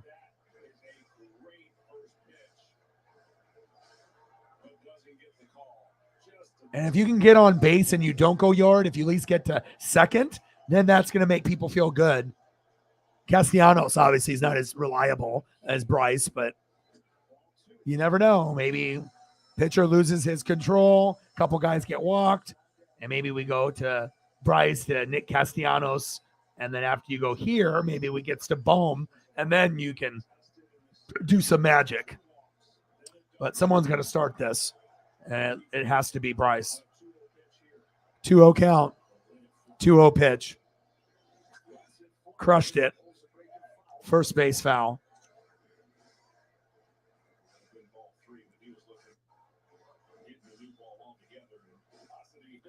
Dusty looks on. Come on, baby. Come on, baby. Time for a Bryce bomb. Bryce bomb. Come on. Come on, Bryce. Low. Hit him. Here we go. Bryce got hit in the foot. Next up, Nick Castellanos. This has got to be this. You got to pray either you get walked, hit, and be very patient in the lineup. You can't go for necessarily, I think, a first pitch strike. I think you have to work the count. But we'll see. Sometimes when you go super aggressive and you hit it as hard as you can or swing as hard as you can on that first pitch, it either ends up being a double or better. So we'll see. Very interesting strategy here. Patience, working the count, or going all out in the first two pitches. We will find out here. Come on, baby. 3-2 Stros. Bottom of the ninth, 2 outs, runner on first. Nick Castellanos in the box. Big swing and a miss. Strike one, and he's 0 for 3 tonight. And again, if the Phillies lose this, there's a high probability that this World Series will be over on Saturday in Houston in Game 6, unfortunately. Come on, Nick. Come on, Slick Nick. Come on, baby.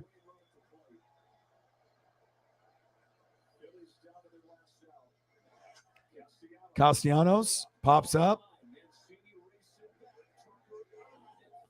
Oh, luckily it went foul. That could have been game over there. Presley's been in these situations.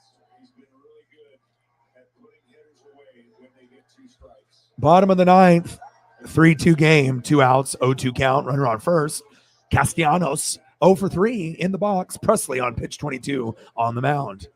Last opportunity to tie the game, or the Astros go up 3-2 and have a huge Uncle Momentum advantage as they go to Houston on Saturday for game 6 and 7 if needed.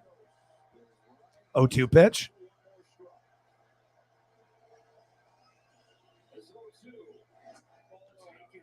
Good eye. Ball's outside. 1-2 count. Come on, Castellanos. Come on, baby.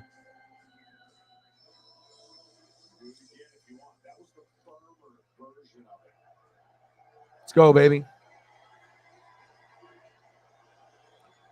Bottom of the ninth.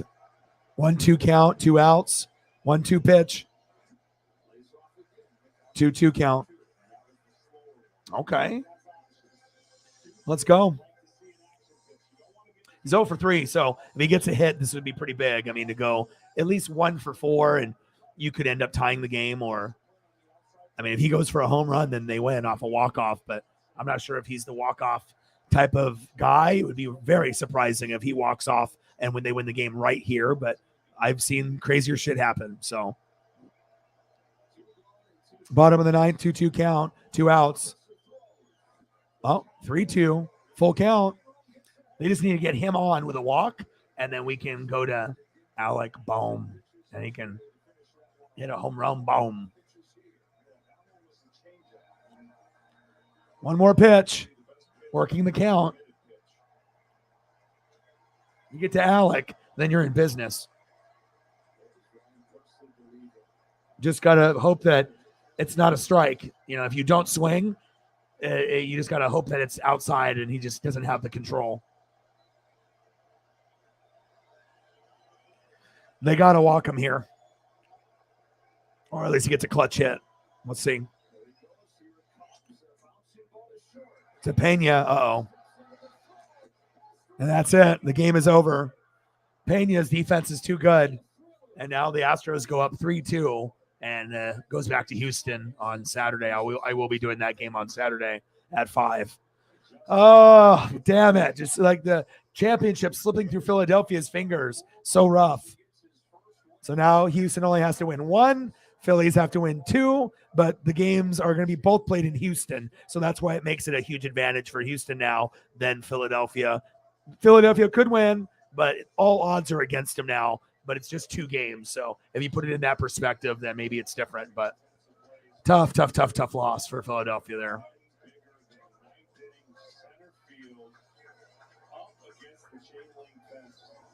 And who knows where this ball goes and where JT ends up. I mean, he's got an impact of park home run in this postseason here. What a play. First base, the previous inning, center field. All right, where do we want to go for the rest of the stream? We can go for another 21 minutes, or I can go for 51. I don't mind. Wherever you guys want to go, we can go with the 4 hour and 30 mark, or we can go to the 5 hour mark. I'll let you guys decide. And then when we quit, we quit. And then I'll be back tomorrow. We'll be doing the Oregon State Beavers versus Washington Huskies. It'll be like 7:30. Both teams are 6-2. It's a good matchup, and Oregon State's ranked 23rd. So even though I'm a Duck fan, I'm very interested in that matchup. And it was either that or do a Blazer game without Dame. And I thought, well, college football is funner. So I was like, we'll do that. And last time we did a Beaver game, we got actually pretty good results with that in USC. I think over 1,000 people. So do that, and then we'll do World Series Game 6 on Saturday. And then on Sunday, we're going to do NASCAR Championship, which will be Sunday morning. And then we'll do the Sunday night football with the Chiefs. So pretty exciting. You know, it's a very busy full weekend. So, oh God, man, that's tough. I you know, Tennessee is hot and they're feeding off that momentum. I mean, anytime you beat a Florida type of team, no, an Alabama type of team, right? if you can beat them, they're like most of the time Georgia and Alabama are unbeatable. And if they do get beat, it's like in the championship and they're undefeated. So to see a team like Tennessee do that was shocking. And they're still doing pretty well. Georgia hasn't really looked the same as they did against Oregon. Some of the wins have been really dominant. Some of the wins have been sloppy, but they haven't looked as dominant as past Georgia teams, in my opinion. Maybe you have another, perception of the team, but at least the games that I've seen, it hasn't been as clean as it was last year, which is expected. You had like 1 billion people go to the NFL, from the Georgia team, but I don't know, man. I would have to do some more research, see who's at home, who's on the road, how many points are scored per game, how the defensive, scores have been as of the last few games. But I think most people, are hopping on the Tennessee bandwagon. I mean, if you can beat Bama, you're probably thinking, well, if they can beat them, they can beat anyone. But who knows?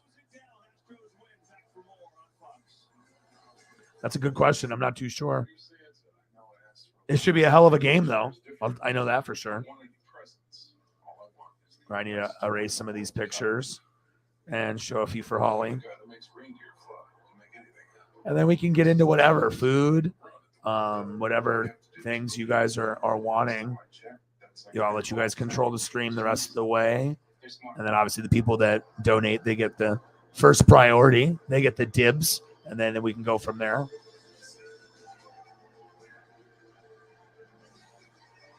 And we can hop in the DeLorean. We don't have to talk about stuff currently. We can go back in time. Whatever's clever.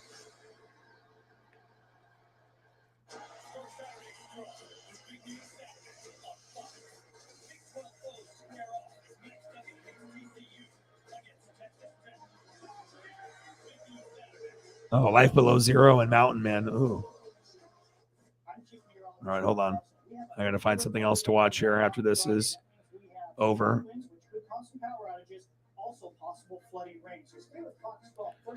I got all kinds of other stuff to watch, but I'm... As I've traveled to every corner of this state, Oregonians have shared with me their hopes and dreams. Okay, what NFL game is coming on? Eagles, Texans, the replay. Okay. Paisley. All right, I'm watching that now. Now I got that because I wanted to watch this anyway, so I just got it on NFL Network. So they got the Eagles and Texans, so I get to watch that from the beginning. Mountain Men and Life Below Zero are new, so I'm super excited about that. That makes me always get excited when I see snow and I see Alaskan shows of people surviving in those crazy situations.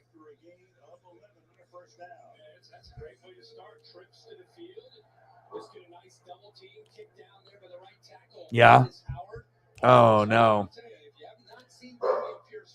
Paisley.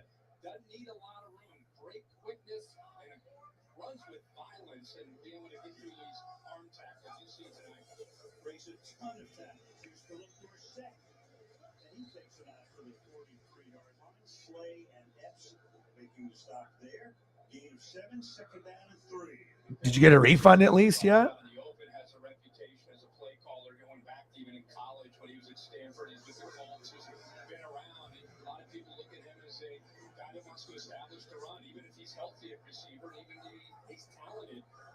Great deal of skill, so he wants to run the football, but of course doesn't want to be too predictable, and we'll have some early down passes. Second down and short, give it to Pierce, and Pierce is able to show you what he does. Keeps those legs churning, broke 17 tackles in a game earlier this year, takes it to the 48-yard line. We talked about this when we did a preseason game here. How does a guy like this last until the fourth round? Yeah, and when he was in college in Florida, you see the fourth round, he was just a guy that was a platoon back. He's very healthy, has fresh legs. He did not get worn down in his time in Gainesville, but I think he has a great deal of passion. He has a chip on his shoulder. Oh, absolutely, man. Everything shifted after that combined no-hitter. It's your guys' to win now. I mean, I'd be shocked if you don't win it now. It'd be like an epic choke job if you guys can't win. Those games, you're at home, you have to win there. You're up 3-2. So you just, as long as you just take care of business, which you should, then it should be over on Saturday. Yes, retro. Sim City would be cool. I used to play a game called Theme Hospital, and I had a bunch of Japanese games, from like PlayStation 1 and stuff, and it was very cool to play like Japanese stuff and like see like the Theme Hospital was kind of like a Sim City, but you'd like build a hospital and you'd have like the employees, you go into the rooms and like you have to make sure that people don't get sick, and you have to go through that whole process, make sure that you're doing it correctly, and kind of like The Sims. If you guys played that was always good. I put a lot of money in Sims, and then like the expansion packs that you had to buy, and they're like, oh, get this expansion pack, only $50. Oh my gosh, shit! But of course, you had to buy some of them. I know I did.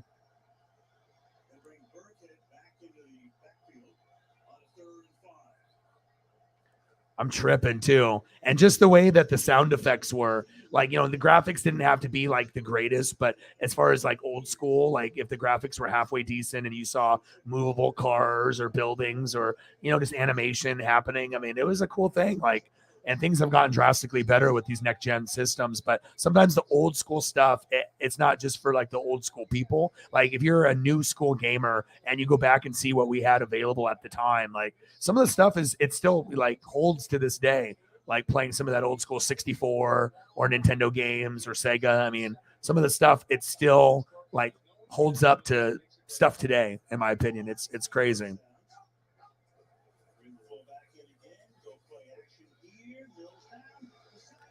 Oh, it was so awesome. Let me see if I can find it. And the funny thing is, it was one of my favorite games. Like I always played that, and I just thought it was so cool. Here, let me show you how cool this is. You're gonna flip. You're gonna be like, "Oh my god, I totally would have played this game." Like you can totally see why I love this game as soon as I show you. It's so like if you thought SimCity was cool, look at this. Holly, you're about to lose your mind here. Anyone that's in the medical field, or even if you're not, I mean, I like Dreamcast for a fishing game because I had a fishing rod that came with the game, and I was like, oh my god, this is awesome. Like, you never know what games you'll really love unless you give it a try. And look at this. Look at this. So this is Theme Hospital. So you got like your vending machines and you have your rooms and you have access and it makes the sounds opening the door. Yeah. And you have to make sure you're visiting the people and making sure you're taking care of each person. You can decide how many floors and how many rooms and, who works with you. I don't know, man. Like for me as a kid, I thought this was the coolest thing ever. I was like, this is a really thought out, unique game that's like SimCity, but as far as like helping people that get in accidents and they have it laid out in a cool, creative way like this, open so you can see, like, really, really unique. I was the only person in my school that had this game. A lot of times I tried to explain it to people, they didn't get it. But as you get older, I guess, people can like have an appreciation for something that they didn't maybe think was cool back then, but super fun game. And you had to be fast like Sims, because if you don't make sure they go to the bathroom or you don't take care of the tasks, then shit starts going crazy. But very fun.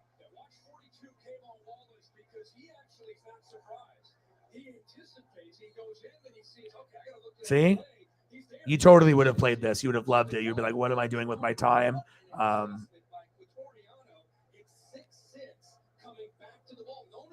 Hold on, I'm going to give you a...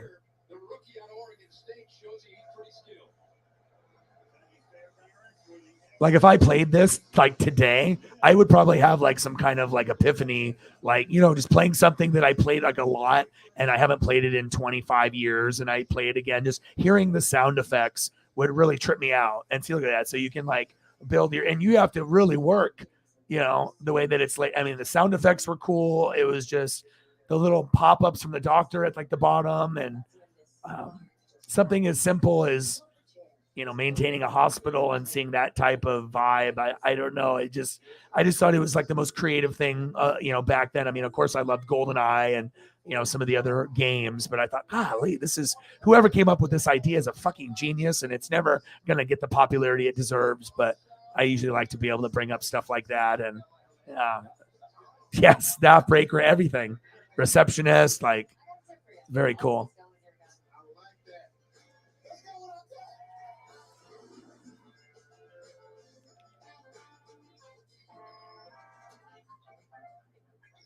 I'm just getting fucking flashbacks just like looking at this.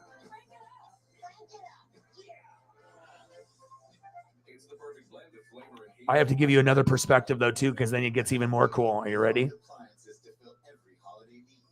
Not the colors change. So depending on what kind of layout you have for your hospital or what kind it is, right? So then you can go to like a city stuff, or you can go to like the real deal. And then look at this. Oh snap! You're like in the more like high end one, like X-rays and like better equipment, and they got like the magnifying glasses and all the telescope shit and all the crazy shit. High end hospital, flat screen, fax machine, high end tools. They didn't. This was very very crazy. Oh yeah. Go to selectquote.com now and get the insurance your family needs at a price you can afford. SelectQuote. We shop, you save. Your record label is taking off, but so is your sound engineer. You need to hire. I need Indeed. Indeed you do. Indeed Instant Match instantly delivers quality candidates matching your job description. Visit Indeed.com/hire. Show the world what it means to be a fan at Fanatics.com. The world's largest collection of officially licensed. And then this was supposed to be what the sequel was going to look like. And I'll pull up some stuff maybe of Doom. So this is like maybe on a different type of, I'm not sure if this is PC, but this was going to be like, you know, a spin-off of that. But when I look at this, it, you know, the graphics look kind of nice, but it doesn't give you that old school feel of a game from like the 90s or like the 2000s. And sometimes it being looking like this and like simpler, like it this nostalgia factor. It's like they just don't make games like this shit anymore. Like, I mean, of course, people aren't going to necessarily just play games they played 30 years ago, but you know, sometimes people do. Yes. See, I figured that you would notice that.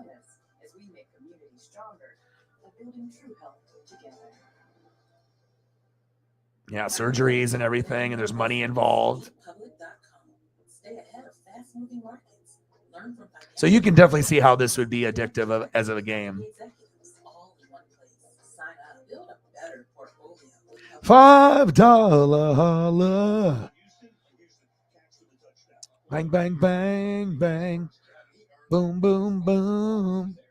Bang, bang. Thank you so much.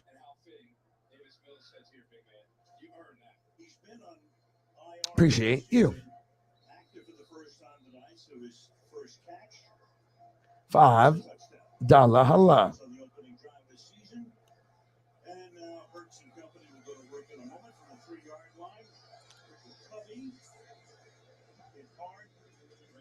Operation. I mean, as long as you know the buttons, you know, you don't have to go crazy. It's not like a button mashing game. It's strategic. It makes you use your brain, finances, and, you know, the building process, and, you know, the whole just running a hospital smoothly. And this is me at like, I don't know. I'm trying to think of how old I was when I was playing this. I was like, 14 maybe. And I just thought it was the coolest ever. And I was like, oh, this is neat. And I played a lot of Japanese games too. So I played all the American stuff, but I'm always looking for the other stuff too. Oh, nice. $5. Charles Cross painting. Bang, bang, bang. Made it safe back to Australia. Oh, I bet.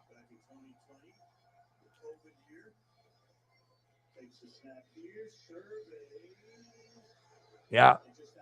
They were just doing some old school stuff. Yeah, I mean, if I still had my old computer.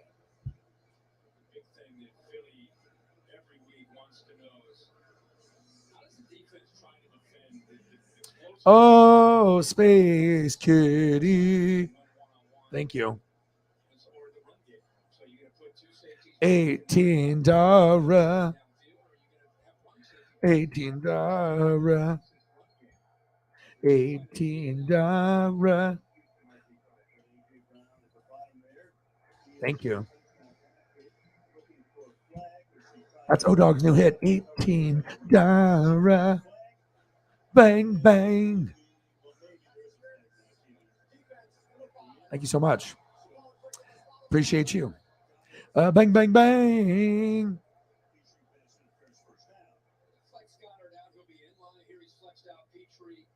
Yeah, Charles Cross, man. It's awesome. And I saw that they did the awards, and they got 3 Seahawks with awards in the same month, with Geno Smith and then Kenneth Walker the third, and you already know the third one, baby. Pretty special.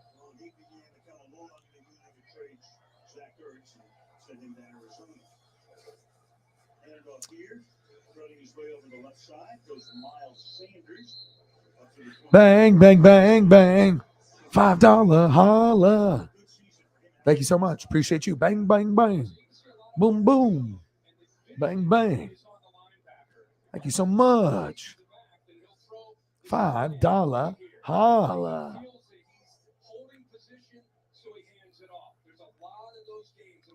Yeah, but it has to be spelled like Dara. So it can't be Dollar. We have to spell it different. 18 Dara. 18 Dara. So I'm not sure if that's DAWA or DAWRA. Dara. But we'll figure it out. It's somewhere in there.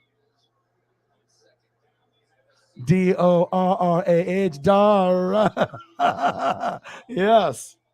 Well, now we're talking. So now we're using the brains. Holly is the brains of the operation. Dara.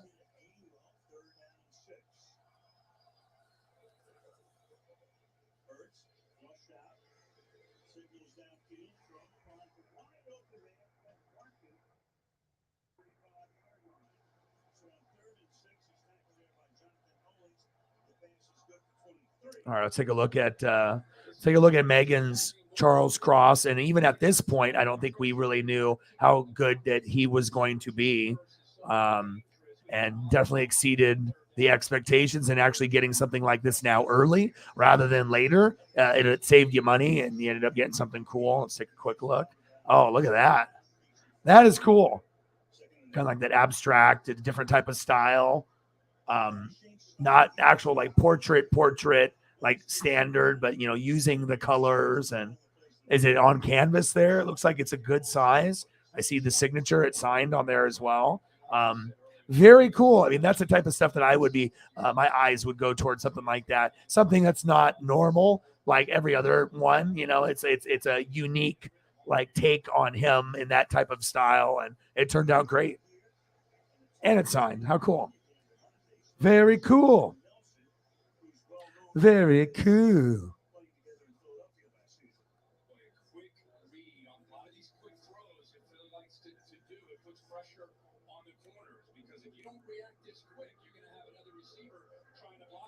Dara.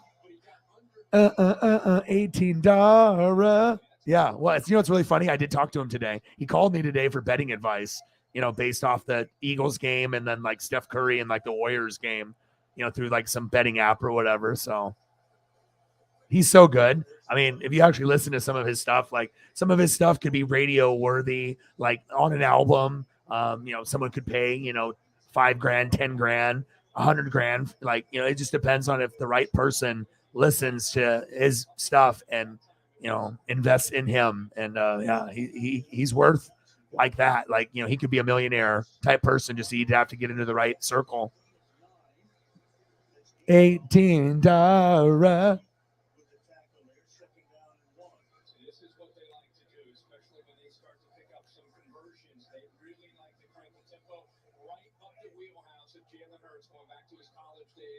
Yeah, it looks awesome.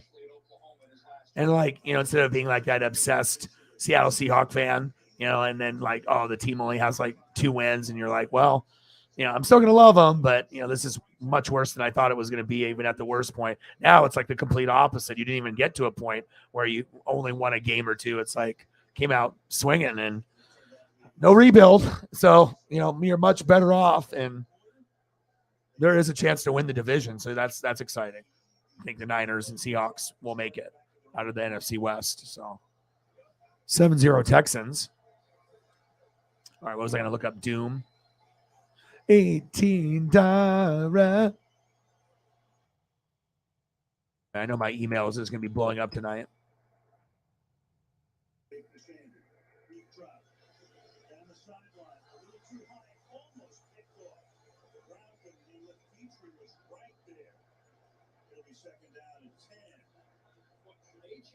When you think of Doom, like there's a lot of things that you think of, but when I think of it, this is the first thing I think of is this. Like that logo. Like you remember, like, oh shit. Like, and just like the way that it was first person shooter, we've never seen anything like that. And when to see that for the very first time and the sound effects and the just, you know, the fake blood and just, you know, the monsters and the guns. And I don't know. It was definitely a weird time back then, but a very cool time.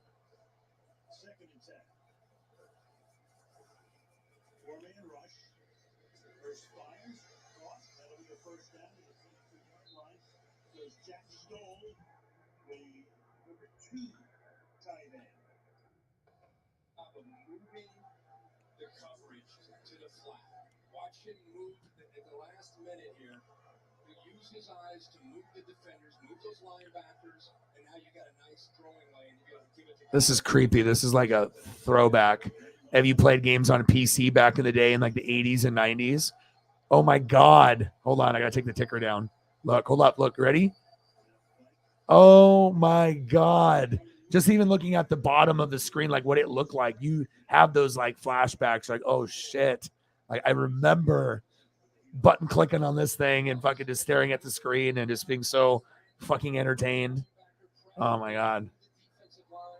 Just trying to create some matchups against this very talented offensive line. And sometimes that's what it is. It's just the animation or the way the layout was for the game, or you have those like memories of like what it looked like and what the sound effects were. And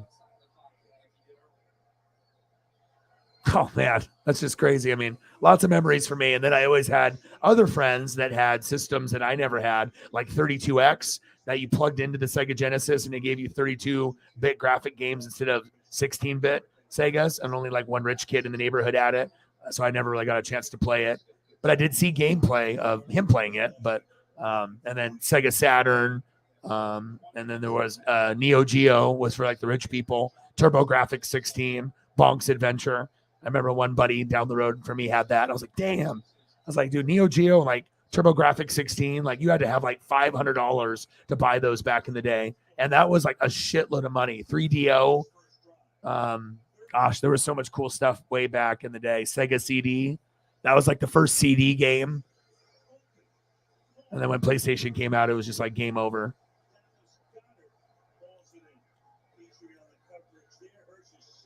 Oh, yeah. And then GoldenEye. I mean, GoldenEye is classic. I got a lot of memories with friends playing GoldenEye.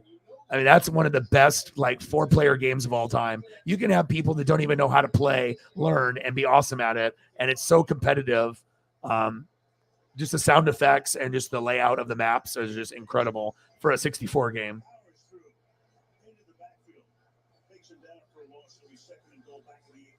He didn't care if you handed it off or not. He was going in to take Jalen Hurts out. You know, whether he handed that ball off or not from the backside, he said in case he has it, he's going down. Nice play, Desmond King. Very aggressive. Plays a lot of nickel, but they'll move him outside. All right, we got 26 minutes to go, and then we'll end it. We'll go at the 5-hour mark. I'll let you guys kind of decide where we go from here. Do you guys want to do? Oh my God, hold on. This really is oh my God, hold on. Hold on. This is a classic screen. That's like a revamped version. Look at this. Hold up. This is like back in the day. Like if you played, this is what it looked like. Oh shit.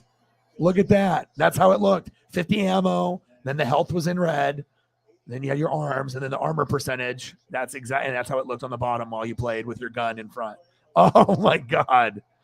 And the graphics weren't the greatest, but I mean, back then that was awesome. Like we have never seen shit like that in first person shooter. Like, oh man, this brings me back like 20 plus years ago. Like this is crazy.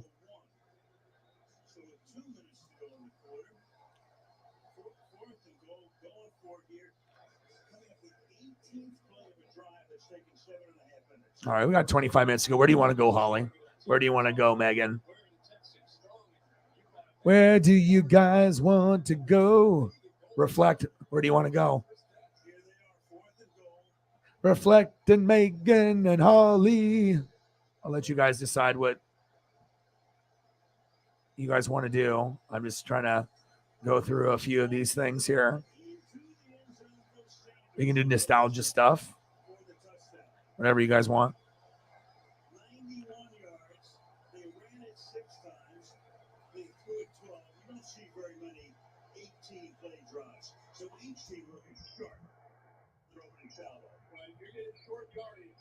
I did enjoy The Sims.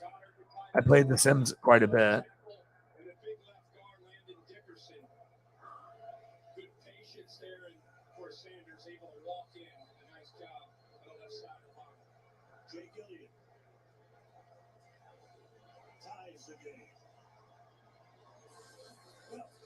Long drive by Houston.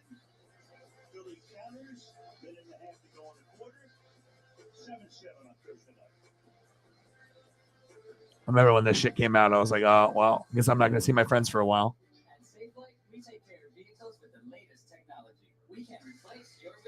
Yeah, we can do Duke Nukem. Yeah, like I said, we got 23 minutes to go. So yeah, we can, we don't need to do food. We can just go through like old school nostalgia. Yeah, we can do video games. I like it when we do that. It kind of is nice to be able to do that. Let's see if I can go through there.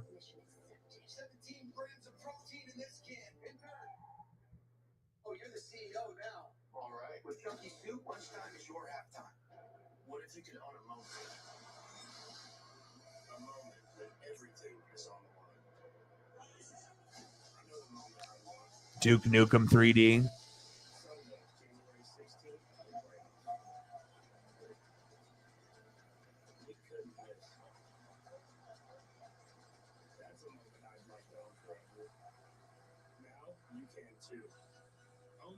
That matter.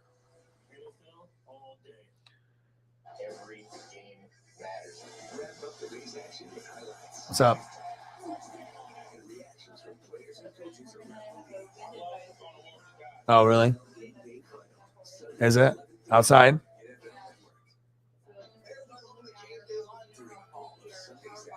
Yeah, I'm almost done. I'm going to end here in like 22 minutes. So.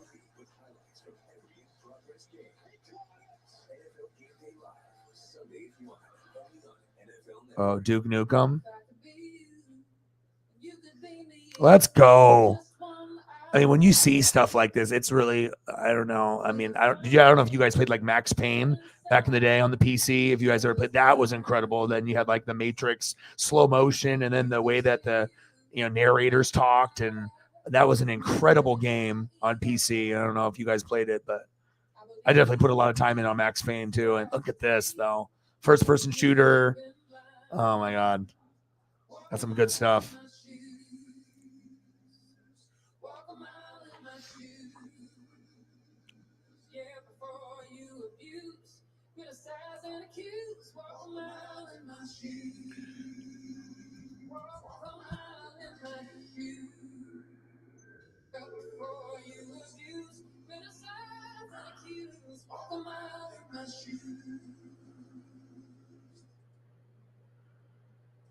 Tomorrow on NFL Sunday Access, Friday answers to Sunday questions for every remaining Week 9 game. Who gets the win? How do they do it? Who starts? Who stumbles? And who just put the team on upset alert? Answers Friday, 7 Eastern. Did somebody say Lemmings? With a little bit of a threat of rain, the roof is closed. Sanders got into the end zone. We're going to go to Haley in just a second because Lily Smith was not very happy. We'll tell you why.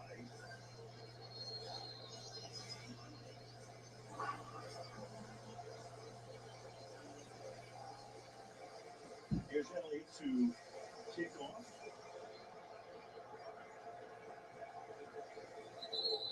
And the 25. There was a question as to whether Kelsey was pulling. Yeah, that's what my girlfriend just said, that it's going to be, we have to be cautious like tonight and tomorrow. So I'm going to end in 20 and read the weather and see what's going on. But yeah, hopefully everything's cool. I need to get a walk-in with Paisley tomorrow. before we get fly away in the weather. So. Assisting the runner. That's a 10-yard penalty. So that's why the players from Houston all realized, and Lovie Smith realized that should have been a 10-yard penalty for assisting the runner. And brought them back to 11.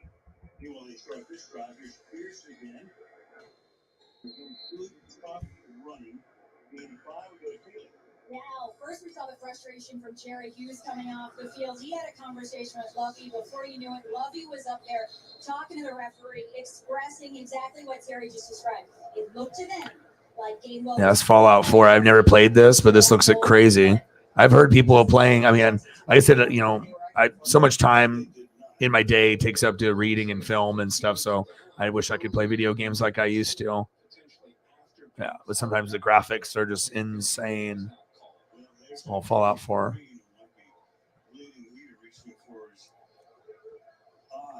he's the left guard, the rookie out of Texas A&M, the number 1 pick. He comes out. Casey McDermott comes in that spot. And here goes the rookie again, Pierce. Really? Tough running in the first half. Yeah, really good running, and now you're seeing first drive you saw a mixed bag of some double teams. There's Green, of course, trying to get loose and hopefully able to come back.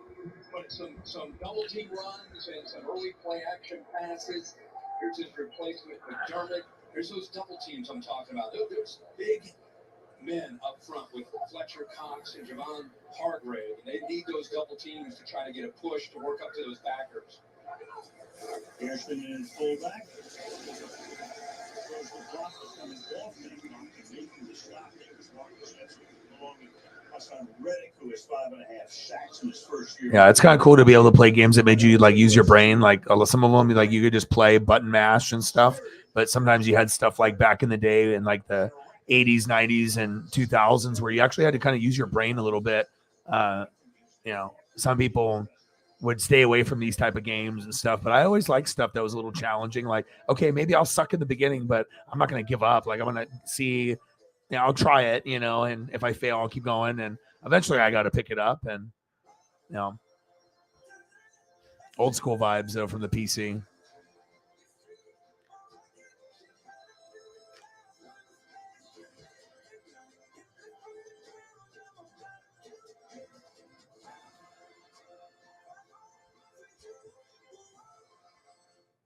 Buying a home? Rocket Mortgage will cover 1% of your rate for the first year at no cost to you, saving you hundreds, even thousands, with Inflation Buster. That's more mini vacations, a lot more lattes, more date nights. Plus, if rates drop within 3 years of your home purchase, you get exclusive savings when you refinance with Rate Drop Advantage. That's more cash in your pocket. All the first-person shooters were cool, but if you play GoldenEye, either or you don't. Like, this was the top of the line when it came out. All the other games that came before, Doom, Duke Nukem, they were good, but GoldenEye took it to a whole nother level. Snowflake, Arizona.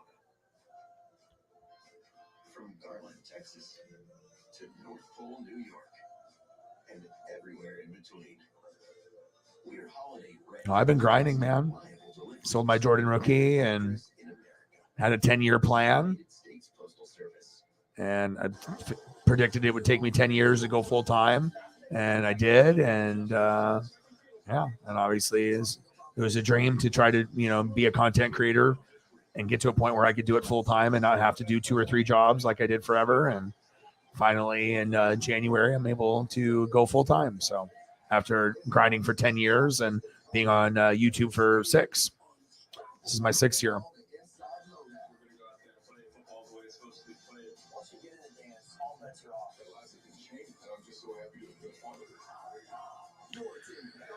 Okay, no problem. Appreciate you. I can get you some more pictures tomorrow when you're feeling better. I'll be here.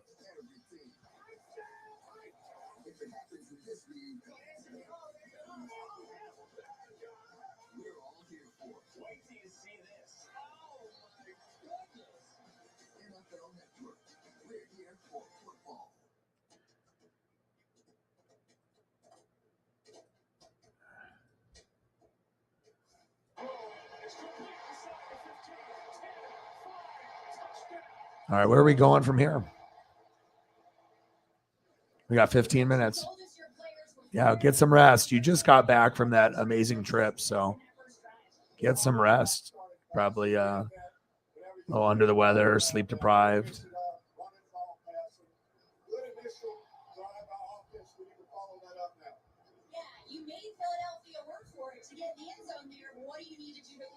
All right, take care. Get some rest. We'll see you soon. Thank you for your support, and we'll talk to you very soon. So I'll be back tomorrow.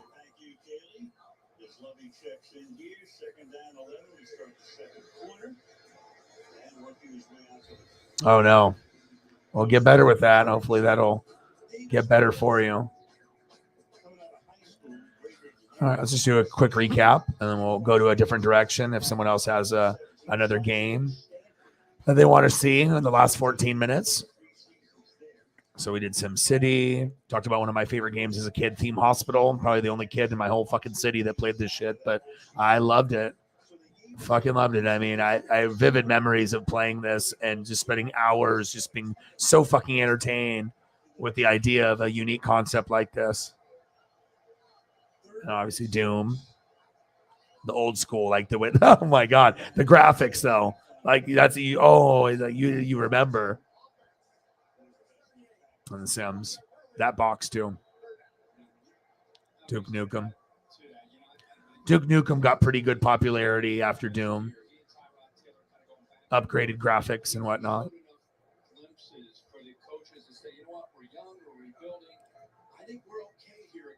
The Lemmings. His system kind of fits him, and they've given him his chance this year. He had a tremendous game against the Patriots last year. Tonight he started 5 of 5 for 55 yards, so perfectly symmetrical. His sixth pass instead will be a run as he takes off and gets spun down up at the 43-yard line. Good Fallout 4. And the punt group will come in. He told us Oh, Command and Conquer. Some GoldenEye.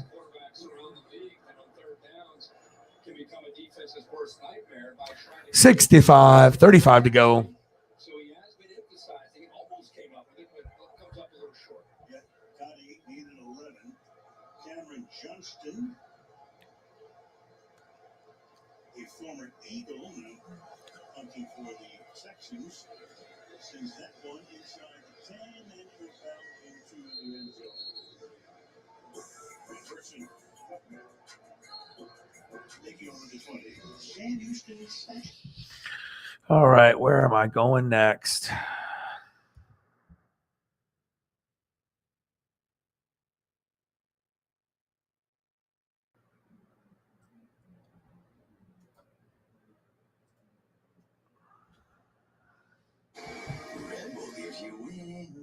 Maybe some NFL Blitz. Every year, millions of people find a health plan at health. That 64 life was something else, man.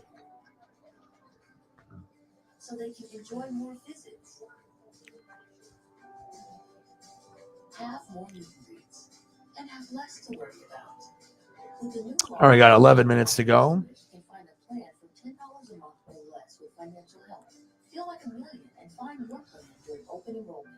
Healthcare.gov is here for millions. All right, where else do I want to go here? Are switching to RAM, which means more people behind the grill are switching to RAM. Get like that? And more people behind the grill.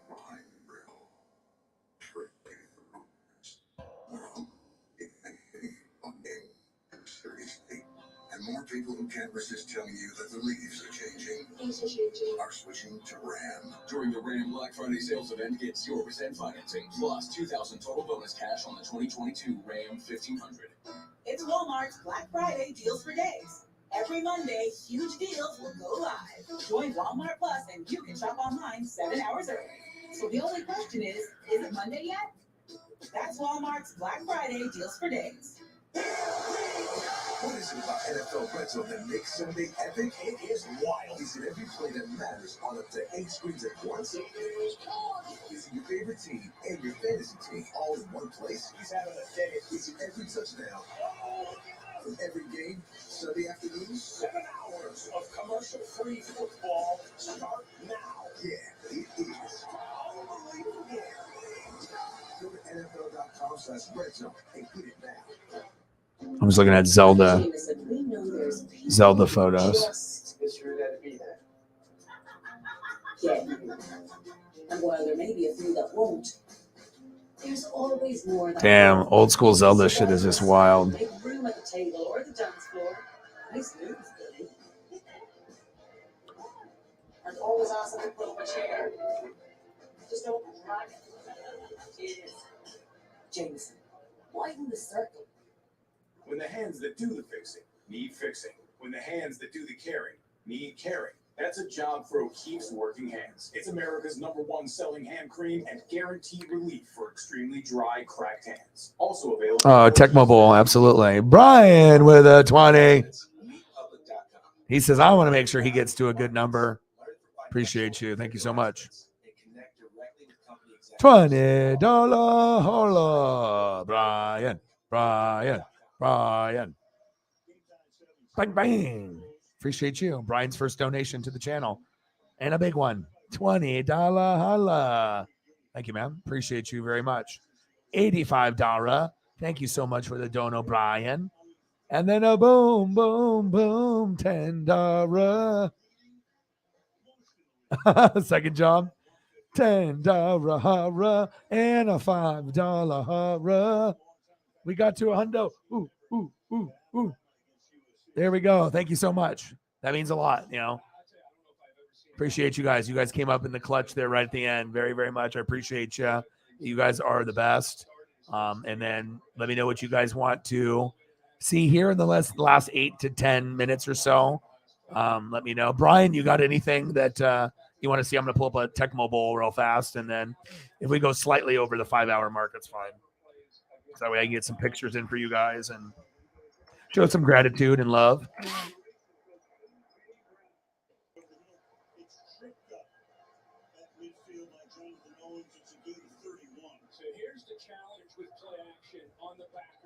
I mean, I've logged in so many hours of Tecmo Bowl and Super Tecmo Bowl. I got them in the other room. I mean, I got my Nintendo still, Sega. I still got a lot of the systems. Sometimes it's the most simple stuff. You know, you can get so much joy out of it.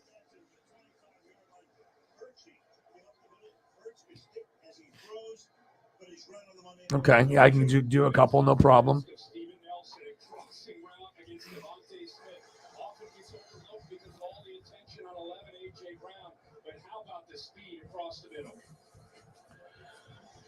This time loses the ball. And the Texans, Steven Nelson coming in, and Houston with the turnover.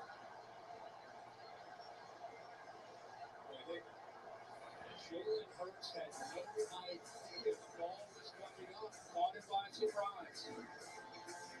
Only Philadelphia's third turnover of the season. And then we got to see what Brian wants. And then Holly and anybody else. Out here, nothing comes easy. That's why you have to be tough.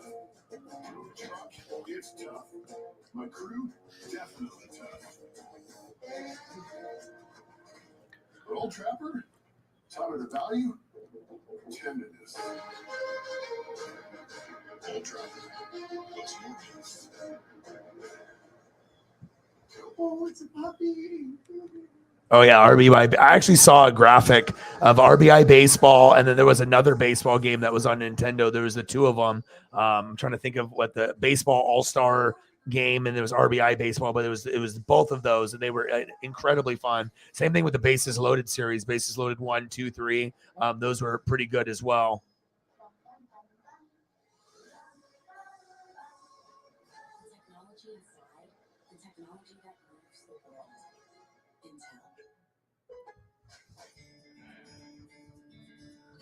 I'm just throwing up photos for the goats here, and we got to a hundo with the great support of the goats here at the very end, which was awesome. Took Paisley to get her nails trimmed and dremeled, and I washed her with 4 shampoos, and she was a good girl. She didn't try to jump out of the tub this time, and She now smells wonderful, and yeah, she's doing good. She needed a nice little cleaning, and you know, I have to baby her. I'm her dad, so I have to make sure that she's good to go. And yeah, she seems much happier.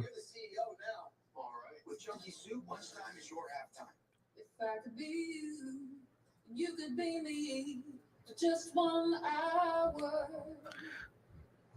If we could find a way to get inside each other's minds. If you could see. All right, what are we doing for the rest of the photos? Brian, what do you want to see for photo? You've been blind. Walk a mile in my shoes. Walk a mile. Oh my gosh, it does too. Yeah, and it's just nice to be able to prep and cater to her and whatnot, just because you want to make sure you're, maintaining the puppy and making sure that she's happy. I'm not going to just like let her get stinky or dirty. Like I want to take care of her. So.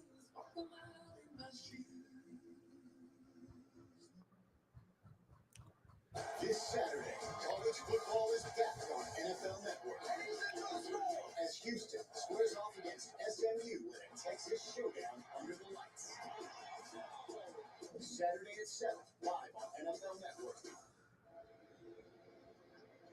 See, Jalen Hurts just going over some things on the sideline. What an incredible play here by the former Eagles, Steven Nelson.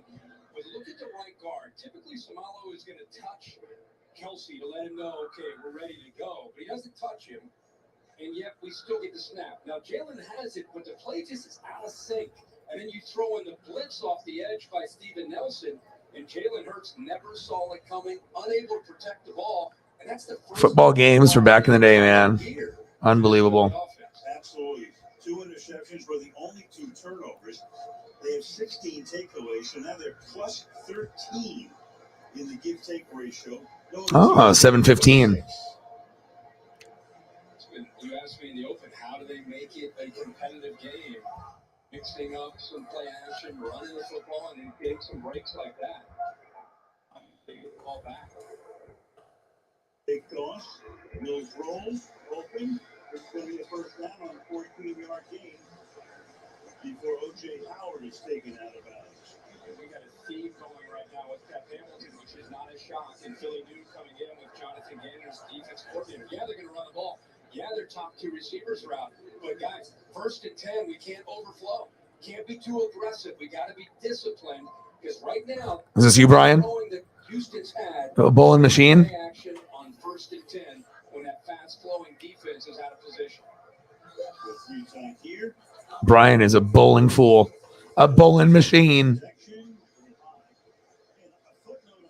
715 out of 900. Wow, golly. So like a little under 250, 230 range, 240 average. Yeah, 715, because you got to think if you're trying to get 300 in a perfect game and 300 to get even 600, that means you're bowling 200 or better. And most people can't even bowl fucking 200, let alone 200 to 250.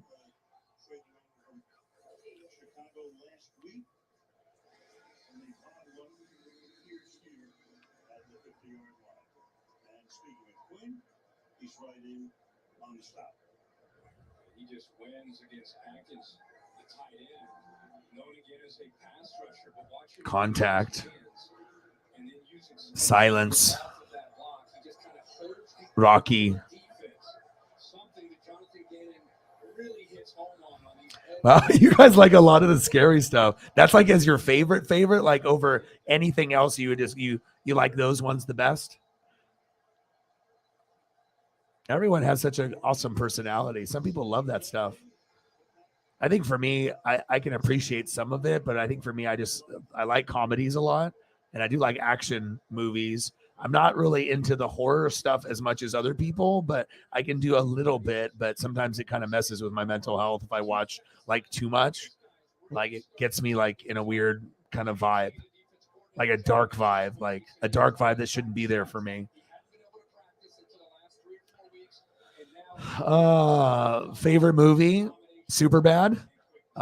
Just because I think that it connects with more people than any movie, just based on how high school was.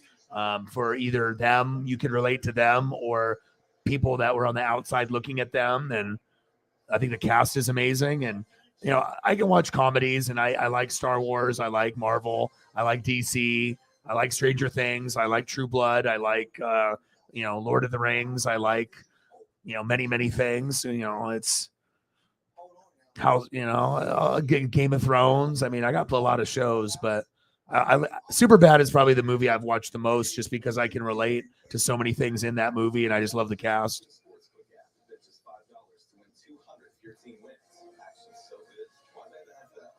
Yeah, there's too many movies to do just like one.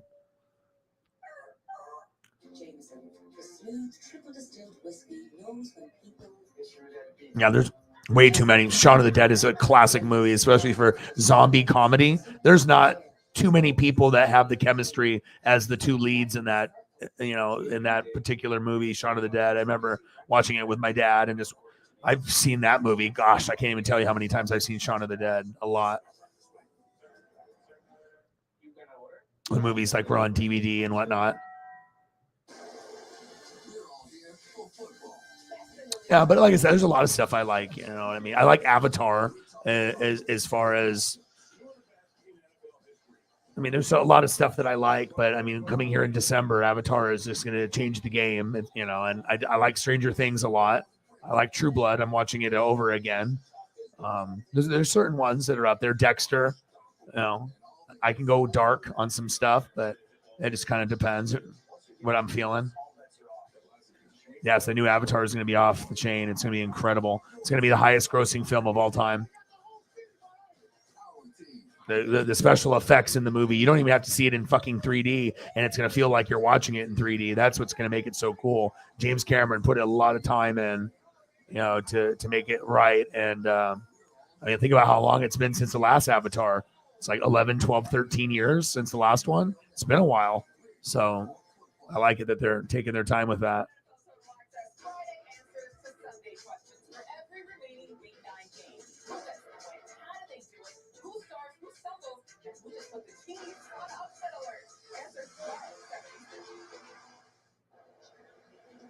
Taylor Yards, I'm here in Houston, but let me take you back to Tuesday night before World Series Game 3, where Brandon Graham there joined Philadelphia sports legends to throw out the first pitch.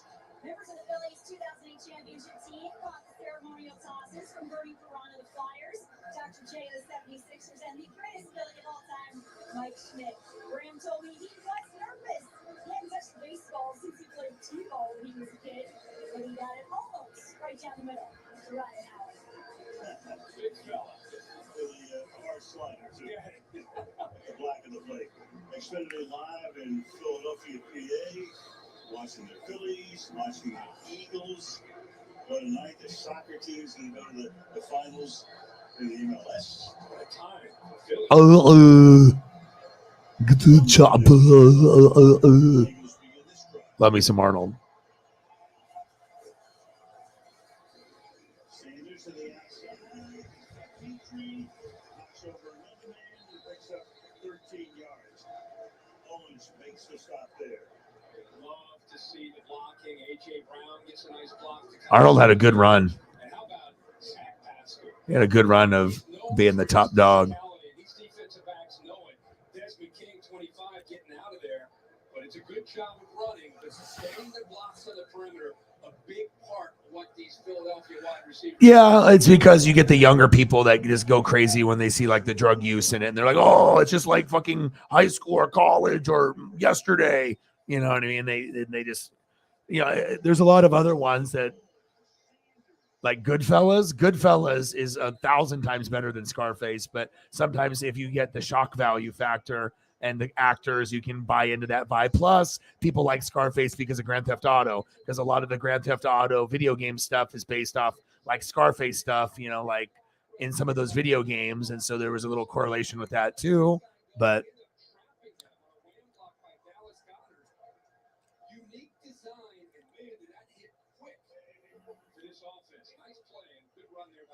When is Crown Jewel?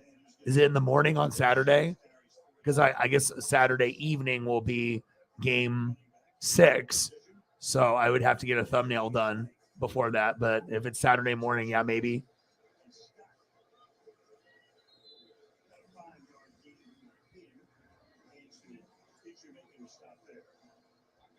Saturday a.m. I mean, if you want to do the WWE pay-per-view, we can do it. I mean, I'm not sure if we'll get to a good, decent number, but at least we can have fun, and maybe we'll get surprised that someone will show up, and we'll end up. I mean, we'll get some people, but I mean, if it's early in the morning on Saturday, I don't know how many people we'll really get, but I don't know. I mean, usually we have a pretty good turnout for wrestling stuff, and we have fun. So I would just have to be able to get something made, and I think he's already making me like 4. So I'm not sure if he has enough time, to do all that. So.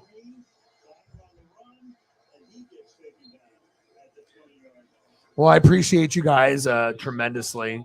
If is there any other like last minute pictures or anything you guys want me to pull up for you, I can. But I'm thinking I need to eat some dinner, spend some time with Paisley, start winding down. Of course, looks like there's kind of some storm coming through or whatever. So, but I do appreciate you guys tremendously. I can go back and start kind of from where we started off, and we can go through there. And if there's any last minutes, little things you guys want to do, otherwise we'll just call it a day, and I'll be back tomorrow around 7:00 for the Beavers and the Washington Huskies football game. Both teams are 6-2. Beavers are ranked 23rd, and even though I'm a Duck fan, I'm not a hater, so I'm actually excited to do that tomorrow. It was either that or do a Blazer game with no Dame, and I thought college football would be funner, and I'm interested in UW and Oregon State, so I think it will be interesting. Should be pretty fun, and I know some people got stuff going on Friday night, but I'm going to keep grinding it out every day. And then we got Saturday where I might do WWE Crown Jewel in the morning and then do the World Series game in the afternoon. I mean, if I can get a thumbnail made and everything, then yeah. And then, And then Sunday we have the NASCAR championship and then Sunday night football with the Chiefs and the Titans. So we're going to be fucking busy as hell, which we are every day. But yeah.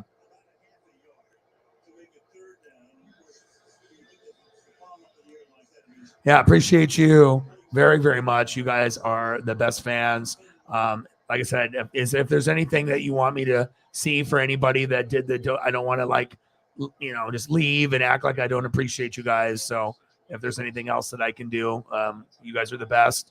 Again, I'll be back every day, so it's not like you're not going to see me for a while. But I appreciate you guys tremendously, very, very much. And we'll have some more pictures. USC, UCLA will be epic. I will be watching that as well. Thank you guys so much for everything that you do here. We got to make sure we leave. We can't be at the stadium. We've been staying at the stadium way too long. We got to make sure we're in a good vibe area. All right, that's much better. Appreciate you guys. You guys are the best. And again, we will be back tomorrow around 7:00 for the Beavers and the Huskies. We'll do that, talk about everything wrestling, sports in general. Wrestling will be on SmackDown, Rampage, AEW, WWE on top of college football and some NBA action. We'll do that. And then we'll have a busy Saturday and Sunday, possibly 8 to 10 hours each day. So we'll grind it out there too. But I love you guys and I appreciate you guys very, very much. And like I said, I got one question for you. Who talk sports like us? Your boy Ryan, Northwest Sports Fanatics. I love you. Appreciate you. You guys are the best fans on planet Earth. Yes, I can't wait for you to wear the jacket and the jerseys. You guys are the best. Thank you so much, Brian, for his first donation. Megan getting us to 100. Holly helping out with the cause. Reflect, JT, Sarah always doing a great job as usual. If anyone I missed here right there at the end, I apologize. Astros as well and everybody else. You guys are the best. And I'll be back very, very soon. Thank you so much for all your guys' support. I love you and appreciate you. And I'll be back very soon. Gang.